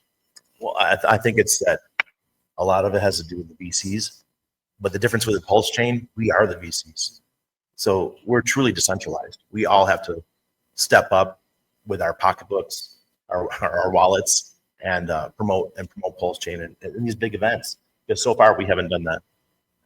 You know, and that's going to segue into the next question. And I'd like to give a quick answer to that. You know, when I say that the community is important to be the marketing arm of, you know, what it is that we're doing, that's what these guys are talking about. And that's what we've been doing, and that's. You know, Randy has his event out in Panama that we just attended, and he reached in his pocket and pulled out for that. Same with this. This is my event. This is my gift to the community. You know, and I know you all paid to be here. Believe me, it doesn't pay the bills. But that's what it takes. Those of us who much has been given, especially, and I think that, you know, because we are that type of a marketing community marketing. We all have to take accountability, you know. And the next question here, I'll get to that and answer a quick answer and turn it over. But it says, what are the risks of relying too heavily on influencers or key figures in the community? And what I'd like to say about that is that, you know, not everybody's going to resonate with the old pirate character, or Randy, his libertarian views, or Marlon. You know, or some view, but some people do. There's people that come to me and say, RG, thank you so much for influencing me to do such and such. I appreciate it. You don't even know how much you changed my life for this. And that's where the value, because they heard my story. Because some other poor schmuck that's been out there toiling underneath the machine and getting greasy and dirty, and when you get up at the dark and go to bed at dark, it did the same thing I did, resonated with me. He listened to my story. He trusted me because he's the same guy. Now, some of you relate to other people, and we need you. We need you to put skin in the game. That's why you're all here, because we're trying to get this message out for you to go help others. It's very, very easy to learn how to set up a live stream, or to go out and just get yourself involved in groups and start talking to other folks. And if you can't be the content creator yourself, point them to the content creators. Get them in front of the community members that are putting skin in the game, you know, and promote these events. I can't tell you how disheartening it is to have Hex OGs disparaging the event that I put together, paid for, put time, effort, and money into, and tell me that my event isn't doing any good, because I don't see that it's not doing any good. Do you guys? No, it is. It's doing good. It's creating a networking opportunity. It's also creating relationships and showing people, you know, what it is, strategy and tactics you need to develop to go out and help us build. So with that being said, what is it that you guys think that people should be doing to, well, let me answer the question in the right direction. You guys heard the question, right? Yeah. Answer. Okay, so this is something that we at the DJ Roundtable. Oh, okay. This is something that we at the DJ Roundtable talk about quite often. Now, it is quite interesting how just about every single show, when we're going on and on about what we think is going to happen in the market and what kind of tokens are going to be taken off and which ones are going to be doing well versus ones that maybe we want to stay away from. Every single time we do something like that, this guy up front here, Will Stevenson, pulls out his phone and has a picture of a campfire, and he says they're all campfire stories. And it's true. They really, truly are campfire stories. Here's the thing, okay? They're data points. And this is the way that I view them. They're data points. And you want to try and like paint a picture of what's actually going on. However, you can't take one specific thing that somebody is saying and saying that is the whole truth and nothing but the truth. Instead, what we're trying to do is give you the tools to be able to say, maybe I want to follow this direction, or maybe I don't. Maybe I don't agree with it. Maybe I'm going to go look somewhere else for somebody else's opinion on things. And what I would say is, don't take my opinion only. Take my opinion and then take everybody else's opinion here, kind of correlate them together, and then formulate your own strategic strategy.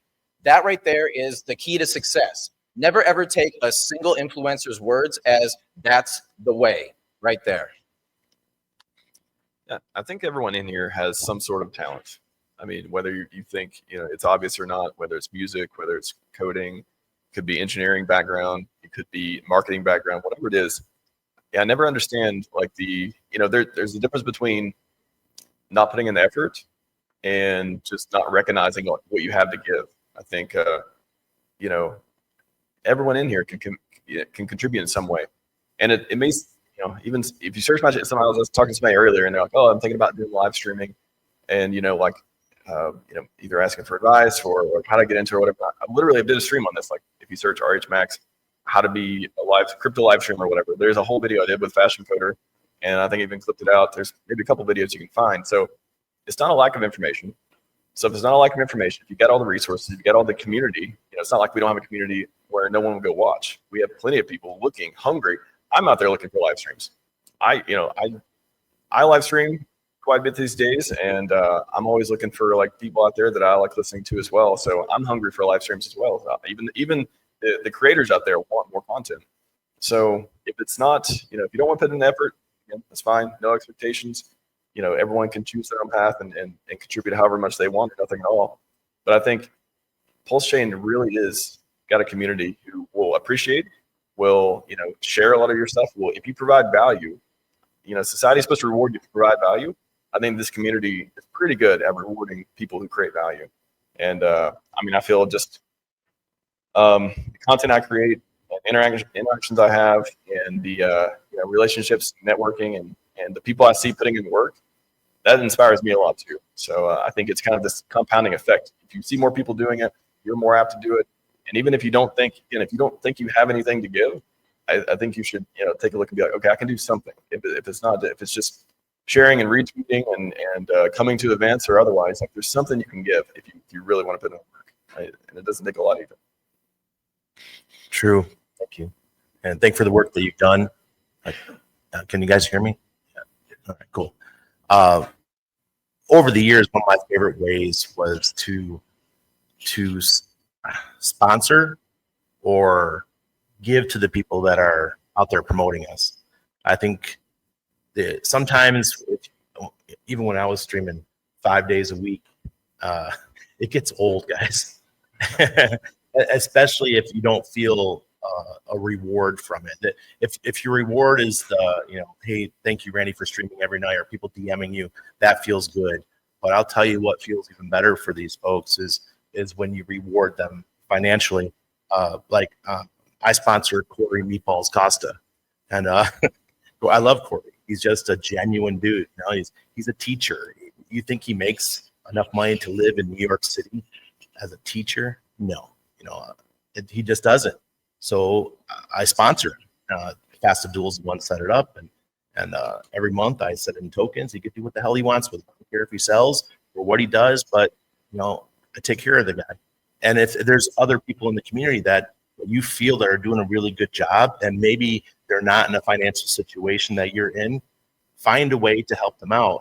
YouTube has a great little button that you can click if people are enabled for that, to give them $10 or $50 or a little comment that you pay for and say, hey, thank you, Corey, for what you're doing. And that goes a long way to making them feel good and keeping them in the game, right? I don't need you guys to do that for me, but do it for the smaller guys, the ones who are just up and comers who want to be successful.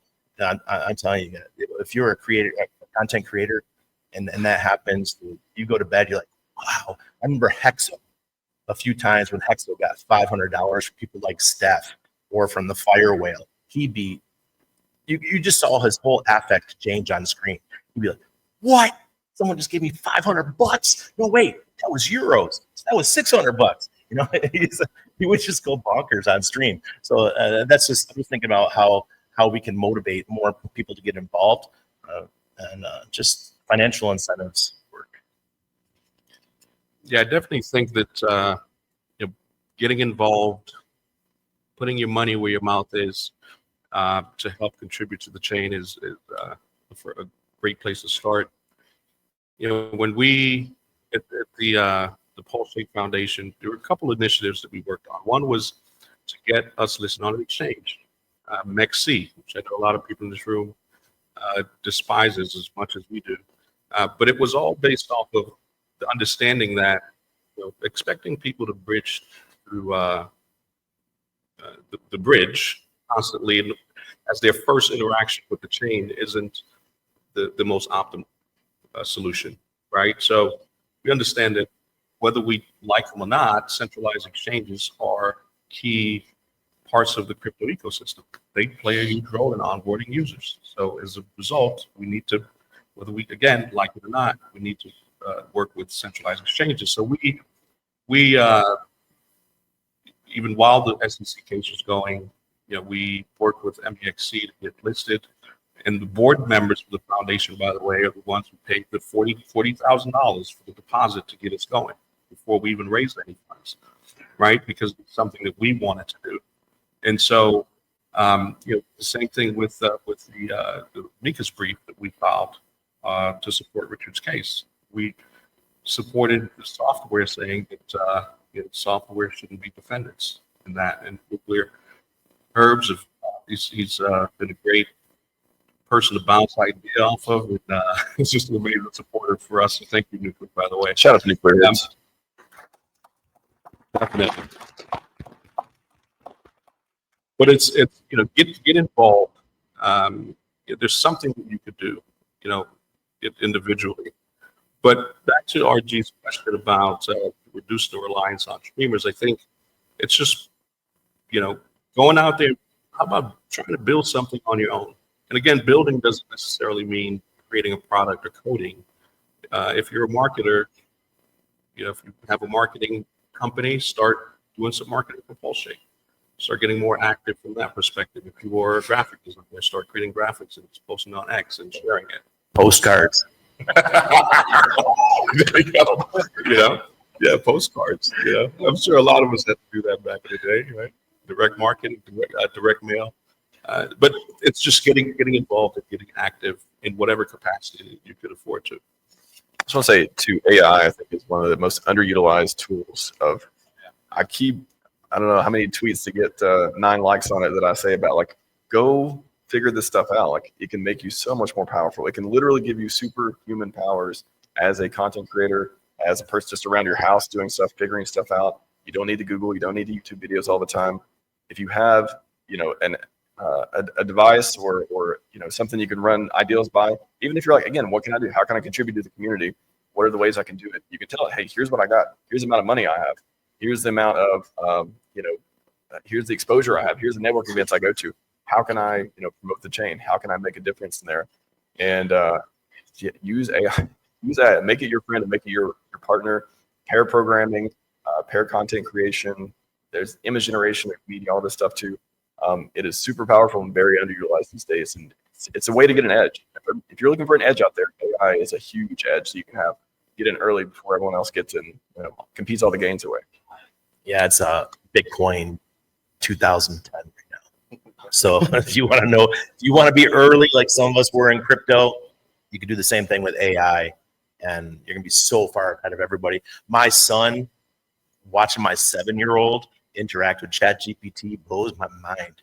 He talks to it like it's a human. They totally get it, the kids. So, you know, start learning. That boy's teaching AI at Truitt. Did you say something? Yeah. Okay. So, for anybody out there, well, actually, how about this? Who here maybe wants to start streaming, but just really hasn't worked up the courage to maybe turn on a camera? Anybody here? No, everyone's just Tell by gonna- how high they're raising their hands. There's a couple, right? So there's a little bit of, and possibly some people watching us as well, right? So Pulse Ray Vision said something to me not too long ago that I found very interesting, right? He said he wanted to start streaming because he simply wanted to learn. He wanted to talk to people way smarter than me, even though he's pretty smart himself, but he wanted to learn, right? And I think that's a part of the community aspect. Being able to just start talking to each other, even if it's over like say a Zoom or YouTube or something like that, with other people being able to watch it, right? And you don't necessarily have to talk to the people watching you, but you can just talk to the person that you're say interviewing with. That right there can be enough to actually start ascending your learning about crypto and Pulse Chain and Hex.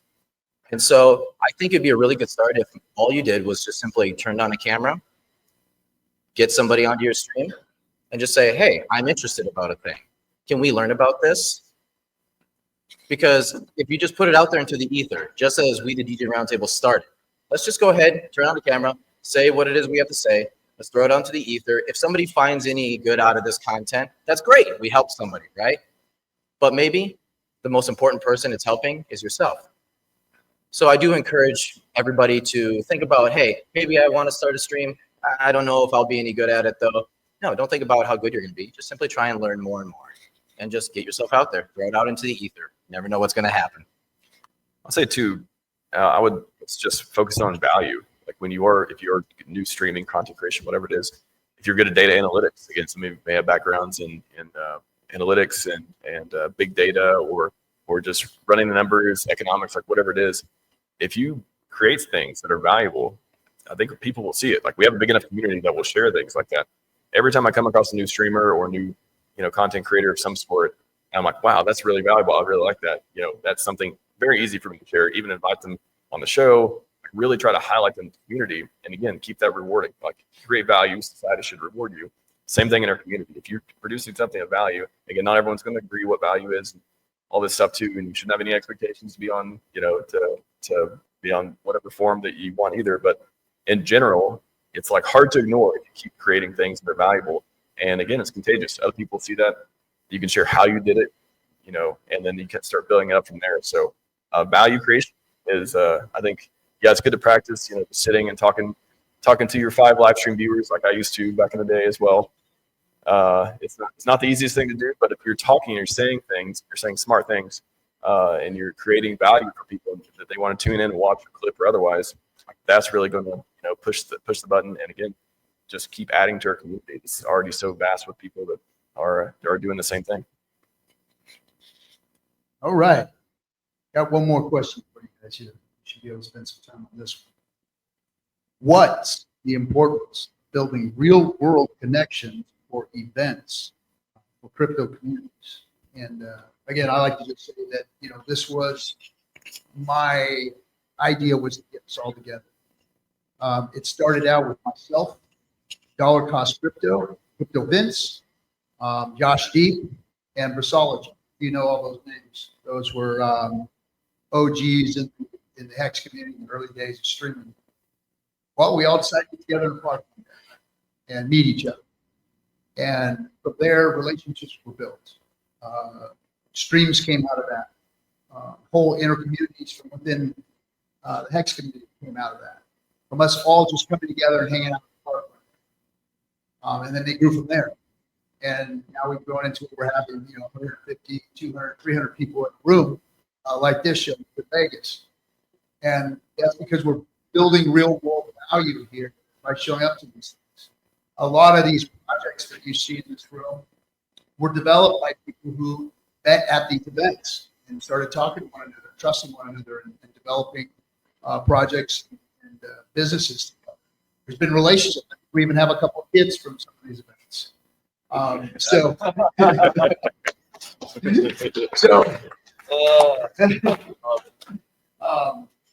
that, I see the importance of bringing us all together to solidify us as a community, to solidify us as building trust amongst one another, so that you can trust the developers that are in your community that are building things. Because I know it's very easy for them to be dismissed.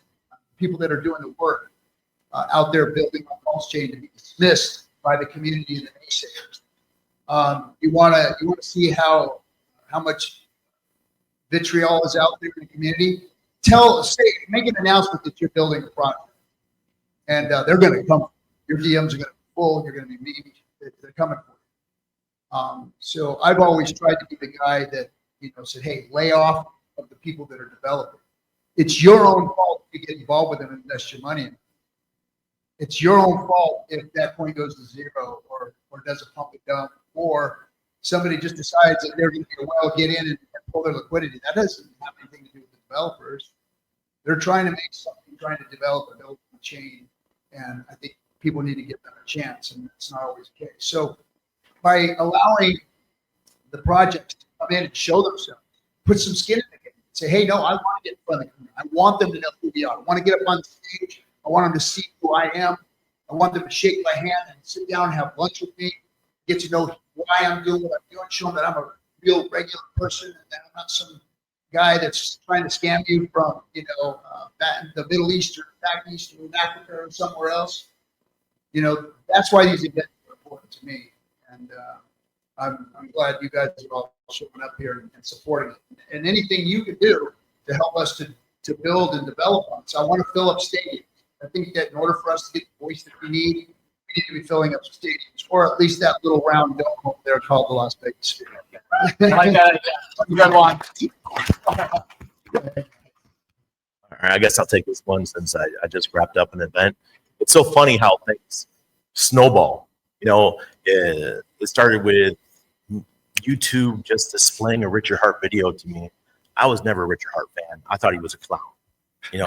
This dude's wearing a top hat at events, and I didn't watch his live stream or his videos that he used to create. I was like, who is this dude? I'm going to VIP events, not hanging out with guys like Tone Bays, Trace Mayer, and these are the original guys in crypto. And then you had the Richard Hart who was wearing a top hat.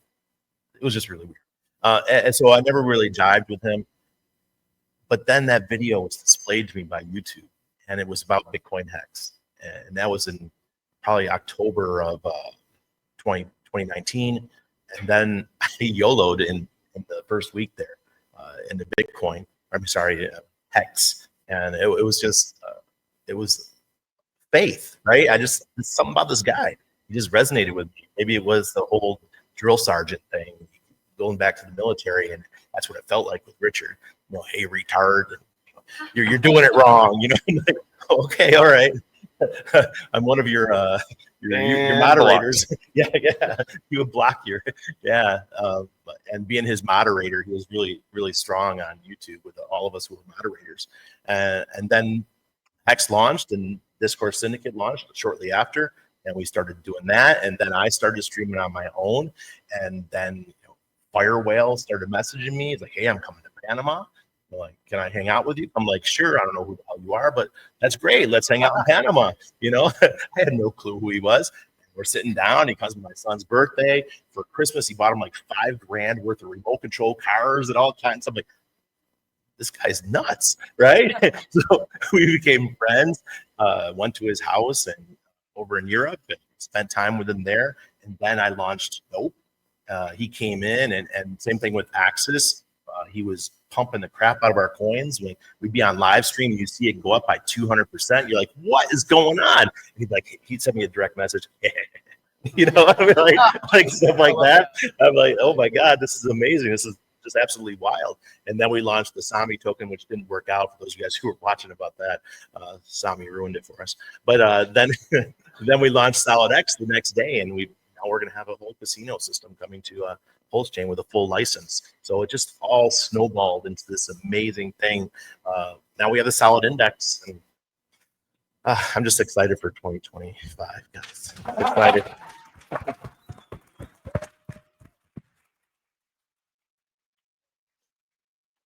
So I'll take it next. I think I can certainly relate to putting together events at your own dime and having a vision, even for people who don't have it for themselves. In my case, I moved from Miami to Atlanta. In Atlanta, by the way, 70% of transactions on your credit cards and debit cards goes through infrastructure in Atlanta. So anytime you guys are swiping, it's probably going through Atlanta. It's a very strong fintech city. It's called the fintech capital of the United States. Most of the large payment processing companies are there. And when I moved there permanently during the pandemic, because I was always back and forth, I grew up in Miami, I was quite surprised that they weren't promoting blockchain technology. For the fintech capital of the United States, they're not promoting blockchain technology. And so I got a facility, a building in Buckhead, and I opened the Atlanta Blockchain Center. And for 3 years straight, there's no revenue generating from the Atlanta Blockchain Center. All we do is incubate company, and we hold events every single Thursday for 3 years straight, nonstop. That's why I actually missed the one on Friday. I didn't feel too good. We partied a little too much on this past Thursday. But every single Thursday for the past 3 years, we've held events to educate the Atlanta ecosystem about blockchain technology. And not only that, but because of this IRL connection, because we're all used to building in blockchain anonymously or pseudonymously. But because I've got a physical space where people can come and see me, where I could meet other people, we've built a lot of relationships over the past 3 years, strong relationships. We hosted RG and the Pulse Chain Tour, Black Hexagon, while SJ. We hosted you guys in Atlanta, and that's when we started getting more tight. We're always online, just talking before that, but it's something about that real life connection, right? We built relationships with politicians, we stand with crypto, with Coinbase, and our mayor, you name it, all because of the in real life events and connecting. And that's why this is important, so kudos to you for having this vision, RG, because I know that the amount of work that goes into these things and the consistency it takes. Sometimes you wake up like, what the hell am I doing? You're more than, but it's you realize the sacrifice is worth it because it's a bigger picture out there, right? And you want to change the world. And so, look, thank you, by the way. Thank you a lot for putting this together. You guys have a quick answer. We're out of time, but you guys have a quick answer?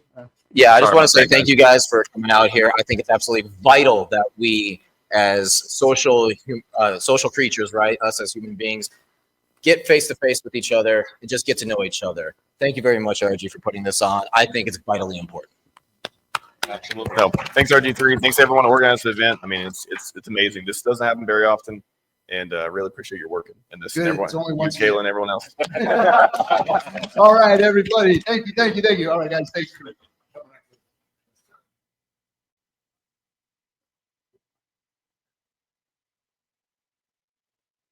All right, ladies and gentlemen, next for presentation number 6, we've got Project Pi, Infinite Yield and Infinite Solutions. Go ahead, give a nice round of applause to Vandale Calendar and Christopher Powell. Happy day.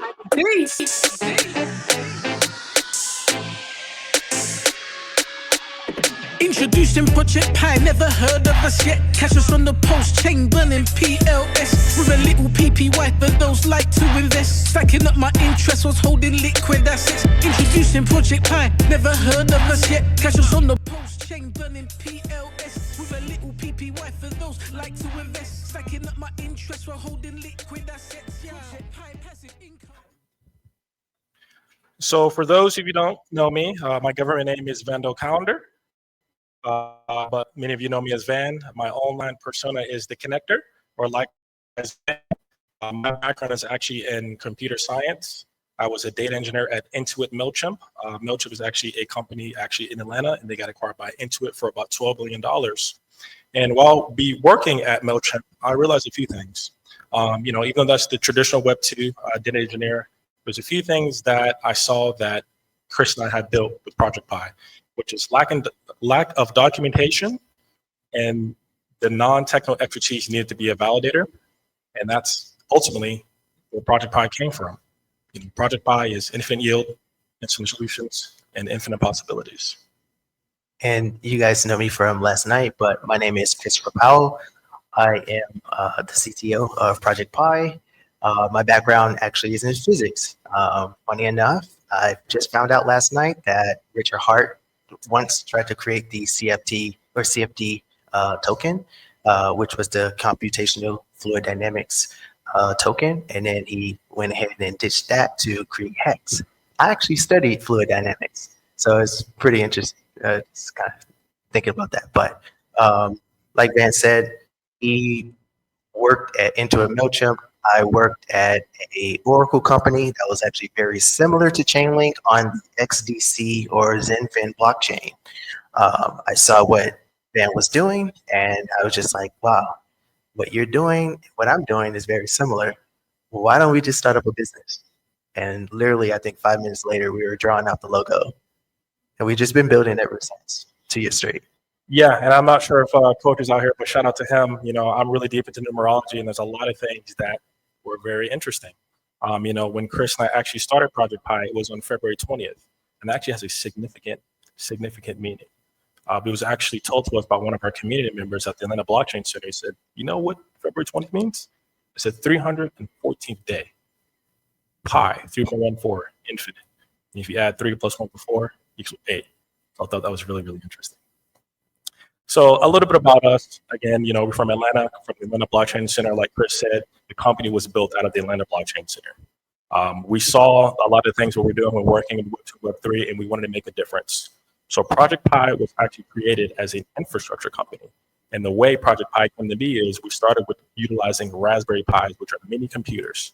And as time progressed, we worked for mini PCs utilizing Intel and AMD CPUs and giving RPCs for different developers.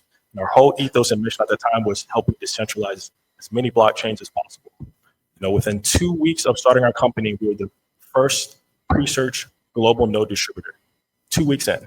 And for those who don't know what pre-search is, it's a decentralized search engine like Google. So many we're searching certain terms, they actually get paid in their pre-tokens. And with that, that's where Project Pi was created. Fast forward, as we were building out our company back in February 20th, 3.14, March 14th, when we had our first pre-sale, we were building. And at the Atlanta Blockchain Center, shout out to the Pro Chain Tour. This is actually when they came. This was back in September-ish of 2023. And we presented to the Pro Chain community in Atlanta. RG3, SJ, Black Hexagon came out. And at that time, again, we were just an infrastructure company. We did a pre-sale for our validators, helping decentralize the ecosystem and the network.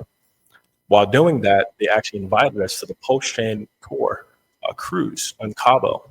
So that whole time, everyone was, partnering while Chris and I were actually building out what you see today, which is the DeFi protocol, Project Pi, which is liquid staking, which we're going to be talking about later today.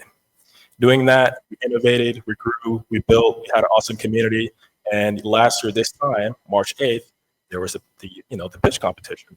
We went there, tried our best and we actually won, which is amazing. And by doing that, we actually got a lot of user input to see what we can do, showed product market fit, and we actually gave something to our users called early staking.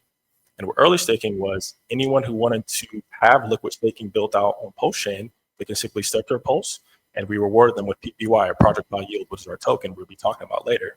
And with that, we have over $100,000 of US dollars within 24 hours, over 158 stakers, and they showed that, hey, this is something that people want.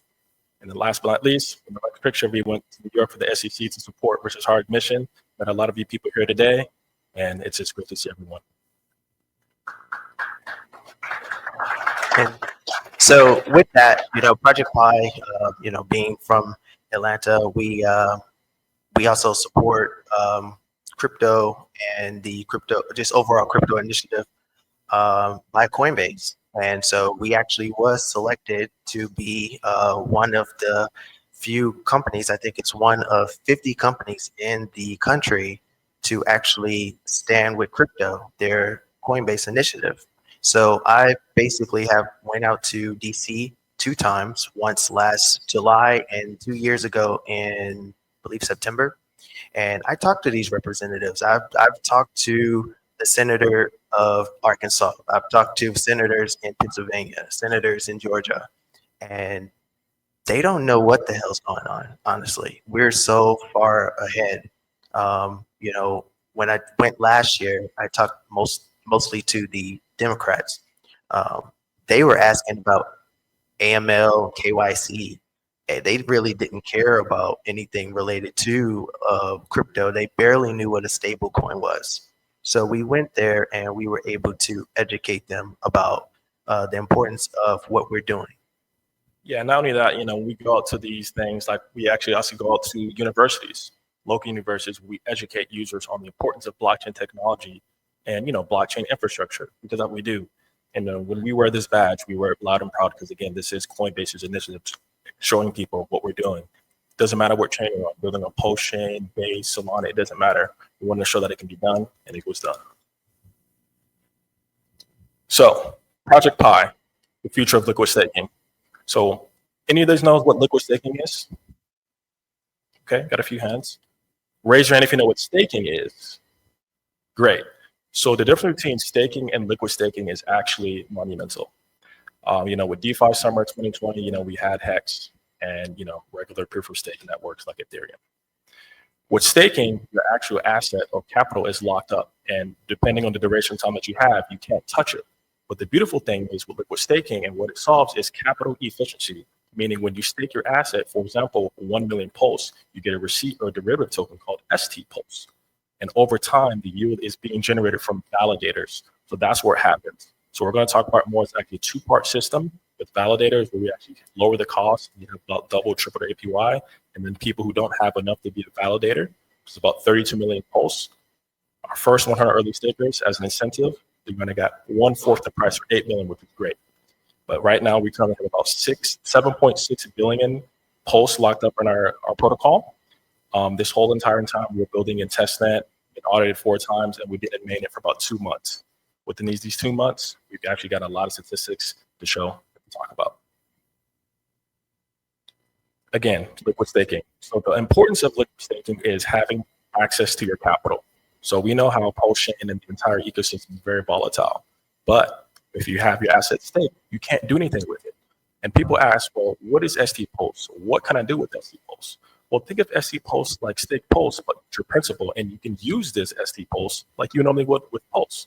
Whether you want to put that liquidity in different farms and the DeFi protocols, currently in our protocol, you're getting about 5.31% APY.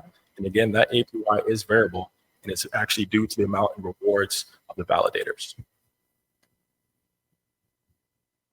ST Pulse. So again, as we mentioned before, we have about 7.3 billion locked up in TVL.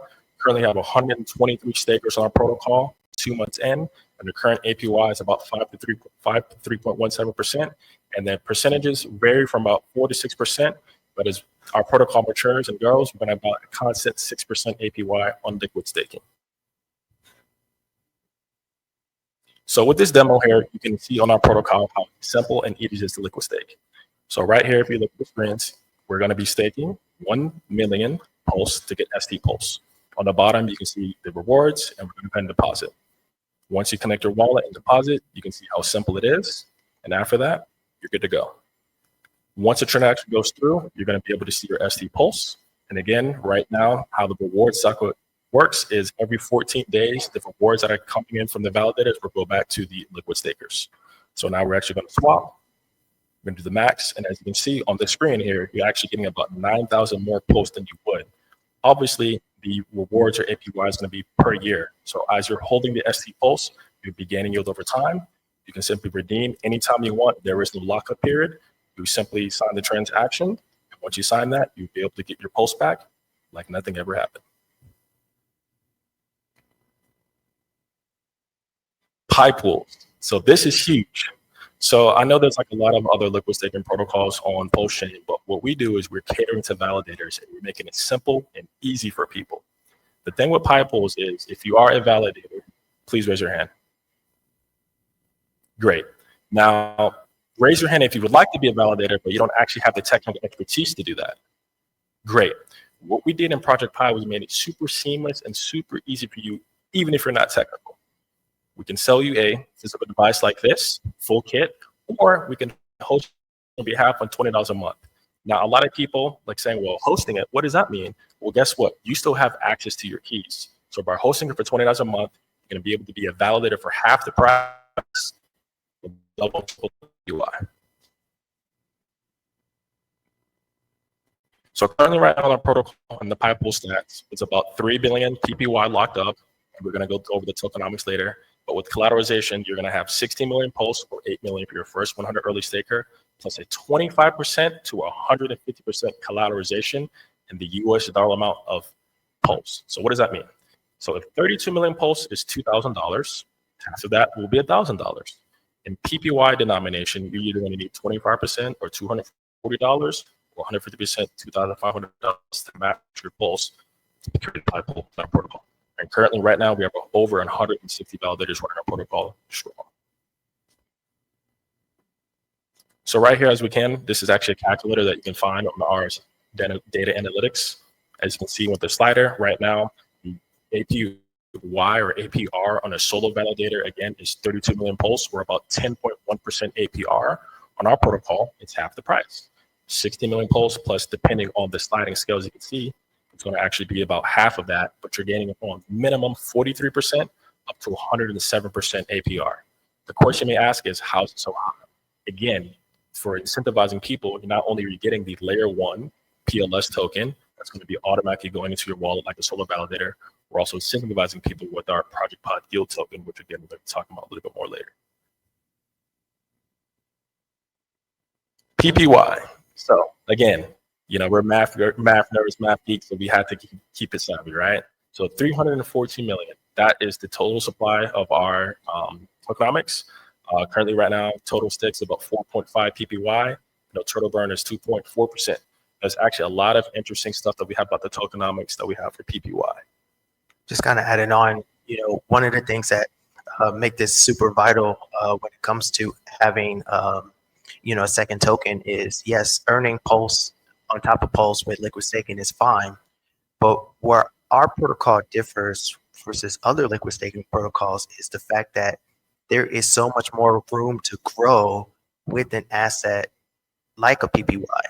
You can earn Pulse, sure, you can earn Pulse and you're earning Pulse on top of Pulse, but some people actually want to earn another asset that has so much room to grow, where when we actually launch PPY, the market cap is going to be in the hundreds of thousands on, as well as you earning Pulse, which is already in the multi-billion market cap. So the lower the amount as far as like PPY being where it's at now to where it could go up to, you know, 10 cents or even higher beyond, has way more X factor in that regards. And PPY is also fully integrated into the liquid staking protocol in itself for the validators to earn.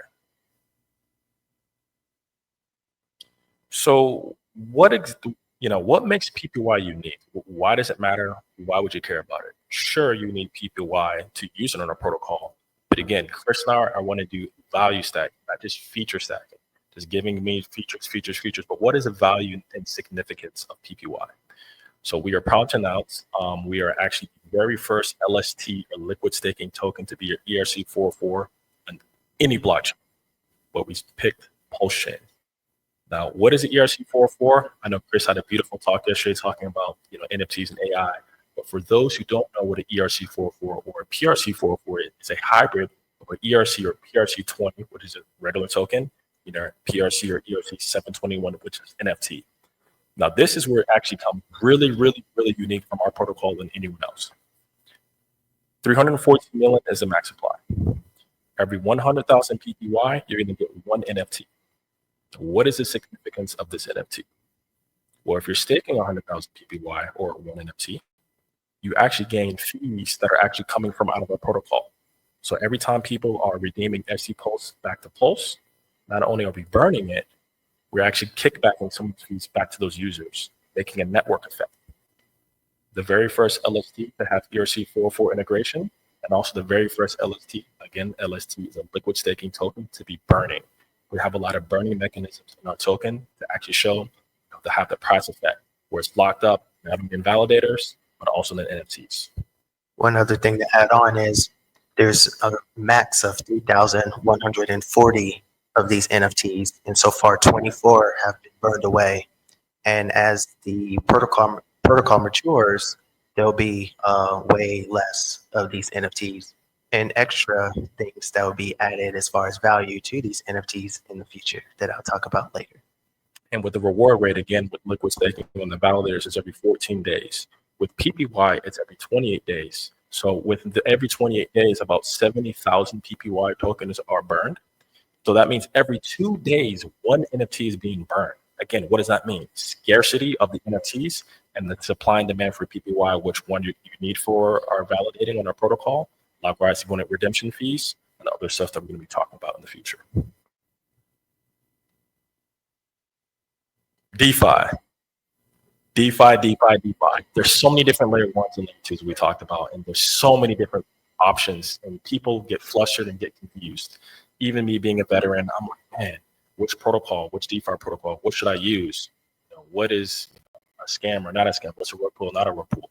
And, again, with Project Pi, we want to help the community in many ways to actually make them benefit, right? And that's one of the reasons why we built out our protocol. We know last year that the price of one validator or 32 million pulse was almost $9,000. Most people don't have that. You're already priced out. You're already not technical enough. Today, obviously, the price is a bit lower, but when time does come, again, any pulse that you have, you can just simply stake it. They get ST Pulse. But with that, we have something for you guys. So just kind of adding on, we're just kind of thinking about the previous slide of what Van had discussed, is knowing that at the end of the day, all of this stuff feels so analog still. It feels like, there's so many more L1s and L2s that you could ever imagine. So many DeFi protocols, so many wallets. It's too much. It's overwhelming. And so there has to be a way to figure out how to really make this really work for the average person that you want to onboard, whether it be your mom, your grandma, your aunt. Like, we have to figure out better ways of doing things. So with that being said, this is Liquid Agent.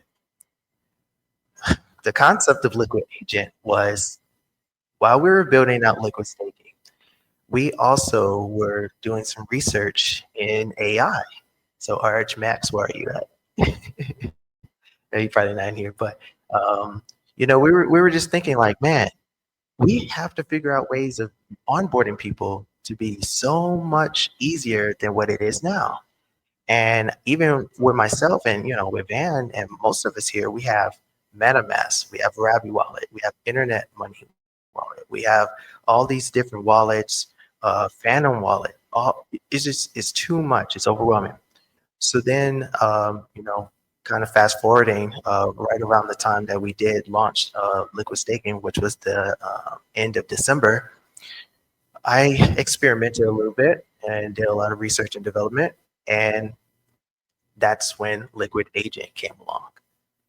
And so Liquid Agent is essentially a agent where you're able to connect your wallet and you can actually talk to it and run commands that will allow you to do things that you normally would have to go through different DeFi protocols. You have to actually be able to connect, different wallets. So what's happening on the screen is I'm depositing Pulse by simply typing to it, deposit, X amount of Pulse. And by me depositing the Pulse by typing to it, it actually starts the process of liquid staking without having to actually connect to the dApp.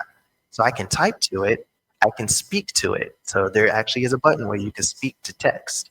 So when you speak to it, you just say deposit 1,000 Pulse, and you'll see it pop up. The transaction went through here in this demo, and I can check the balance by typing check balance. And from there, I can actually see and confirm that the transaction did go through. Now, the second part here is I'm actually able to redeem that same Pulse. So in the deposit, I deposited 100,000 Pulse.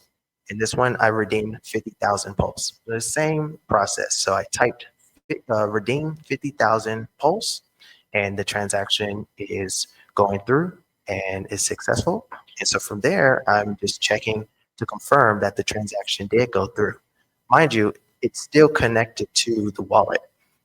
Made sure that the AI agent is able to stay persistent with me being able to type and continue on the conversation of what I want to do. And so this is scenario one. And so from there, we go to the next scenario. So it has multitasking features. So I can say, check my balance. Then after checking balance, I want to switch to the different blockchain. So I was on Base and I switched to Pulse Chain. From there, I can exchange a certain amount of, let's say in this example, I exchanged 0.005 ETH Base to Pulse. And what we are doing here is we're actually using Change Now APIs to actually be able to make the conversation happen with the exchange so that the transaction actually does go through. In this process, anyone can actually go ahead and use the agent to be able to exchange from, let's say, ETH Base or AVAX, and everything will go through as if you normally used it normally. But this time it's obviously through prompting. So we can go to the next scenario. And so then from there, we have multi-chain or multitask swaps. So if I said, yeah, I want to swap to, let's say in this example, I swapped to, what's that? Look like okay. So I'm actually prompting or seeing what I'm actually doing. So I have a full list of what's going on. So I say, hey, let's swap Pulse to W Pulse. And then let's swap that W Pulse into most. So anyone that loves the meme coins, want to put that in this demonstration. So from there, it actually is able to continue on with the conversation of being able to first go through that first transaction that went through. And then after that, be able to go through and create the second transaction in the process. And you can keep going with this. So if you wanted to, you will be able to continue on with, hey, swap from Pulse to W Pulse, swap the W Pulse to most, swap the most to Pulse X, list goes on. And so from there, we have another demo, and this is for the individuals that love to generate their keys for validating. So if you are a validator, and some people in here actually have used this, they have been able to use the AI agent to generate their validator keys. So simply being able to put in your, simply typing, I want to generate validator keys. It gives you the mnemonic phrases. You just simply copy it. You type in the password. You have to confirm the password. And then from there, paste it, and you are good to go. We do not store those, not your keys, not your coins. And so from there, you actually see that it did generate the files. And what I'm doing now is I'm actually moving the keys into the downloads folder for this next one. I think the next one, anyone that runs a validator will really like. So I was able to figure out how to create a validator using an AI agent simply by prompting, I want to create a validator. And by doing that, I can take the key store file, press enter, put in the password associated with the key store file, and then it goes through the entire process of actually putting everything in the correct path of where it's supposed to be in the folder of the actual virtual servers to be able to create the validator.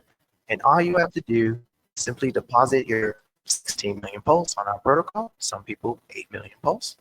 And from there, you'll be able to see once it's done, I go to the virtual server and I do, it looks like I do an LS, and then I'm actually able to do a Docker PS. And then I actually go in here, Docker logs, and I'm actually able to see that it created the validator without really doing much. So that is Liquid Agent. There right now, it actually is live. la.projectpi.xyz. Some people have known about it for the last week or two in our Telegram. We're going to be adding more and more features, as well as we're going to make it to where it is still encompassing in our whole entire ecosystem when it comes to the PPY token. So anyone that has PPY will be able to access this agent. So what is the significance of this Liquid Agent? The whole ethos and purpose, again, of what Chris and I are building is longevity, right? Infinite yield, infinite possibilities.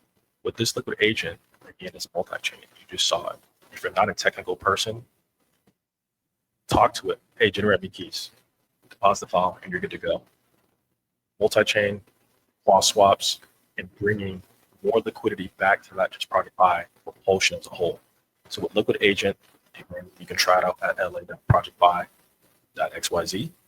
We will be doing a lot more features, again, making it robust to where we actually will be going through other chains, whether that's a base, SUI, XRP, doing it strategically to then actually cohering and bridging ecosystem communities, like the Potion communities, other communities, to let them know what you're innovating and building at Project Pi. So, with that being said, I love what Ben said. He always tell me, just use agent. And I think that's more than likely what's going to be the ethos in the future when it comes to blockchain and AI, is knowing that, yes, you can go directly to the dApp to do, let's say, cross-chain swaps, or you want to build, liquidity pools on PulseX, whatnot. But you also have the ability to go simply to the agent and just either speaking to it or typing to it, and you're good to go. And one thing you also have to remember with the agent is, we have, pump tires, right? We have most in all these meme coins. But who's to say someone can't deploy the same token? You go, okay, what's the contract address? With the agent, you're also making sure that you're actually going into the correct contract and getting the correct asset. Again, if you would like to follow us on the screens, go ahead and use the QR code to join my Telegram. You can find us at ProjectPi.xyz and all social media platforms at ProjectPi314. Thank you guys so much. Thank you. Thank you, Project Pi.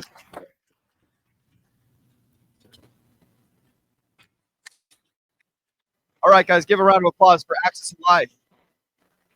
Building your own bank on Pulse Chain. Thank you very much. How's everybody doing this afternoon? You got any energy left? I know I'm really struggling to be up here today, so bear with me. So, Pulse Chain's a pretty crazy blockchain. There's a lot of interesting things going on in this chain. Even the method of delivery through the sacrifice phase was questionable for many. And it really opened a can of worms for the crypto industry, because here we all stand, we can all fully take control of our resources and build stuff that was kind of gatekept a regular person. And so this conversation is really based around innovation, And just my personal experience and kind of to enlighten you guys on what's been going on in the background between dev conversations. And you see people like Kochek come up here and talk about a lot of the success that they've seen in their sub-community, and there's other sub-communities as well that are pioneering different technologies or different ways of thinking about tokenization and creating value without the need of just simple demand. And so what I'm recognizing right now is on Pulse Chain, you're having this environment where you have really low fees, and so the way the game, like we call this the meta game, the way the game is being played is on the tokenization level and contract launch level, and through liquidity, which is you've heard that word a lot. Liquidity, you've heard that word a ton this weekend because it is so key and important to DeFi and us being able to run a 24/7, 365 market that you know participate in, and it's run by the users.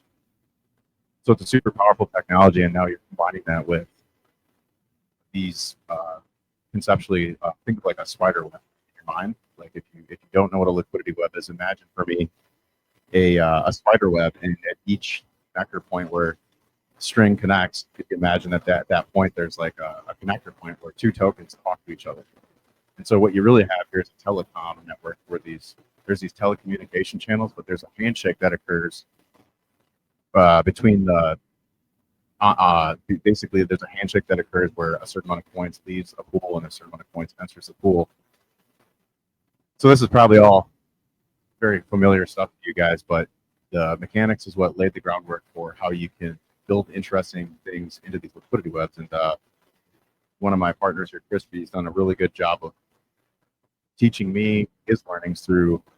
So I'll drop some names now. So like Sunny Day and his ecosystem and his understanding of like how to ethically launch tokens that impact the blockchain and that will live in there and be bricked into the blockchain forever. And so the implication of that is that you never will run out of liquidity on the chain. No matter what, it will always be there. And so it's a powerful thing because it builds confidence for investors to capture some of the token supplies of these things. And it gives builders the ability to creatively set up token webs where one token has a certain property, and then that can like feed its value to another token. It could feed value back into itself. And so what I think this is all going towards, me speculating here, is we're going to see all of these kind of token contracts and ideas sort of formulate a foundation or a base set of conditions and properties. And so what we're looking for here is like a universal system of allowing anybody to launch their own thing on the chain. So like what it looks like right now is most people have to participate by following the leader. But it'd be cool if there was a software component that allowed anybody to step up to the stage and say, I want to make a 1% fee-based token, click some buttons, it launches it, and you can program certain conditions into this. So that's powerful in and of itself. So if you have this like really simple user interface to build this stuff out, that's kind of like the missing link right now, I think, with like the accessibility of what's being built. And it's just a myriad of like a whirlwind of new ideas, new thoughts being brought to the table every day. And so what we're really trying to do, and I speak on behalf of the builders on Pulse Chain, is land on something called the Superman contracts, which is like the penultimate, like if you can imagine, like what's the God protocol look like? What would be the ultimate coin? What would that look like?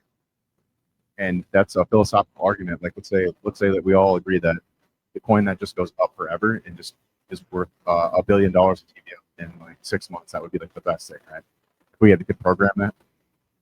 But the other side of that is like, okay, yeah, but and everybody else gets left behind that didn't participate early. So then you have to solve for that. And so I think what this is really heading toward is long-term sustainable growth where token contracts and protocols and liquidity webs are working together to bring in like in a vortex fashion, bring all this value in one place.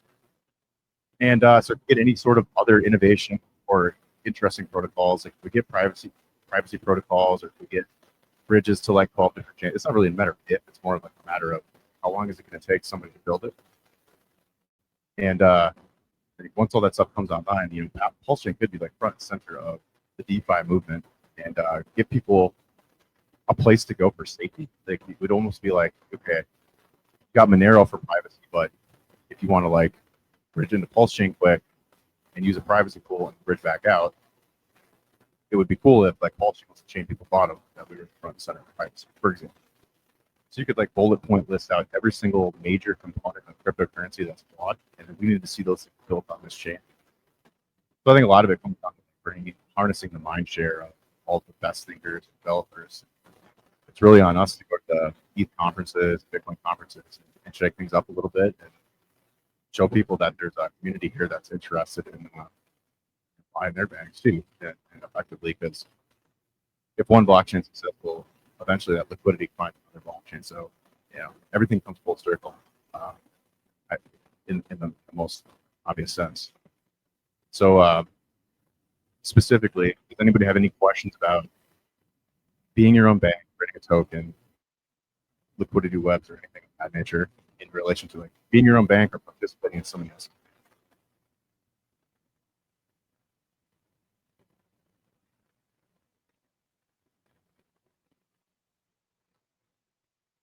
You're baiting me.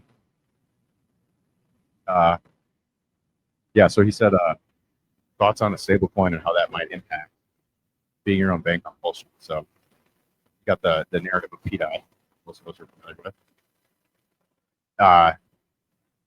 There's a lot of people that think, know, or believe strongly that that is the path toward making sure that we have our own massive stablecoin backed by the richer liquidity, and it's already out there. There's like 8 billion units. It's one of the smaller token supplies, so getting it to $1 easy, just a matter of time. Pegging it uncertain, but boy, would that be an interesting situation. See a stablecoin go from negative to $1 peg. So that might bring some up. So it's an important component, because if we have that and the longer that that's applied and pegged, more and more people will value our stablecoin. Then that can be bridged out to other chains, and then people are sourcing our liquidity, and then we become like the largest liquid DEX. DEX is in layer 1 history. So it's a grand vision. I think, you know, Richard's one of the guys that can tackle this problem. He's probably not alone. He's probably got a lot of whales that's prepared to do it when it's time.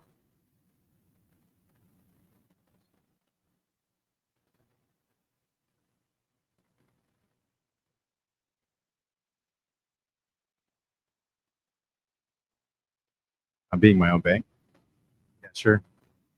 Also in TradFi, we have all these financial services, and the way that on Ethereum that this stuff was solved for was through protocols like Aave, Maker, dozens of others that I don't know the name of.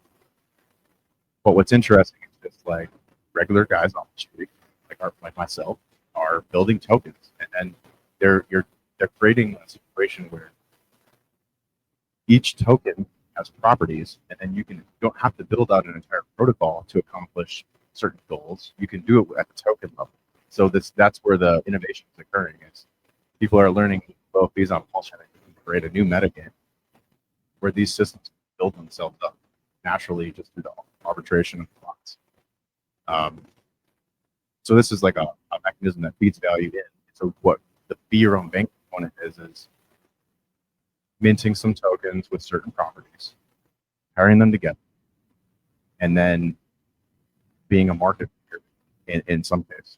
Not everybody, some people will, some people ride along, some people drive the ship, depending on the protocol. And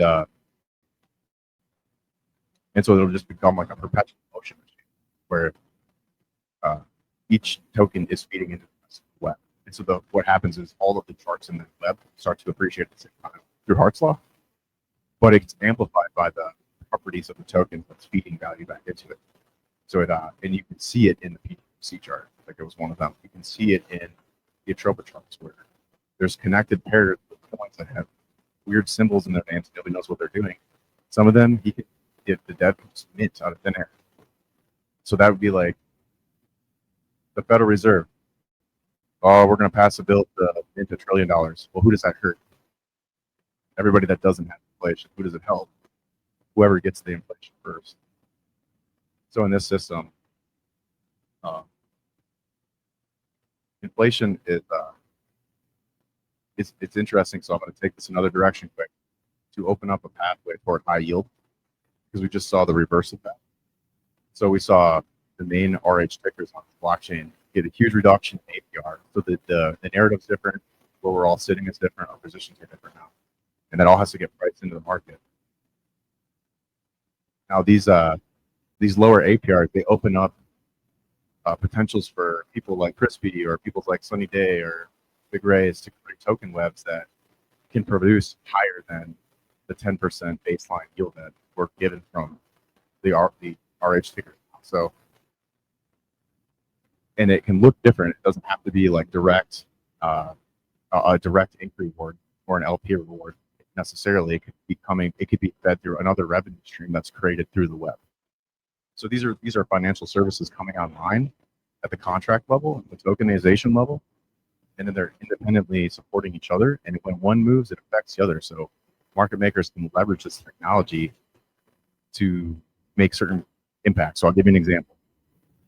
Let's say there's coin A, coin B, and coin C, and coin A, you get an infinite supply of it. And let's say coin A and coin B are the same price. Well, if you ran out of coin A, but they're the same price, but you want to pump coin B, well, you could just go mint coin A for free because you're the banker. And so you take that inflation and you can push that value into token B and pump the token B price, and token A tanks.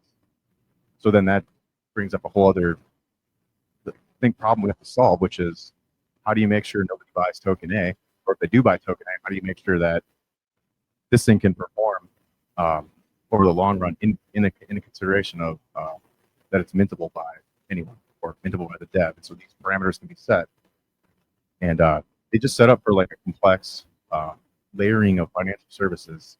And I'll say this over and over, and I hope it makes sense, but are replicating the best we can on the blockchain, the least amount of input costs.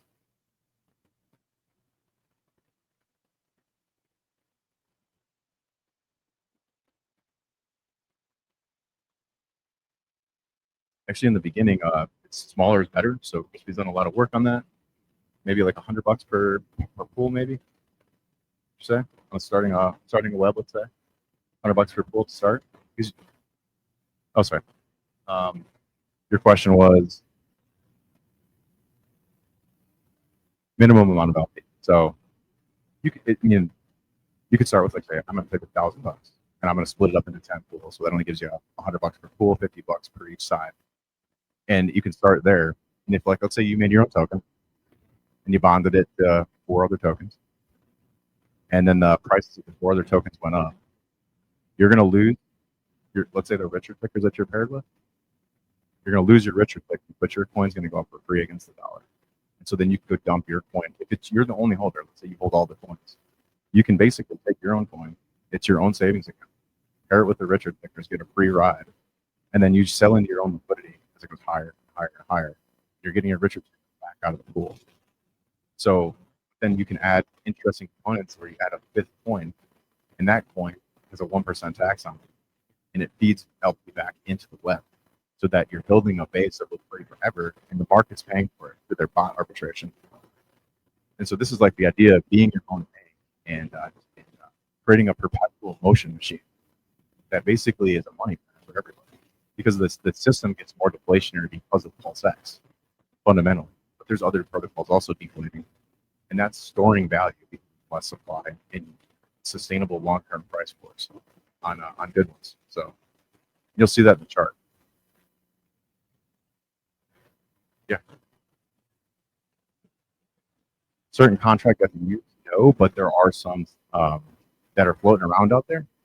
And this gets into the conversation of like a standard. So like each guy, maybe there was like an original contract that was written, like maybe like somebody wrote Safe Moon on Ethereum and then somebody forked it. So there's just a side note, there's not enough brand new innovation yet. It's a lot of forked projects, but that's okay. That'll get us where we need to keep going. Yeah. Your question one more time.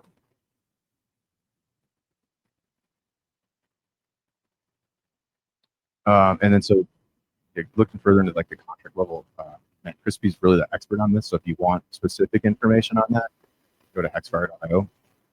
He's working hard on that like all day, every day. So I'll just leave that. I'll yield to him.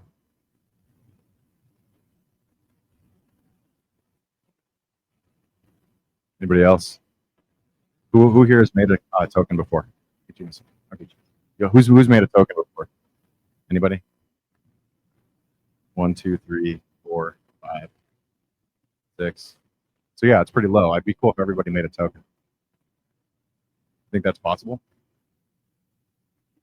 So then would it be cool if we provided everybody with a service where you could go and, oh, I think I want to make a web and I want to have a 1% here and I want a 5% there and I want this to go there. You know, it'd be cool if we made that more accessible to people, because everybody that doesn't know is losing to the guys that are doing it right now. So this is the idea of like the metagame changing fundamentally, and narratives change a lot. Like this isn't just X on Ethereum anymore, one token, one purpose. The whole space is growing exponentially, and it's exciting, and it's nerve-wracking, but it's so ripe. It's a gold rush. So I'll get to this question first, then I'll come back to Artie.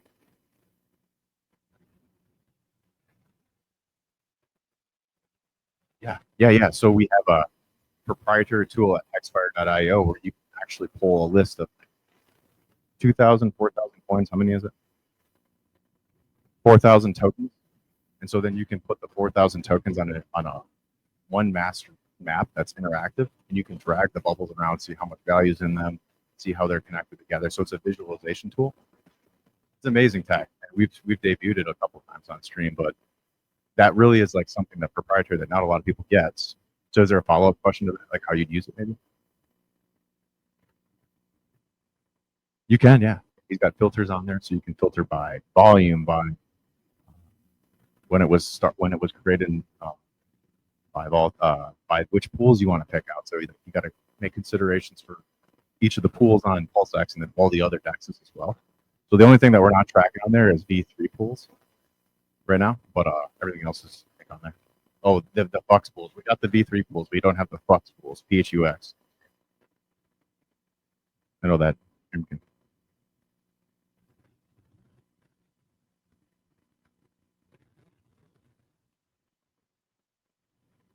Yeah, Maria's makes coins every day, and I don't know what stuff what he's doing. So it's hard to keep up. But like, we can use an example. Look at the they call it the Hot X token, which was it's basically an EHEX treasury token. What does that mean?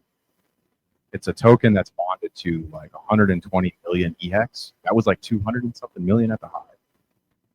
And the LP was burned, so that means that EHEX, hundreds of millions of EHEX, is burned into blockchain forever paired with Hot X. And so that acts kind of like a treasury where at any time, any one of us can go into there if we have a position in it and capture that EHEX value, and no one can take it away. But then there was a secondary token that was minted, for example, called Hux, that he can mint at will to sell for Hot X to get position back in his own treasury. So there's ethical bound. By the way, I don't know what the motive is. I think it's mostly probably positive, right? The chain is growing and becoming more valuable because of the efforts of that team. But just that this is all very nuanced and particular, each case for each founder, how they're going to operate, what tokens they're going to launch, what each token is going to do. It's super specific to the goals that they're trying to solve for. High level. Artie.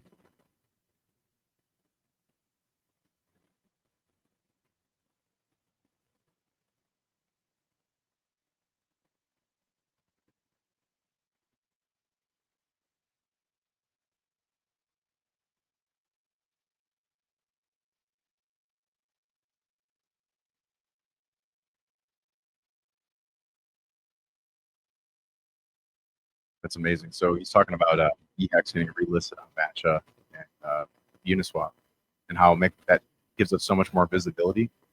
And as Pulse Chain and Hex gets more popular, you're going to see most regular retail users buy EHEX first. And what that does is it lends value to Pulse Chain. They don't have to bridge at all. If EHEX becomes more valuable, the 8 billion EHEX that's bridged into Pulse Chain becomes more valuable. So it increases the bridge in PVL. And that can be sold for pulse chain tickers, which makes pulse chain. So retail can pump our bags by just buying Hex on Ethereum and never touch the pulse chain. I think it's the spirit. I think it's been going this for quite a while. So one of my contrarian plays I've talked about for a couple of years. So anybody that bought since April of 23 when we were at 13 cents all the way down, hang tight. I don't think it's over.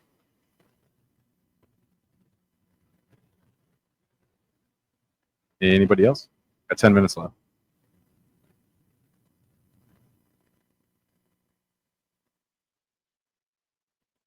Right.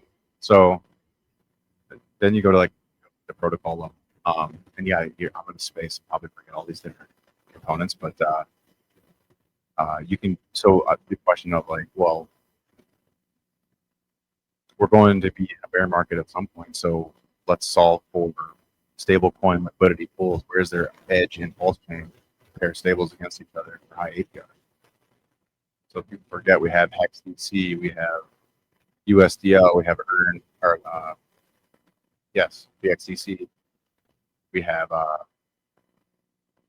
the other one? Coast. We have Coast. So if you're comparing these things against each other, this isn't necessarily like something that we're like, but you compare these things together, and because they're pretty illiquid, like there's inefficiencies there where there's opportunity. So not to speak too specifically, but I would encourage people to look at stablecoin liquidity across the chain, and if you want actual data behind that, we have it. We can see on like a 24-hour rolling basis, like what pools are getting tagged most. And so if like somebody comes in and mints a bunch of Hex DC and dumps a bunch of it, those pairs are going to get a lot of volatility, and so that Hex DC token is going to depeg slightly and go off balance with everything else. That's your money to be made. That's your opportunity. And it doesn't take too much effort to put something together where you set up some LP pools and let them ride. They'll accumulate over time. Then you can take it a step further and build contracts on top that may do interesting things as well. I'll leave it pretty vague for now, but I think then you could be like, okay, we got stables, we have lending. Yes, we have lending. We have leverage trading. Yes, we have it. Are all those systems perfect? No. So I think that there's a lot of room for improvement. So I got to ask quickly a question. Is there any other thing that you can think of off the top of your head that, besides just a fee-based token, that might be innovative that you're seeing? Outside of like, let's say, the treasury example with HotX or like a fee-based token?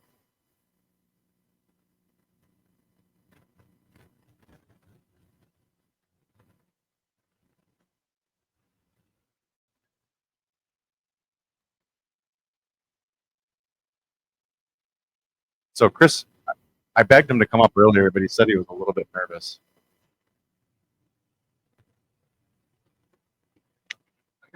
Check. Oh, just kidding. There we go. So what else can we build, Chris, besides? There we go. Tokens? Well, I don't think I'm the expert on that, but you've been spending a lot of time in the computer building, so you're obviously not just sitting there twiddling your thumbs. well, maybe a better question would be to go back to your comment about creating new tokens with new features, that type of thing. So what would be some of those examples without giving away too much alpha? I mean, what are the types of features that you can put together? Some of those are taxes, right? We've seen, and none of this is new stuff. Maybe I don't think any of this is like really new. But tokens that can only go from wallet A to wallet B, or some group of wallets. Tokens that can't be traded. Tokens that have dynamically changing, taxes. These types of things. So, and there are people in this room that are already doing some of this, whether they talk about it or not. And so, that's why I mean about the alpha that might be out there. So you can envision bringing into LARPing. Anybody LARP here? Anybody know what live action role play is? Somebody does. Okay. All right. So if you want to play a game with your community, right? You can design a whole flow. Sure, it's a financial asset, maybe, but you can design a whole flow that requires you to go through certain steps to be able to get to the next level. I mean, there's just an unending number of combinations of ways to do this. very subtle.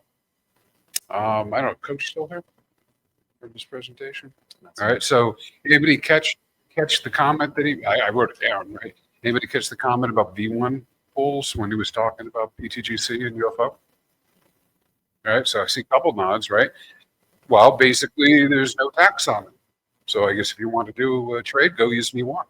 But on V2, there's taxes, right? So it's these types of things that can actually craft and how a flow of an asset might go with trading, right?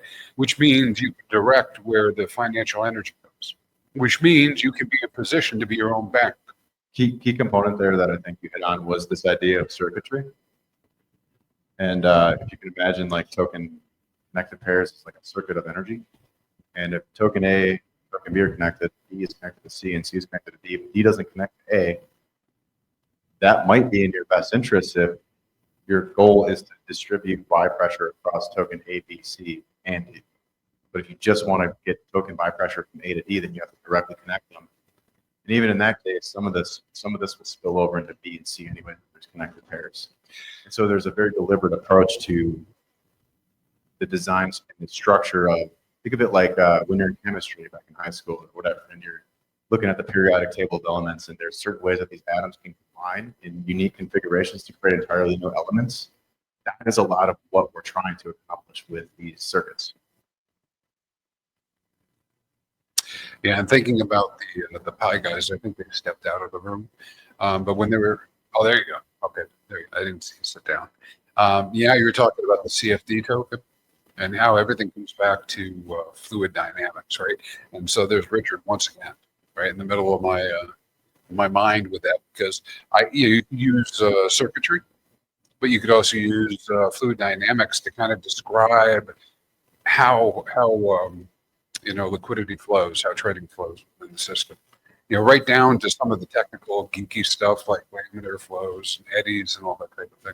So there's a whole science to this that maybe some of us haven't discovered yet. I certainly can't tell you I can give you the answers, but I know people are working on it.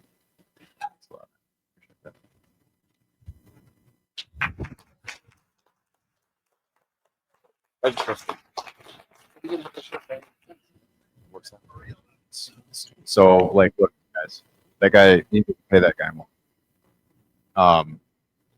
Yeah, so we have this interesting, amazing chain, and it's going to have the most liquidity ever. It's going to be free and open source, and it's going to be a breeding ground for new technology, new approaches, innovative new software and tech.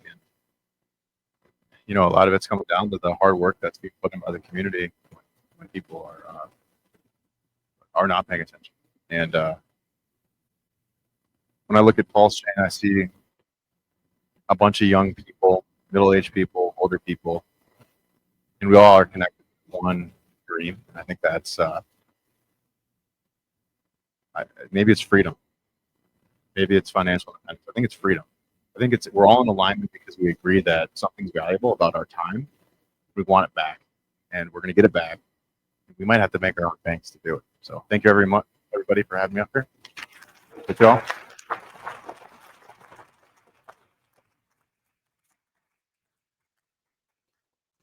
Thank you, Axis. Fantastic talk. All right, guys, go ahead. Give a round of applause for Axis. And then we are welcoming up panel number 8, Risk versus Reward, Evaluating Passive Income Strategies in Cryptocurrency. I welcome on up to the stage Mr. Crypto Coffee, Mr. Crispy, my goodness, Crypto Coffee, Crispy Man, Fast Abdul, and Mr. Prairie Banana. Are you leaving this one? Thank you, sir.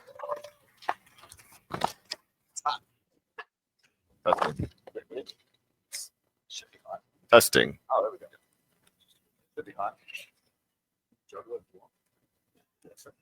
It should be good. Yep, that's the microphone up there. Testing. Testing 1, 2. Oh, hold up. Test. Testing. Testing. Oh, all right. I'll just not touch it. So, risk versus reward. the volatility on market space, the reason why we're all here and the reason why we all feel as bad as we do. Income strategies in crypto, kind of an oxymoron to me, but let's see if we can try and make heads and tails out of this with this group. These guys are some of the best I know in our space, and I hope that you have some answers for us and maybe wipe away some of the bear market blues that we're all feeling. Guys, let's go with the first question. What does passive income mean in the context of cryptocurrency, and how does it differ from traditional finance? Or does it? Do you mind if I inject a question to the audience? Yeah, I would. Let's get him rolling. I have a question. So first, I'm going to ask two questions, but it's going to be: are you more interested? Don't answer yet. Are you more interested in cash flow or number go up? Think about it. Now, raise your hand if you're more interested in passive income. Raise your hand. If you're more interested in passive income. Okay, now put your hands down. Now raise your hand if you're interested. If you already answered, answer this one. Raise your hand if you're interested in just purely number go up. I don't like. Thank you. I don't like it. So that was interesting. Let me ask you a question. Who wants freedom? There we go. Freedom. Let's play. We got a pair of pieces blue. Question, guys. Combination of the two, man. Oh wait, there was a question. The question was, what does passive income mean in the context of cryptocurrency? How is it different from traditional finance? I think it's basically just getting like concept of mailbox money. Like you wake up, you check your yield farm. Hey, you made $1,000 this week. That's awesome. But it's different in crypto because it's easier. Like you don't have to ask a bank. You don't have to wait for their processing times or hope that their customer service, is nice to you. Yeah, you don't have to worry about them like shutting your account off if you try to pay somebody in like Indonesia. So it's just a better way to do money. And that's what passive income is. I mean, you wake up, you got a little bit of yields, you fund your whole life, and then you reach that financial escape velocity, and you don't have to work anymore. It's great. And that is great. We love passive income coming into our wallets every single day, as perhaps some of the whole UFO and PTDC and Hex enjoy. But when you are a wallet holder, that comes with responsibilities, right? And you have to take responsibility for your keys, your security. And so TradFi gives you boundaries and security. But in DeFi, you have to be that security. So you're taking all the burden of that responsibility onto yourself, and you need to be cognizant of that. Yeah, I'll add on to risk reward, right? There's higher risk, higher reward because we own our own keys, right? And I'm sure some people here may have done chargebacks before on their credit card, right? In crypto, well, minor acceptance, no chargeback, right? You do something, you're stuck, right? So that's the responsibility part. But just like Coffee was saying, and now Eric, right? There's things we can do. You can monitor a lot of stuff. You can do a lot of stuff. It's different. It's available to you, but it does carry that risk reward. I agree. You agree? I agree. Nice.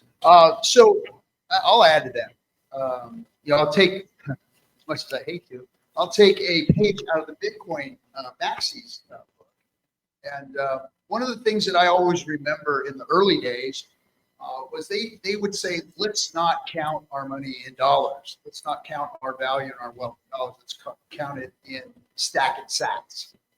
And I think that all of us in crypto, so first of all, you don't need to worry about price until you're ready to cash out. Now, if you're ready to cash out and crying and bitching about price, we know that it's time for you to cash out. So you should be worried about stacking your crypto. And how do you do that? there are a lot of passive needs. I'm sure we'll get into some of those. The safest passive income stream in this ecosystem, in my opinion, is a hex stake. It exists on the Pulse chain blockchain. You control that, and it's been called a blockchain CD, but it's really a lot more than just that. There's a lot of economic functions. There's a lot of financial, tools from the toolbox that exist in the traditional finance world. And this is what I try and teach older people coming into the space, is that there's nothing new under the sun. These are all tools, situations, and market sentiments that we've dealt with in the TradFi world. But now we're being able to take all of the negative externalities out of that and program positive externalities into our financial tool. So Hex being that tool that has been developed and built by somebody who absolutely knows finance, knows what's going on, is about the safest, best bet for passive crypto stock that I know. And it doesn't matter, again, what the price of it is. If you're stacking more of it, you're stacking more. That's the goal, is to get more crypto into your crypto bank. Gents. I think the goal, the interim before Hex becomes, the global reserve currency in 20 years or whatever, you do want to sell some for US dollars. You can live your life. So Hex is great, but you also have these strategies like yield farming, V3, single-sided liquidity farming, where you scrape off a little on the top, sell if you need to. But the whole idea of Hex was to, never have to really worry about selling dollars because it becomes a globally recognized thing. And that sounds pretty delusional at this point, but it's about to happen with Bitcoin. It's about to happen with Ethereum. And it's just a matter of everybody recognizing that these internet coins are worth something. And if we all get enough people in the world to recognize that, then there's no need to ever exit this whole system that we're building. Next question. Okay. Sure. What are the pros and cons of staking passive income strategies? The pro of staking typically is that with a single token, a single-sided staking scenario, you have no permanent loss risk, right? Which when we get into the yield farming, we're using liquidity, and often staking the token. I think it's when people think of staking in this community, they think of staking Hex. Staking a single asset for a reward, you're not going to suffer a permanent loss, which is when you're in an LP pair, one token goes up or down faster than the other, and you're left with more of the one with lower value, and less of the one with higher value. So Hex gets rid of that obviously with a single-sided thing. I would say one of the problems is what Hex was built for: delayed gratification. And one of the cons would that be is if you don't want to delay your gratification, you just want to sell your tokens, then that would be a con.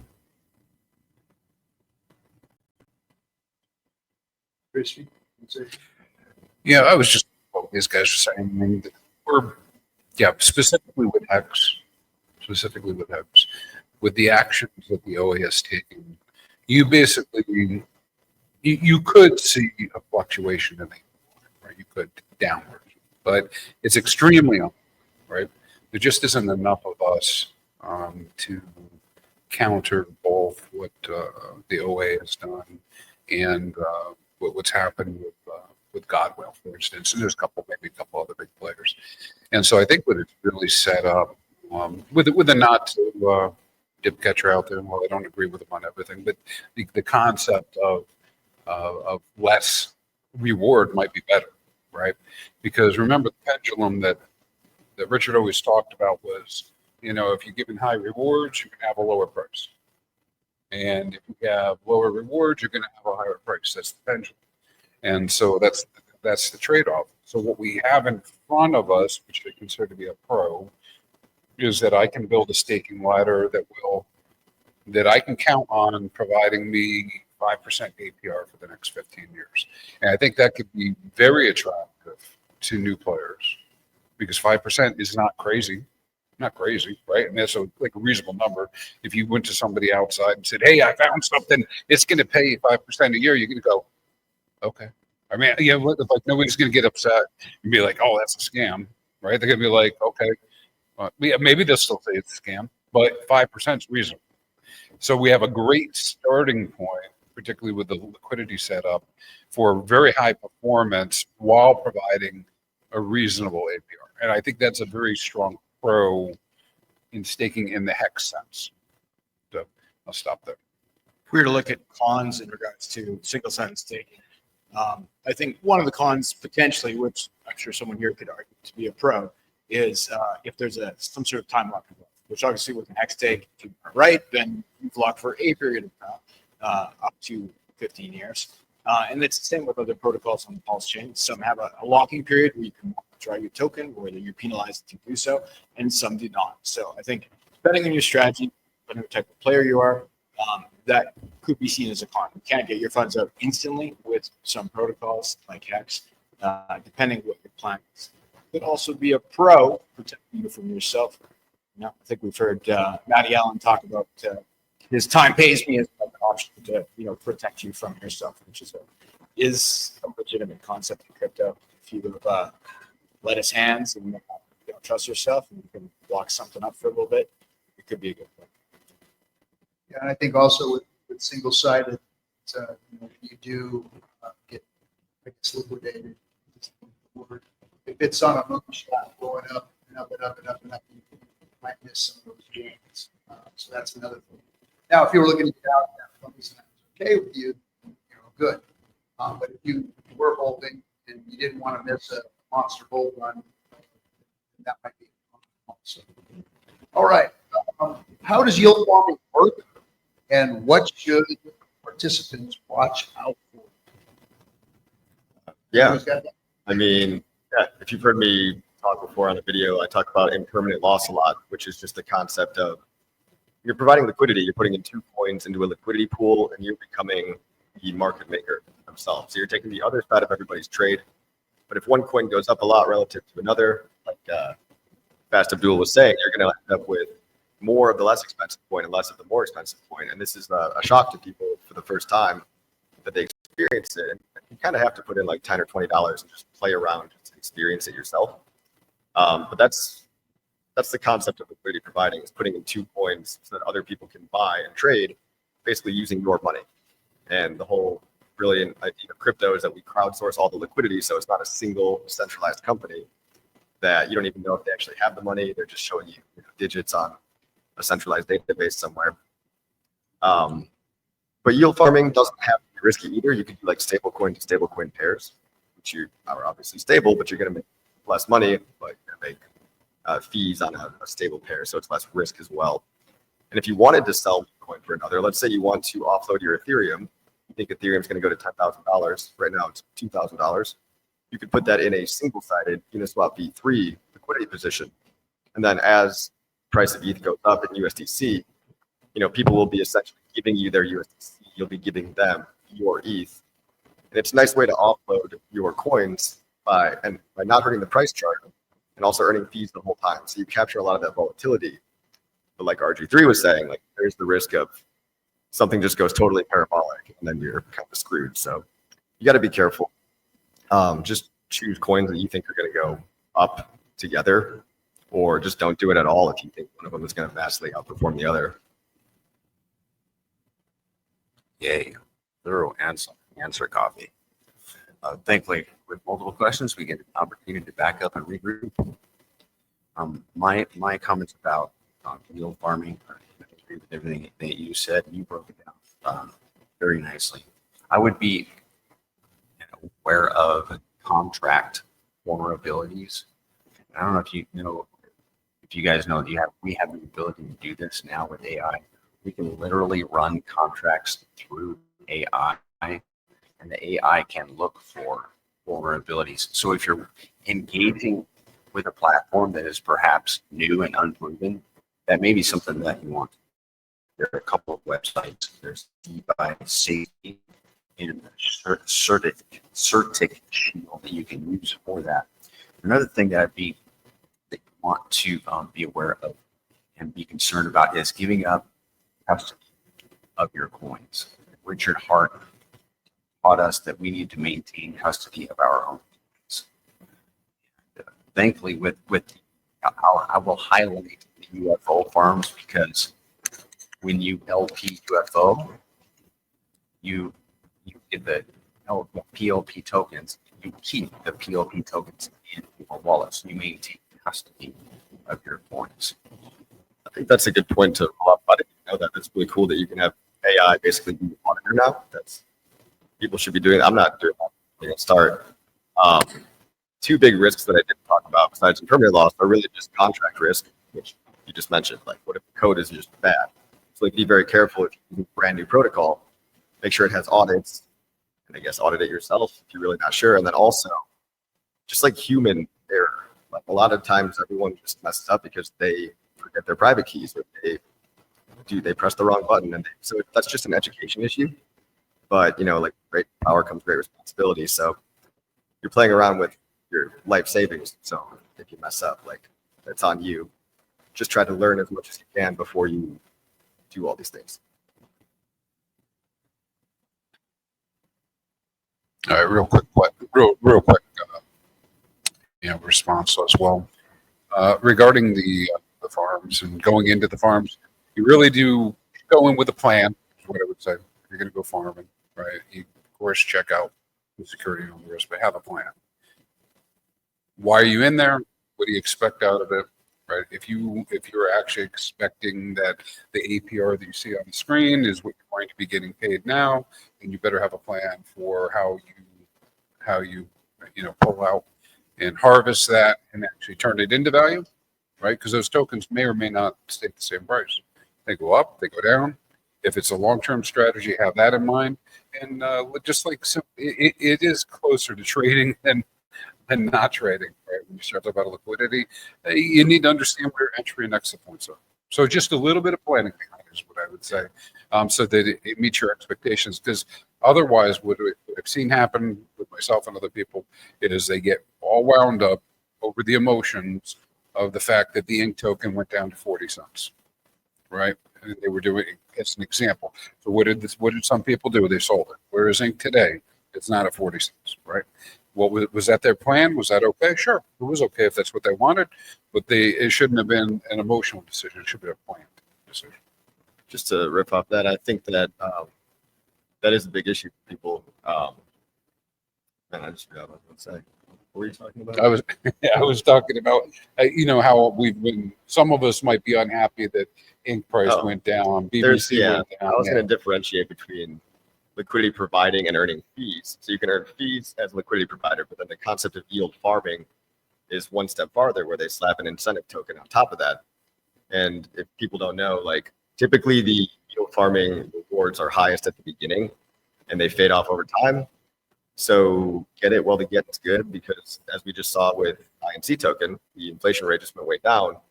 Not really that attractive to do yield farming anymore. So when these opportunities pop up, you kind of have to be a little more active than passive. I don't even know if I would call them passive, because you have to be alert and check in on them every so often. I mean, it's a spectrum, but it's not as passive as, let's say, hex staking. In regards to the actual mechanism of yield farming, typically with liquidity providing, typically what you're doing is you're interacting with the contract. You've added liquidity on DEX, on Pulse Chain. The three biggest ones that be used for liquidity farm would be the Fux Exchange, PulseX, the biggest one by far, and Nugget. And there are some small ones, SparkSwap, for example. You're adding your liquidity in tokens that you're pairing together, and then you get an LP token that comes into your wallet. It's not always visible in your wallet, but it has a contract number that can be added. Gravity's pretty good showing them, and then Mask not so much. Then typically you're depositing that LP token into something like PulseX, and in return for depositing that LP token, then the protocol knows that you're now a farmer, and then it starts paying you yield at ink or Fux or 2 Fux or 9 or BBC, whatever the protocol's paying. Right? So with that in mind, a person has to be conscious of what these tokens in their wallet are. Never sell your LP token. Sometimes there's liquidity pools. It's usually some exceptions on Fux in particular. Typically, the LP token is something that you sell. You can always take your tokens back out. That's the mechanism. So with V2, like Uniswap or Pancake Swap forks like PulseX or 9inch, you add 2 tokens, they equal quantity by value. And when you want to get then you get the LP token in your wallet. And when you want your tokens back, you go to withdraw, and you pull up the tokens. The balance of the tokens, the quantity on each side, of course, can change depending on what trading happened that day. But it is always a reversible process. With the protocols I mentioned, there's no lock on the thing. Those LP tokens farm, right? So you can farm at any time. I don't recommend a plan where you're pulling out your LP daily. That will result in large incremental loss, but you're not locked in for duration. Maybe we should just name some of the places you can go, because if you're new to Pulse Chain, there's a lot of places you can still go to earn yield. It doesn't have to be pulsex.com, even though that's the main one. But you've got app.binance.io. You can earn some liquidity farming rewards over there in the form of BBC token. Then also there is PHUX, and PHUX is another good one. What else is there? Like, am I missing anything here? A couple, maybe. So there's Fux.io, that's the fork of Balancer from the Pulse Chain. And then 2Fux is built on top of that. It's a fork of Aura Finance / Convex, that's a yield amplifier. It's 2PHUX.io. Those will be some of your higher yield options. Of course, we have PulseX. Everybody knows that one. There is a great protocol on the Pulse Chain. It's basically a map of the various yield farms available. And that's the Hocus Pocus team. It's hocuspocus.finance. And they have a farming wizard tool that will show you probably 300 farms on Pulse Chain, right? Including the 2Fux farms now, which is a new upgrade they just did.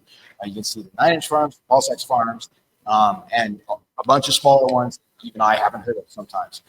This is a tool to show you what's available. It's not saying that everything you see there is safe, but if you want to have a picture of what's available on the Pulse Chain, you go to hocuspocus.finance, and you can see probably 90% of the LP farm opportunities on one page.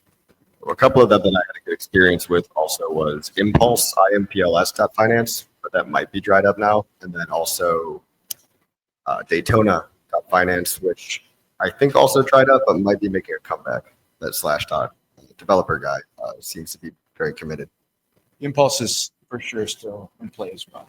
Which one? Impulse Finance. Impulse. Yeah.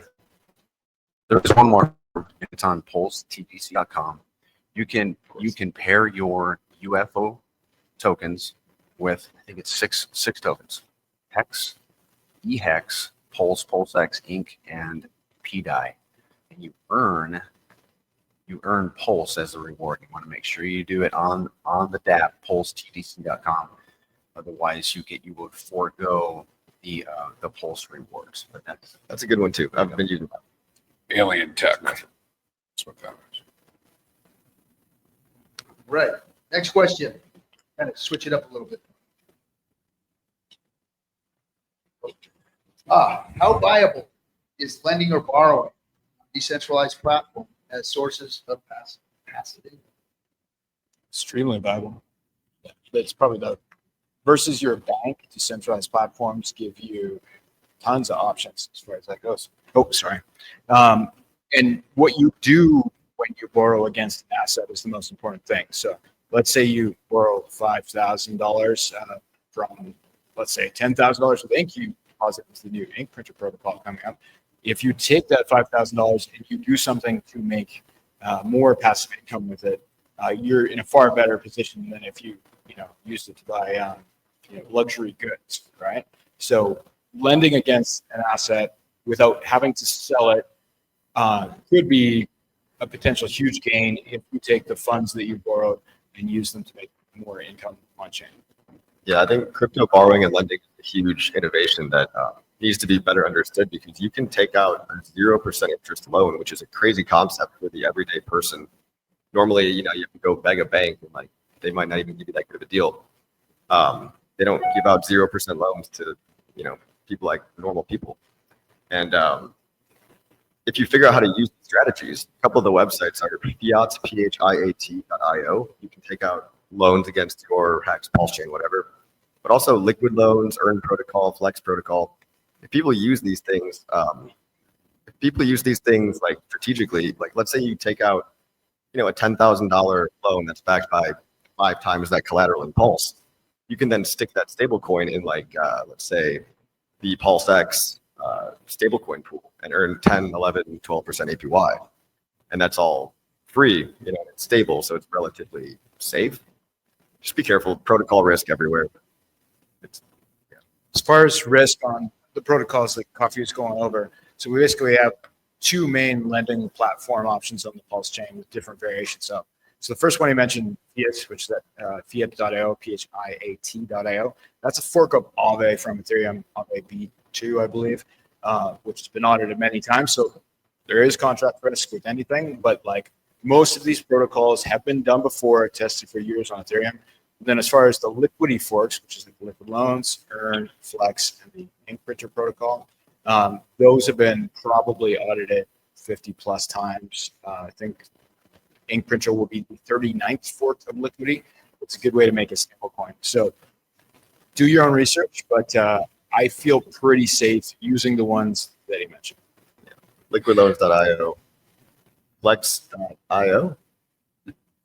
There's that. Have to check that out. You can Flex. go to the PowerCity.io. There we go. And Earn.PowerCity.io. Yeah, I'd like to mention probably a couple other things about this. Well, first, we did have our presentation yesterday from Mr. C3 Works, right, regarding actuator. So that's yet another methodology that's there. And then the Up and UpX guys and ladies are launching their own loan protocol, which I'm not qualified to speak to, but that's coming in the next week. So there's going to be lots of options. But I want to roll it back to why. All right, so if I'm in crypto and I'm just beginning and I got a few $100, this isn't what we're talking about, right? And so let's roll all the way out of crypto and talk about what it looks like when you guys have assets, right? And this is this whole leverage ability, right, of what you have.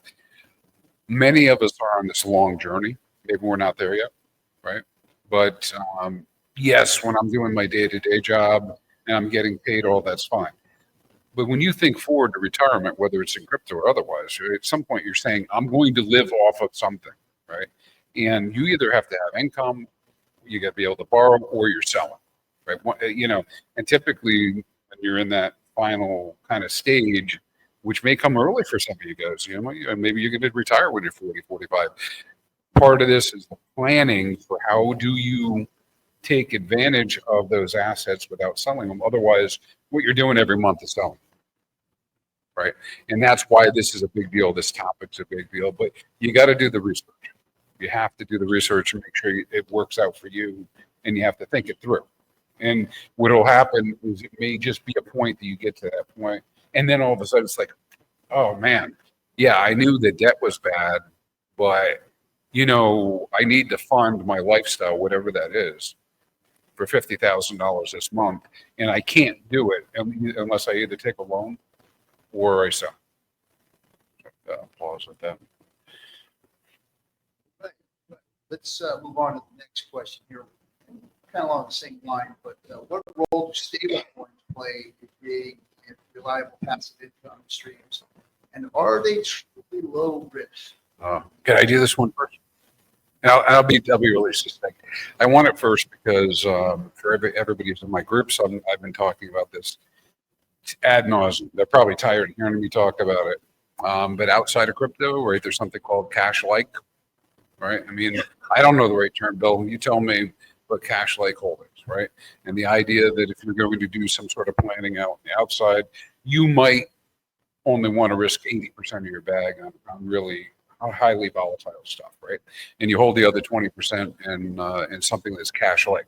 In crypto, that doesn't translate exactly, but the idea being that maybe as you're on this journey, having some sort of number in mind, 1 to 2% maybe to start is a good idea, and that would be in stables.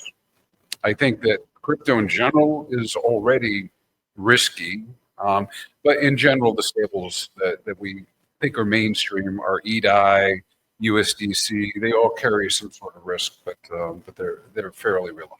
There's also like the concept of centralized stablecoins versus decentralized or asset-backed stablecoins. And so like with USDT or USDC, you kind of have the same risk that they can blacklist you. It's probably a lower risk than like your bank actually shutting you off, but there still is that risk. And then the fact that they're bridged into Pulse Chain now adds another level of bridge risk. But I don't think people talk enough about like the 4 native stablecoins that we have today. We have a stablecoin backed by Pulse, we have a stablecoin backed by Hex, and by PulseX, and now by INC token. So these are isolated. They're forked off of really solid code. Some project called Liquidity over on Ethereum. It's been running fine for a long time, so it's pretty reliable. And I'd like to see people using that more, because if we can buffer our ecosystem with more native on-chain stables, it reduces bridge risk, and it also gives you more power in terms of nobody can shut you off. There's no blacklist function, and those are also free. And now we also have another stablecoin, CST, which is a centralized stablecoin, but there's no bridge risk because it's native to Pulse Chain. So you can mint that at 0xcoast.com. And the more people use stables on our own turf, I think that strengthens the ecosystem a lot. I think the important thing that people need to understand about the function of stablecoins and what makes them be stablecoins is how they maintain their peg to the dollar. And usually we're talking about the US dollar, but I think there's stablecoins pegged to other currencies.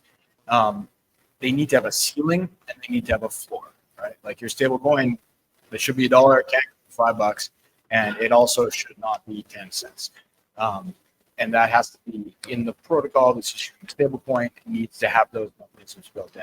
So when you're evaluating stablecoins, on Pulse Chain, like the bridge risk and things that Coffee talked about are real, but like things like DAI and USDC, they're redeemable on Ethereum. You can bridge it off and redeem it. So if you could buy, 50 cents USDC, you could bridge it back to Ethereum, redeem it for $1. So it's, there is a mechanism. Now, how that mechanism works is not the same as the native stablecoins we have on Pulse Chain, where it's redeemable on chain for $1 worth of the underlying asset. So that creates the floor. The ceiling in the case of liquidity forks is if it goes up to $1.10, then people would mint it and then be able to sell it into other stablecoins like DAI or USDC and arbitrage that difference. But it's very important that the stablecoins have that. And we've seen stablecoins fail in the past, lose their peg. They had an error in one of those mechanisms. What was the big Luna, there we go. Yeah. Don't want to be like that. Yeah, and so to go back to your original question too, now that we've talked about what the risk could be, it could be all these risks. LP with stable coins is kind of an advanced topic in general, right? Particularly if you're going to use algos or something else, or you're using V3. However, what I can tell you is we can observe from the chain that people doing stable to stable LP, we can demonstratively show you that they're earning between 10 and 50% APR. And that's because stables are important. And so the answer is yes, they're, at least for the part about using it for yield, yes, you can earn passive income. Great. And remember, a stable coin is a stable coin because it doesn't go up, or below. So, remember. Okay. How do security risks, such as smart contract vulnerabilities, affect passive income strategies? We all know not your keys, not your coins.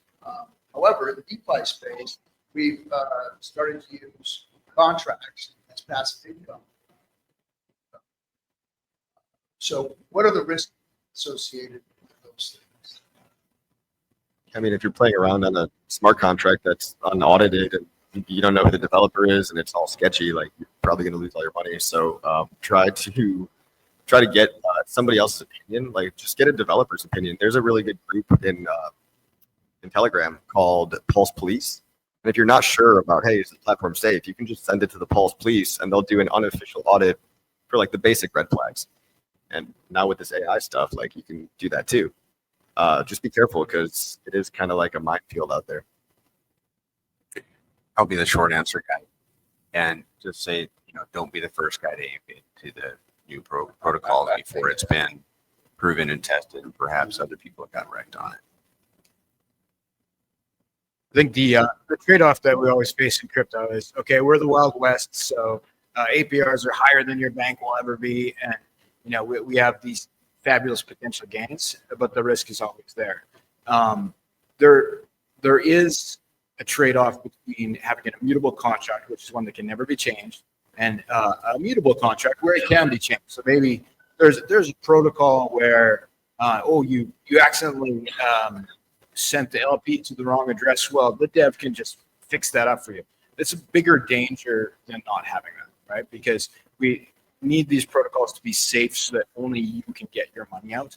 So the danger, as I see it, with good protocols is you made a mistake. Now you bricked your funds up somewhere. You sent your LP to the, to the token address, or you made some mistake.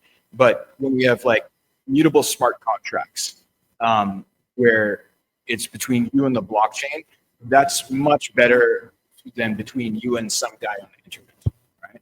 So like the known protocols that are audited, that make stable coins, that give loans, that allow us to do liquidity providing and pay us for that privilege. I think, to me, that's a worthwhile risk for my bags. But it is between you and the blockchain versus you and like another person. I think that's generally speaking better. I trust blockchain more than trust people.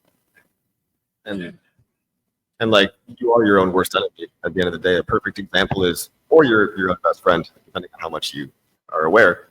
But like the Hags emergency end stake, perfect example. Like, people nuke themselves because they don't realize, oh, I end stake early, I lose all my coins.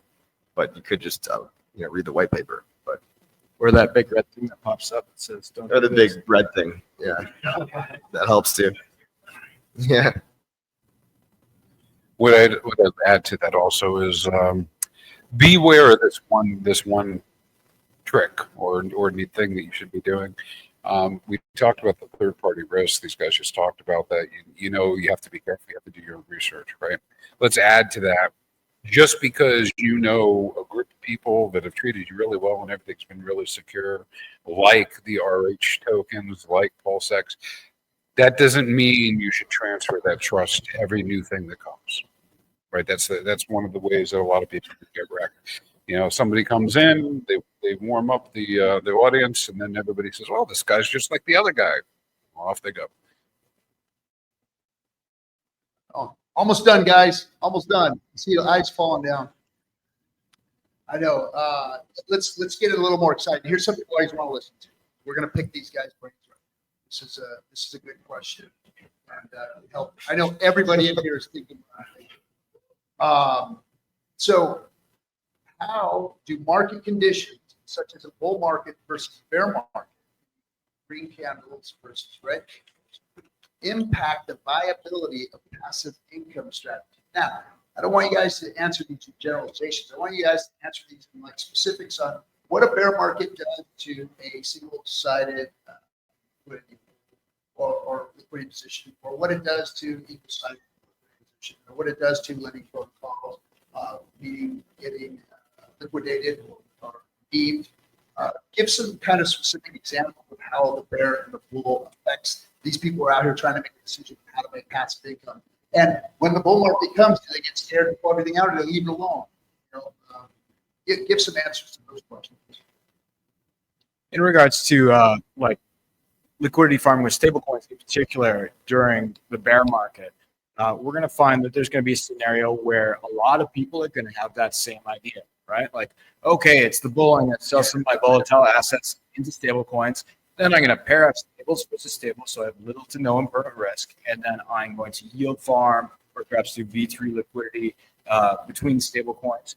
That's going to carry me through the entire bear market, right? And there's certainly this could be a good play, but there will be dilution in that because a lot of us have the same idea. So a pool with stablecoins, you might see paying 15% right now. When that pool goes from, let's say, $2 million right now to $40 million in stablecoins, right? It's unlikely to still be paying 15%. We might. So you'll have more 3%. volume. Sorry, that was loud. Sorry. You'll have more volume, hopefully. You would, but it's not going to be quite the same, right? So I think you're going to need to have a more diversified plan than just being in just this one pool, right? Like a sort of diversified yield farming with stablecoin strategy in order to get over that 10% mark, for example. I think like in a bear market, yeah, you want to be probably in stables for the next one. In this bear that we've been in, a lot of people are surviving and trying to just accumulate and not lose their positions. And so we've seen a lot of like joining the yield farms, but the yield dries up, and it just happened with INC token or like hex staking, but now hex staking, went down a whole lot in terms of the APY. So a lot of people too, like if you're just starting out, like you might just want to skip yield farming altogether until you have like a 6-figure bag or even higher, where it would make a lot more sense to start collecting these fees, because the fees would be meaningful enough to offset the permanent loss. Now I know it's the same regardless of the scale, but keeping it simple and just buying and holding coins to go up might actually be better than a lot of this overcomplication for 90% of people. Disagree. But it's up to you. I think some people could win like $100,000 bag. You could be making a lot of income on that if you take the time to learn about impermanent loss and yield farming and the assets that you're getting, right? I think if people were ink farming for the past year, right? Recently we've had a reduction, but like some of those guys have huge banks because of ink farming. Yeah. RG, I feel like I've been baited. Get it? Do you mind if I talk about some protocols that are built around volatility? Just briefly. Your panel. PTDC and UFO are volume and volatility based protocols. Okay. PTDC and UFO are volume volatility based protocols. PTDC right now is on like, I think it's down 45%.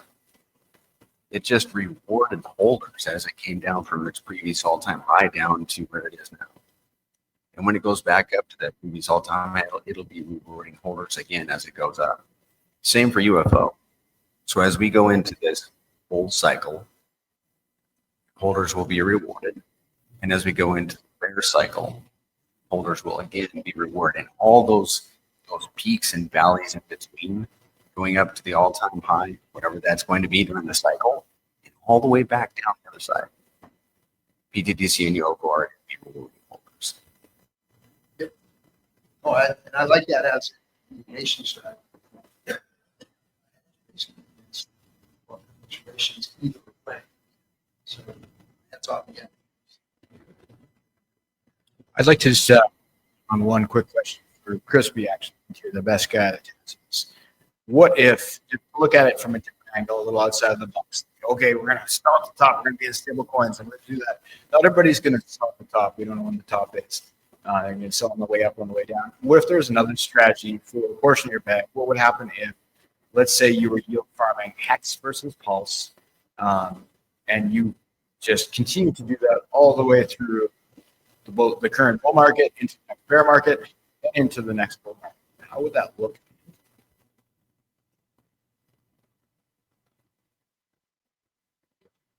Is that to me now? Absolutely. Long sentence. It was. Well, we're kind of moving away from passive income, which in my head, when we're talking about passive income, I'm thinking about stables and what I'm going to be selling in order to pay the lights or whatever, right? If that was my attempt. Then, clearly, when you do your plan and all this stuff, you're thinking about when you're going to take profits, which kind of starts getting to what you're talking about, right? So guys, easy strategy is, hey, I'm just going to sell X amount every month, no matter what the price is, because that gets my value, right? Well, then you start getting into, some issues where, hey, maybe it's going to be at the bottom. Do you really want to be selling at the bottom? It's kind of like, duh. I mean, if you were going to be trying to accumulate while you're selling, which means then you have to have even a better plan in place to have taken profits up at the top, right? And be able to roll those into something, and the kind of something you might leave in place to set you up instead of a strategy of buying the bottom is an LP position with something that's going to be volatile enough. You're using the example of Hex and Pulse. And the idea that it'll be volatile enough against each other that over that period of time, you're just going to be getting more and more units, right? And which is really the point, is to build that LP up for units. And I think that goes to the point you're going after. Yeah, right? exactly that. So it's the concept that, like, if you thought of long-term liquidity providing through bears, full through bulls as like a staking option where you're going to end up with like a shit ton of the tokens inside that pair. If you go all the way through a bear and all the way through a bull, providing liquidity for something like Pulse and Hex, the total token count in fees, let alone the yield farming opportunity with whatever additional token that you're receiving, could be a lot. You could end up with a lot of extra tokens. Just an idea, nothing. Yeah, it really depends on you guys and what your plans really are, right? What are you planning to do? I mean, are you a person who's going to be waiting for the bottom to buy up the bottom? Is that what you're doing? Is you DCing in? And there's like 100 different techniques, right? I mean, we see the big guys and ladies doing it on the chart, right? They wait for the price to get really low. All of a sudden, there's a V3. They only put one side on, they collect the rest while they can, and then some months later they remove the whole position, right? So I mean, there's like, we just go on and on with different strategies. Here's a good one right here. Another good one. What is your approach to profit taking? How do you balance short-term gains with long-term gains?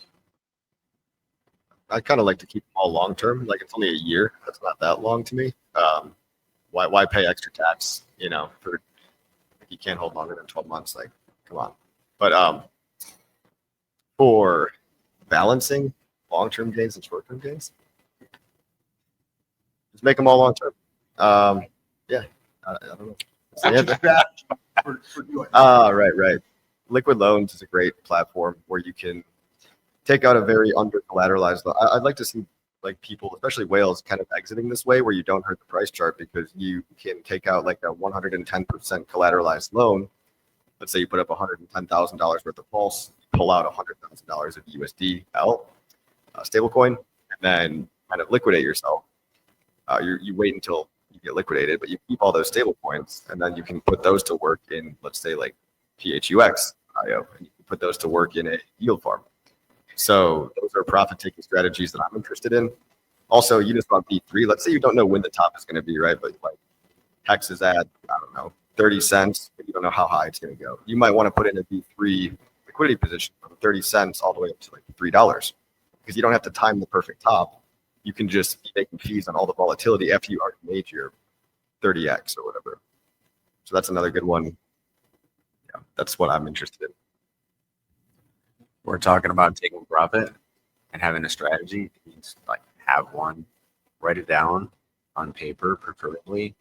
And you can, when you're thinking about like your strategy, talk to some colleagues, listen to some streams, perhaps about taking profits, talk to your spouse, have a plan in place, written down, preferred, but just be willing to pivot when, if you need to. Have your friend tie you to a tree. Don't let you go until you press the sell button. It's going to be really hard. Well, I can echo that. I like the idea of having written down kind of a plan. Some of you may have heard me talk about this before. I kind of liken it to having 3 different business models, right? My short plan is this cycle. My medium plan is the next cycle, top going out 4 years. And then there's long term.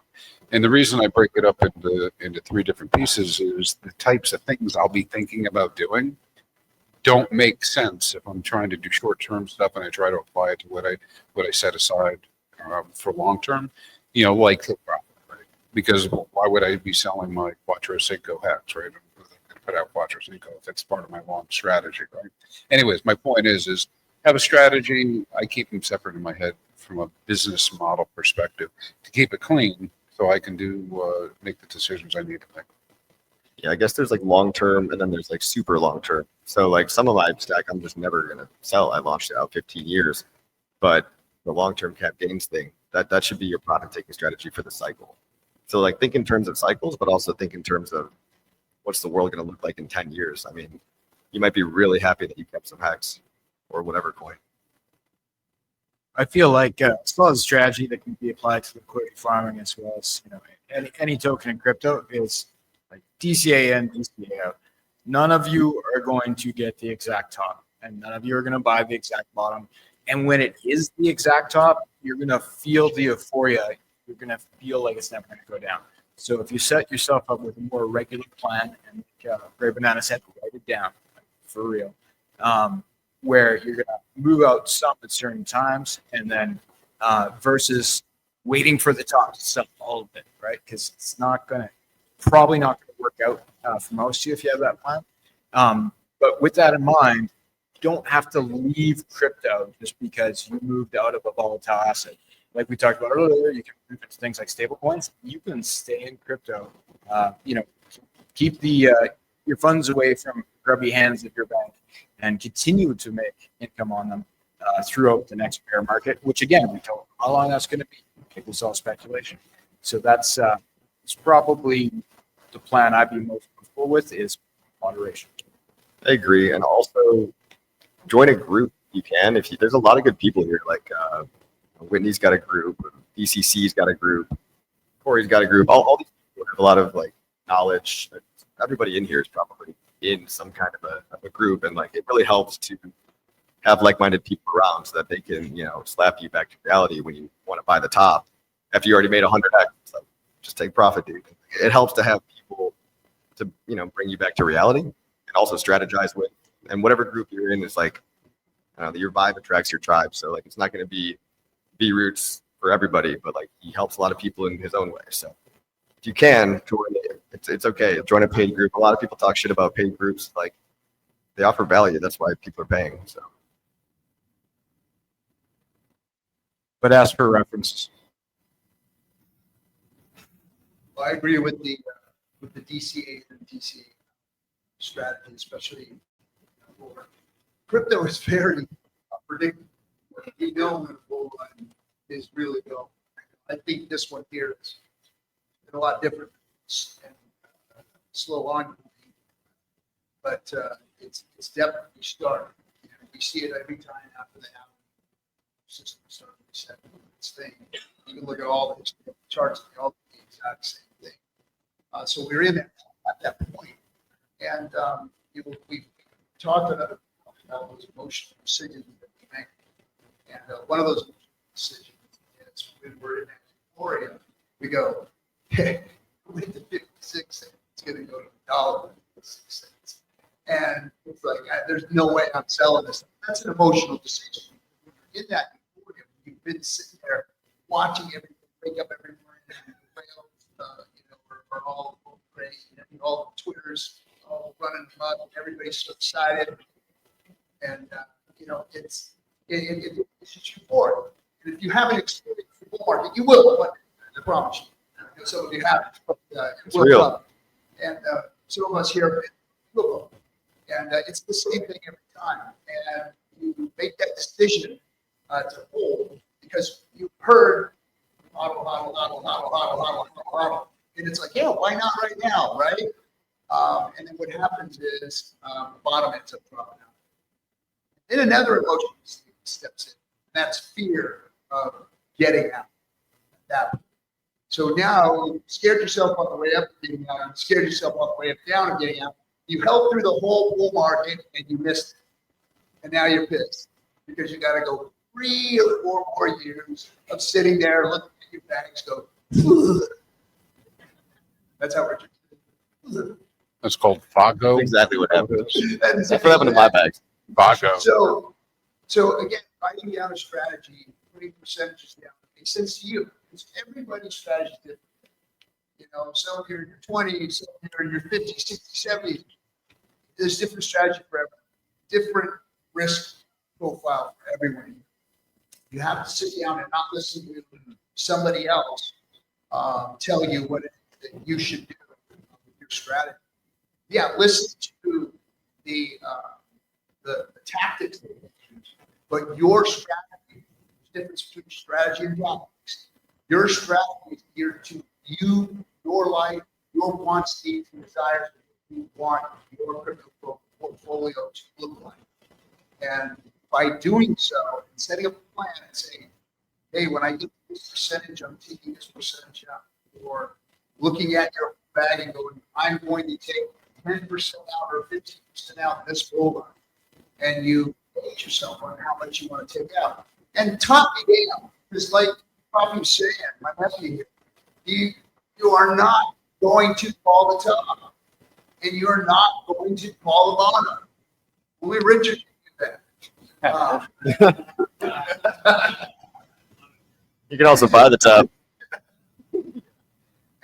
So you've got to realize that hindsight's 20/20. You'll be stuck there and going, man, I should have got out here, and I should, sold the pot here. Could have, should have, but you should all over yourself. You need to have a strategy. Get out, worry about where the top is. You got out, a month before the top ended, or a month and a half. It's still fine. You still did good. You did a lot better than most people are sitting there staring at those bags still as they went on the way down.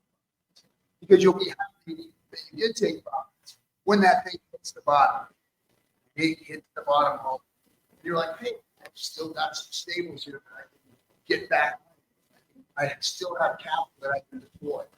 Or I took capital out that I'm going to need during this bear market, or I wanted to take out during this bear market. Glad I did. So have a strategy, stick to that strategy that applies to you.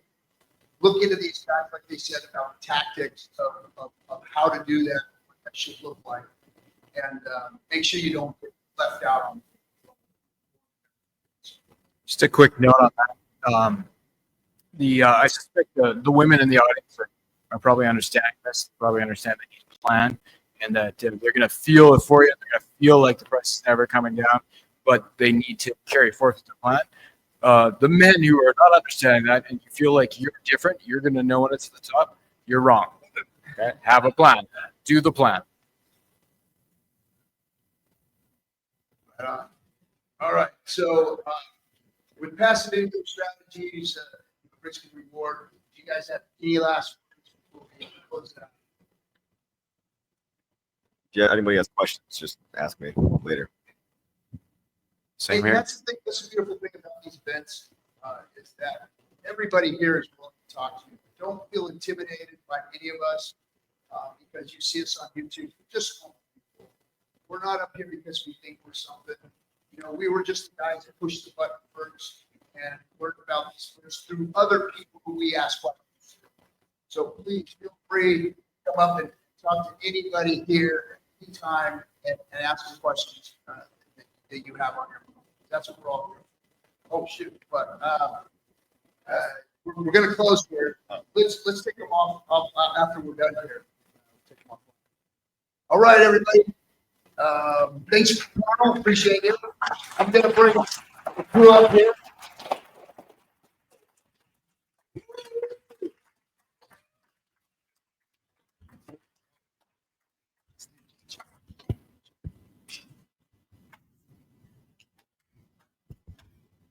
All right. Did you have an announcement or anything to say?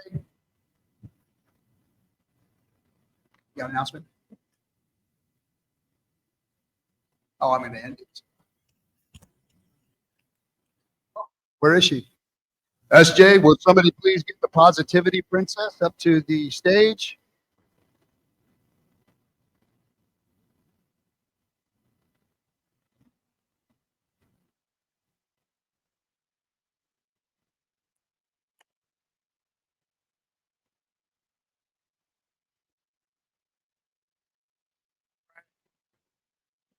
First, I just want to thank you all for coming.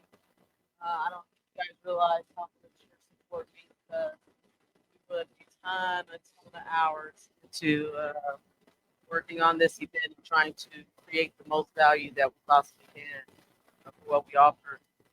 Here she comes. Positivity. I really want you guys to know that these projects growing up here on there's a couple slides to go through. This would not have been possible without the support of all these projects projects, I can say without a shot, they believe in blockchain. They've been building this community, and they're willing to put their money where their mouth is and show up. Right? We did have a couple that couldn't show up. It had absolutely nothing to do with them not wanting to be here. They all really, really wanted to be here. Hexy Dad situation that came up, and everyone knows family hurts. And Liquid Loans just launched Fetch. If you guys haven't heard about Fetch, I would really take a look at that if you're doing with their oracles and things like that. But yeah, so those are the only two that weren't able to actually physically make it out here. But they are definitely we will be doing this event on these same dates. Come up here. I want to get you guys know. Come on up on stage. Take. Check. Come on. I'm not going in the angle of that camera. Check. I'm not going up on that stage. They doing it. Well, good. I'm going to embarrass you then. I'm just here to live. Anyway, yeah, but that's it. Sorry, fast up to it. So, we are committed to continuing this. We love 369. That's our chain ID. Those are our dates. So we'll continue to host this event for the future on March 8th through the 9th.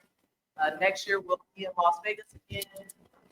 We don't know if it's going to continue to be in Las Vegas after that. For sure, 2026 we'll be in Las Vegas. So we really hope that we see you guys there. Every attendee that came to this conference will receive a very special offer on lunch and rate that no one who did not attend this event will have access to. So be on the lookout for that information when it comes out in the next couple months. And then I'll let you guys go before I do the wrap.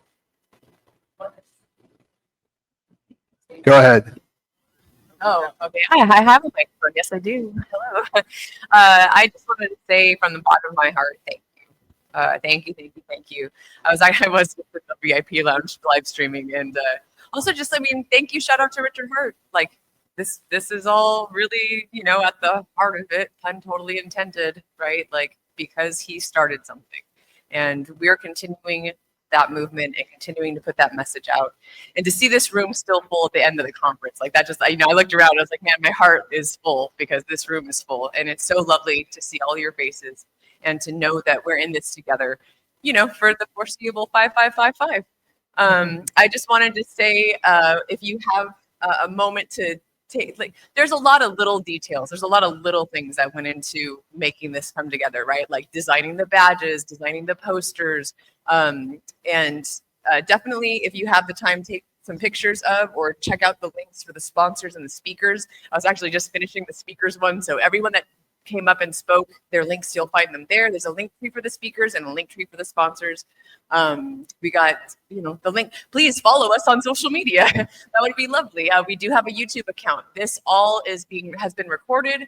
Thankfully, luckily, the sound came through a lot better on that recording than some of you. We had obviously had sound issues earlier, but that's all going to be coming out within the next week or so. we got a lot of work still ahead of us. But it's just beautiful to see this vision, this idea, and this dream come together and be a part of this, and have so many people just support it. This is the community right here. You guys are, the core of this whole chain, and I love being a part of it with you. Thank you. Thank you. Thank you. So real, because I know you like final words, and I did something, and I hate getting something so important. There were some people that stepped up, volunteered to help us out, and I just got to say thank you, because you guys have been amazing. The DJ Roundtable team, the special shout out to Kat. She created all of the frames that you see on live stream and whatnot. She's been every day here working, and then this dream come true just popped up out of nowhere. like, hey, tech god over here, I'll help you out. So this is what, to me, what community is all about, right? Like, you can say, hey, this is the skill set that I have. It's gonna bring it to the table. So let's love and appreciate you guys for that. Definitely. Thank you for the 50 sound guys that helped us fix the sound. Thanks, guys. All right, so I want to thank first and definitely least Richard Hart for not being here, not doing anything to put this event on, and not being part of it in any way, shape, fashion, or form. And I say that for a reason. Because we as a community put this together, not him. He said, if you want it, you go do it. I don't work for you. And that's why we're here, because we took that to heart and we did this on our own. So congratulations to all of you for actually making this event happen. And second, and most important, I want to thank these two ladies right here for their dedication. Harder, stand up, really, please. Please. You guys don't know. I'm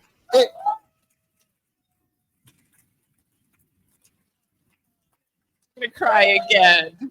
You guys don't know the dedication, the hard work, the stress, the pounding, the phone calls, the anger that he faced. I'm talking about me, guys, that these two women put on me every single day of planning this thing. No. They're the best. I watch them work hard. I see them struggling. I've been on the phone with them in tears and anger. But they put this together and it happened, you know, and it's just the two of them doing this, not me. I did everything I can to make it not work, and they still made it happen. So my hat is off to them for everything that they've done and how hard they worked to put this together.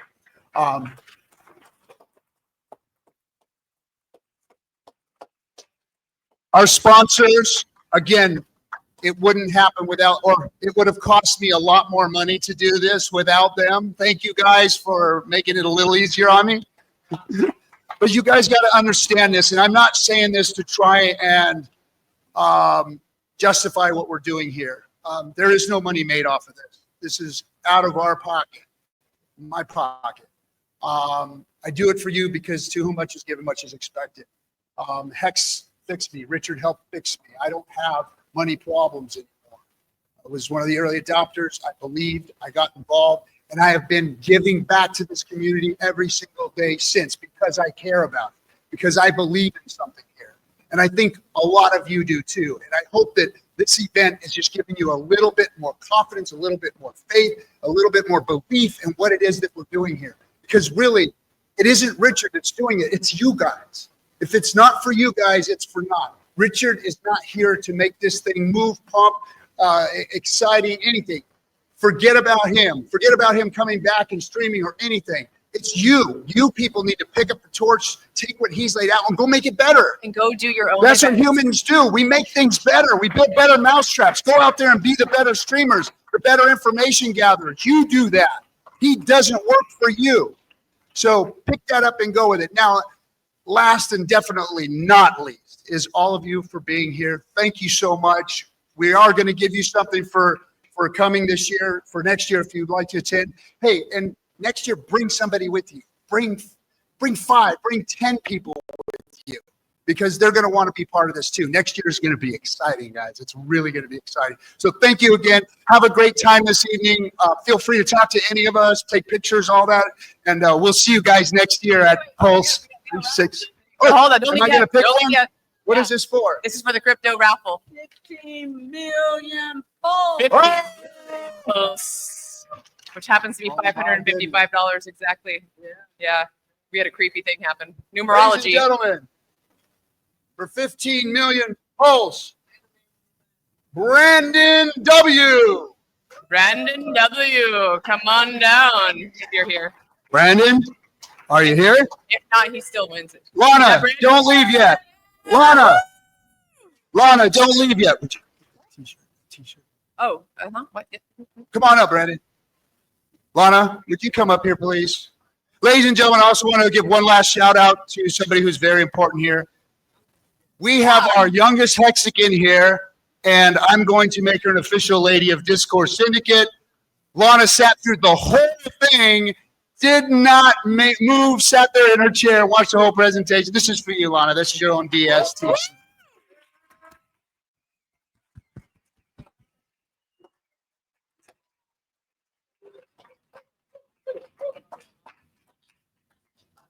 All right, everybody. Have a great time. We'll see you next year. Appreciate you. Thank you. Mwah. Welcome to Pulse Chain. We love you.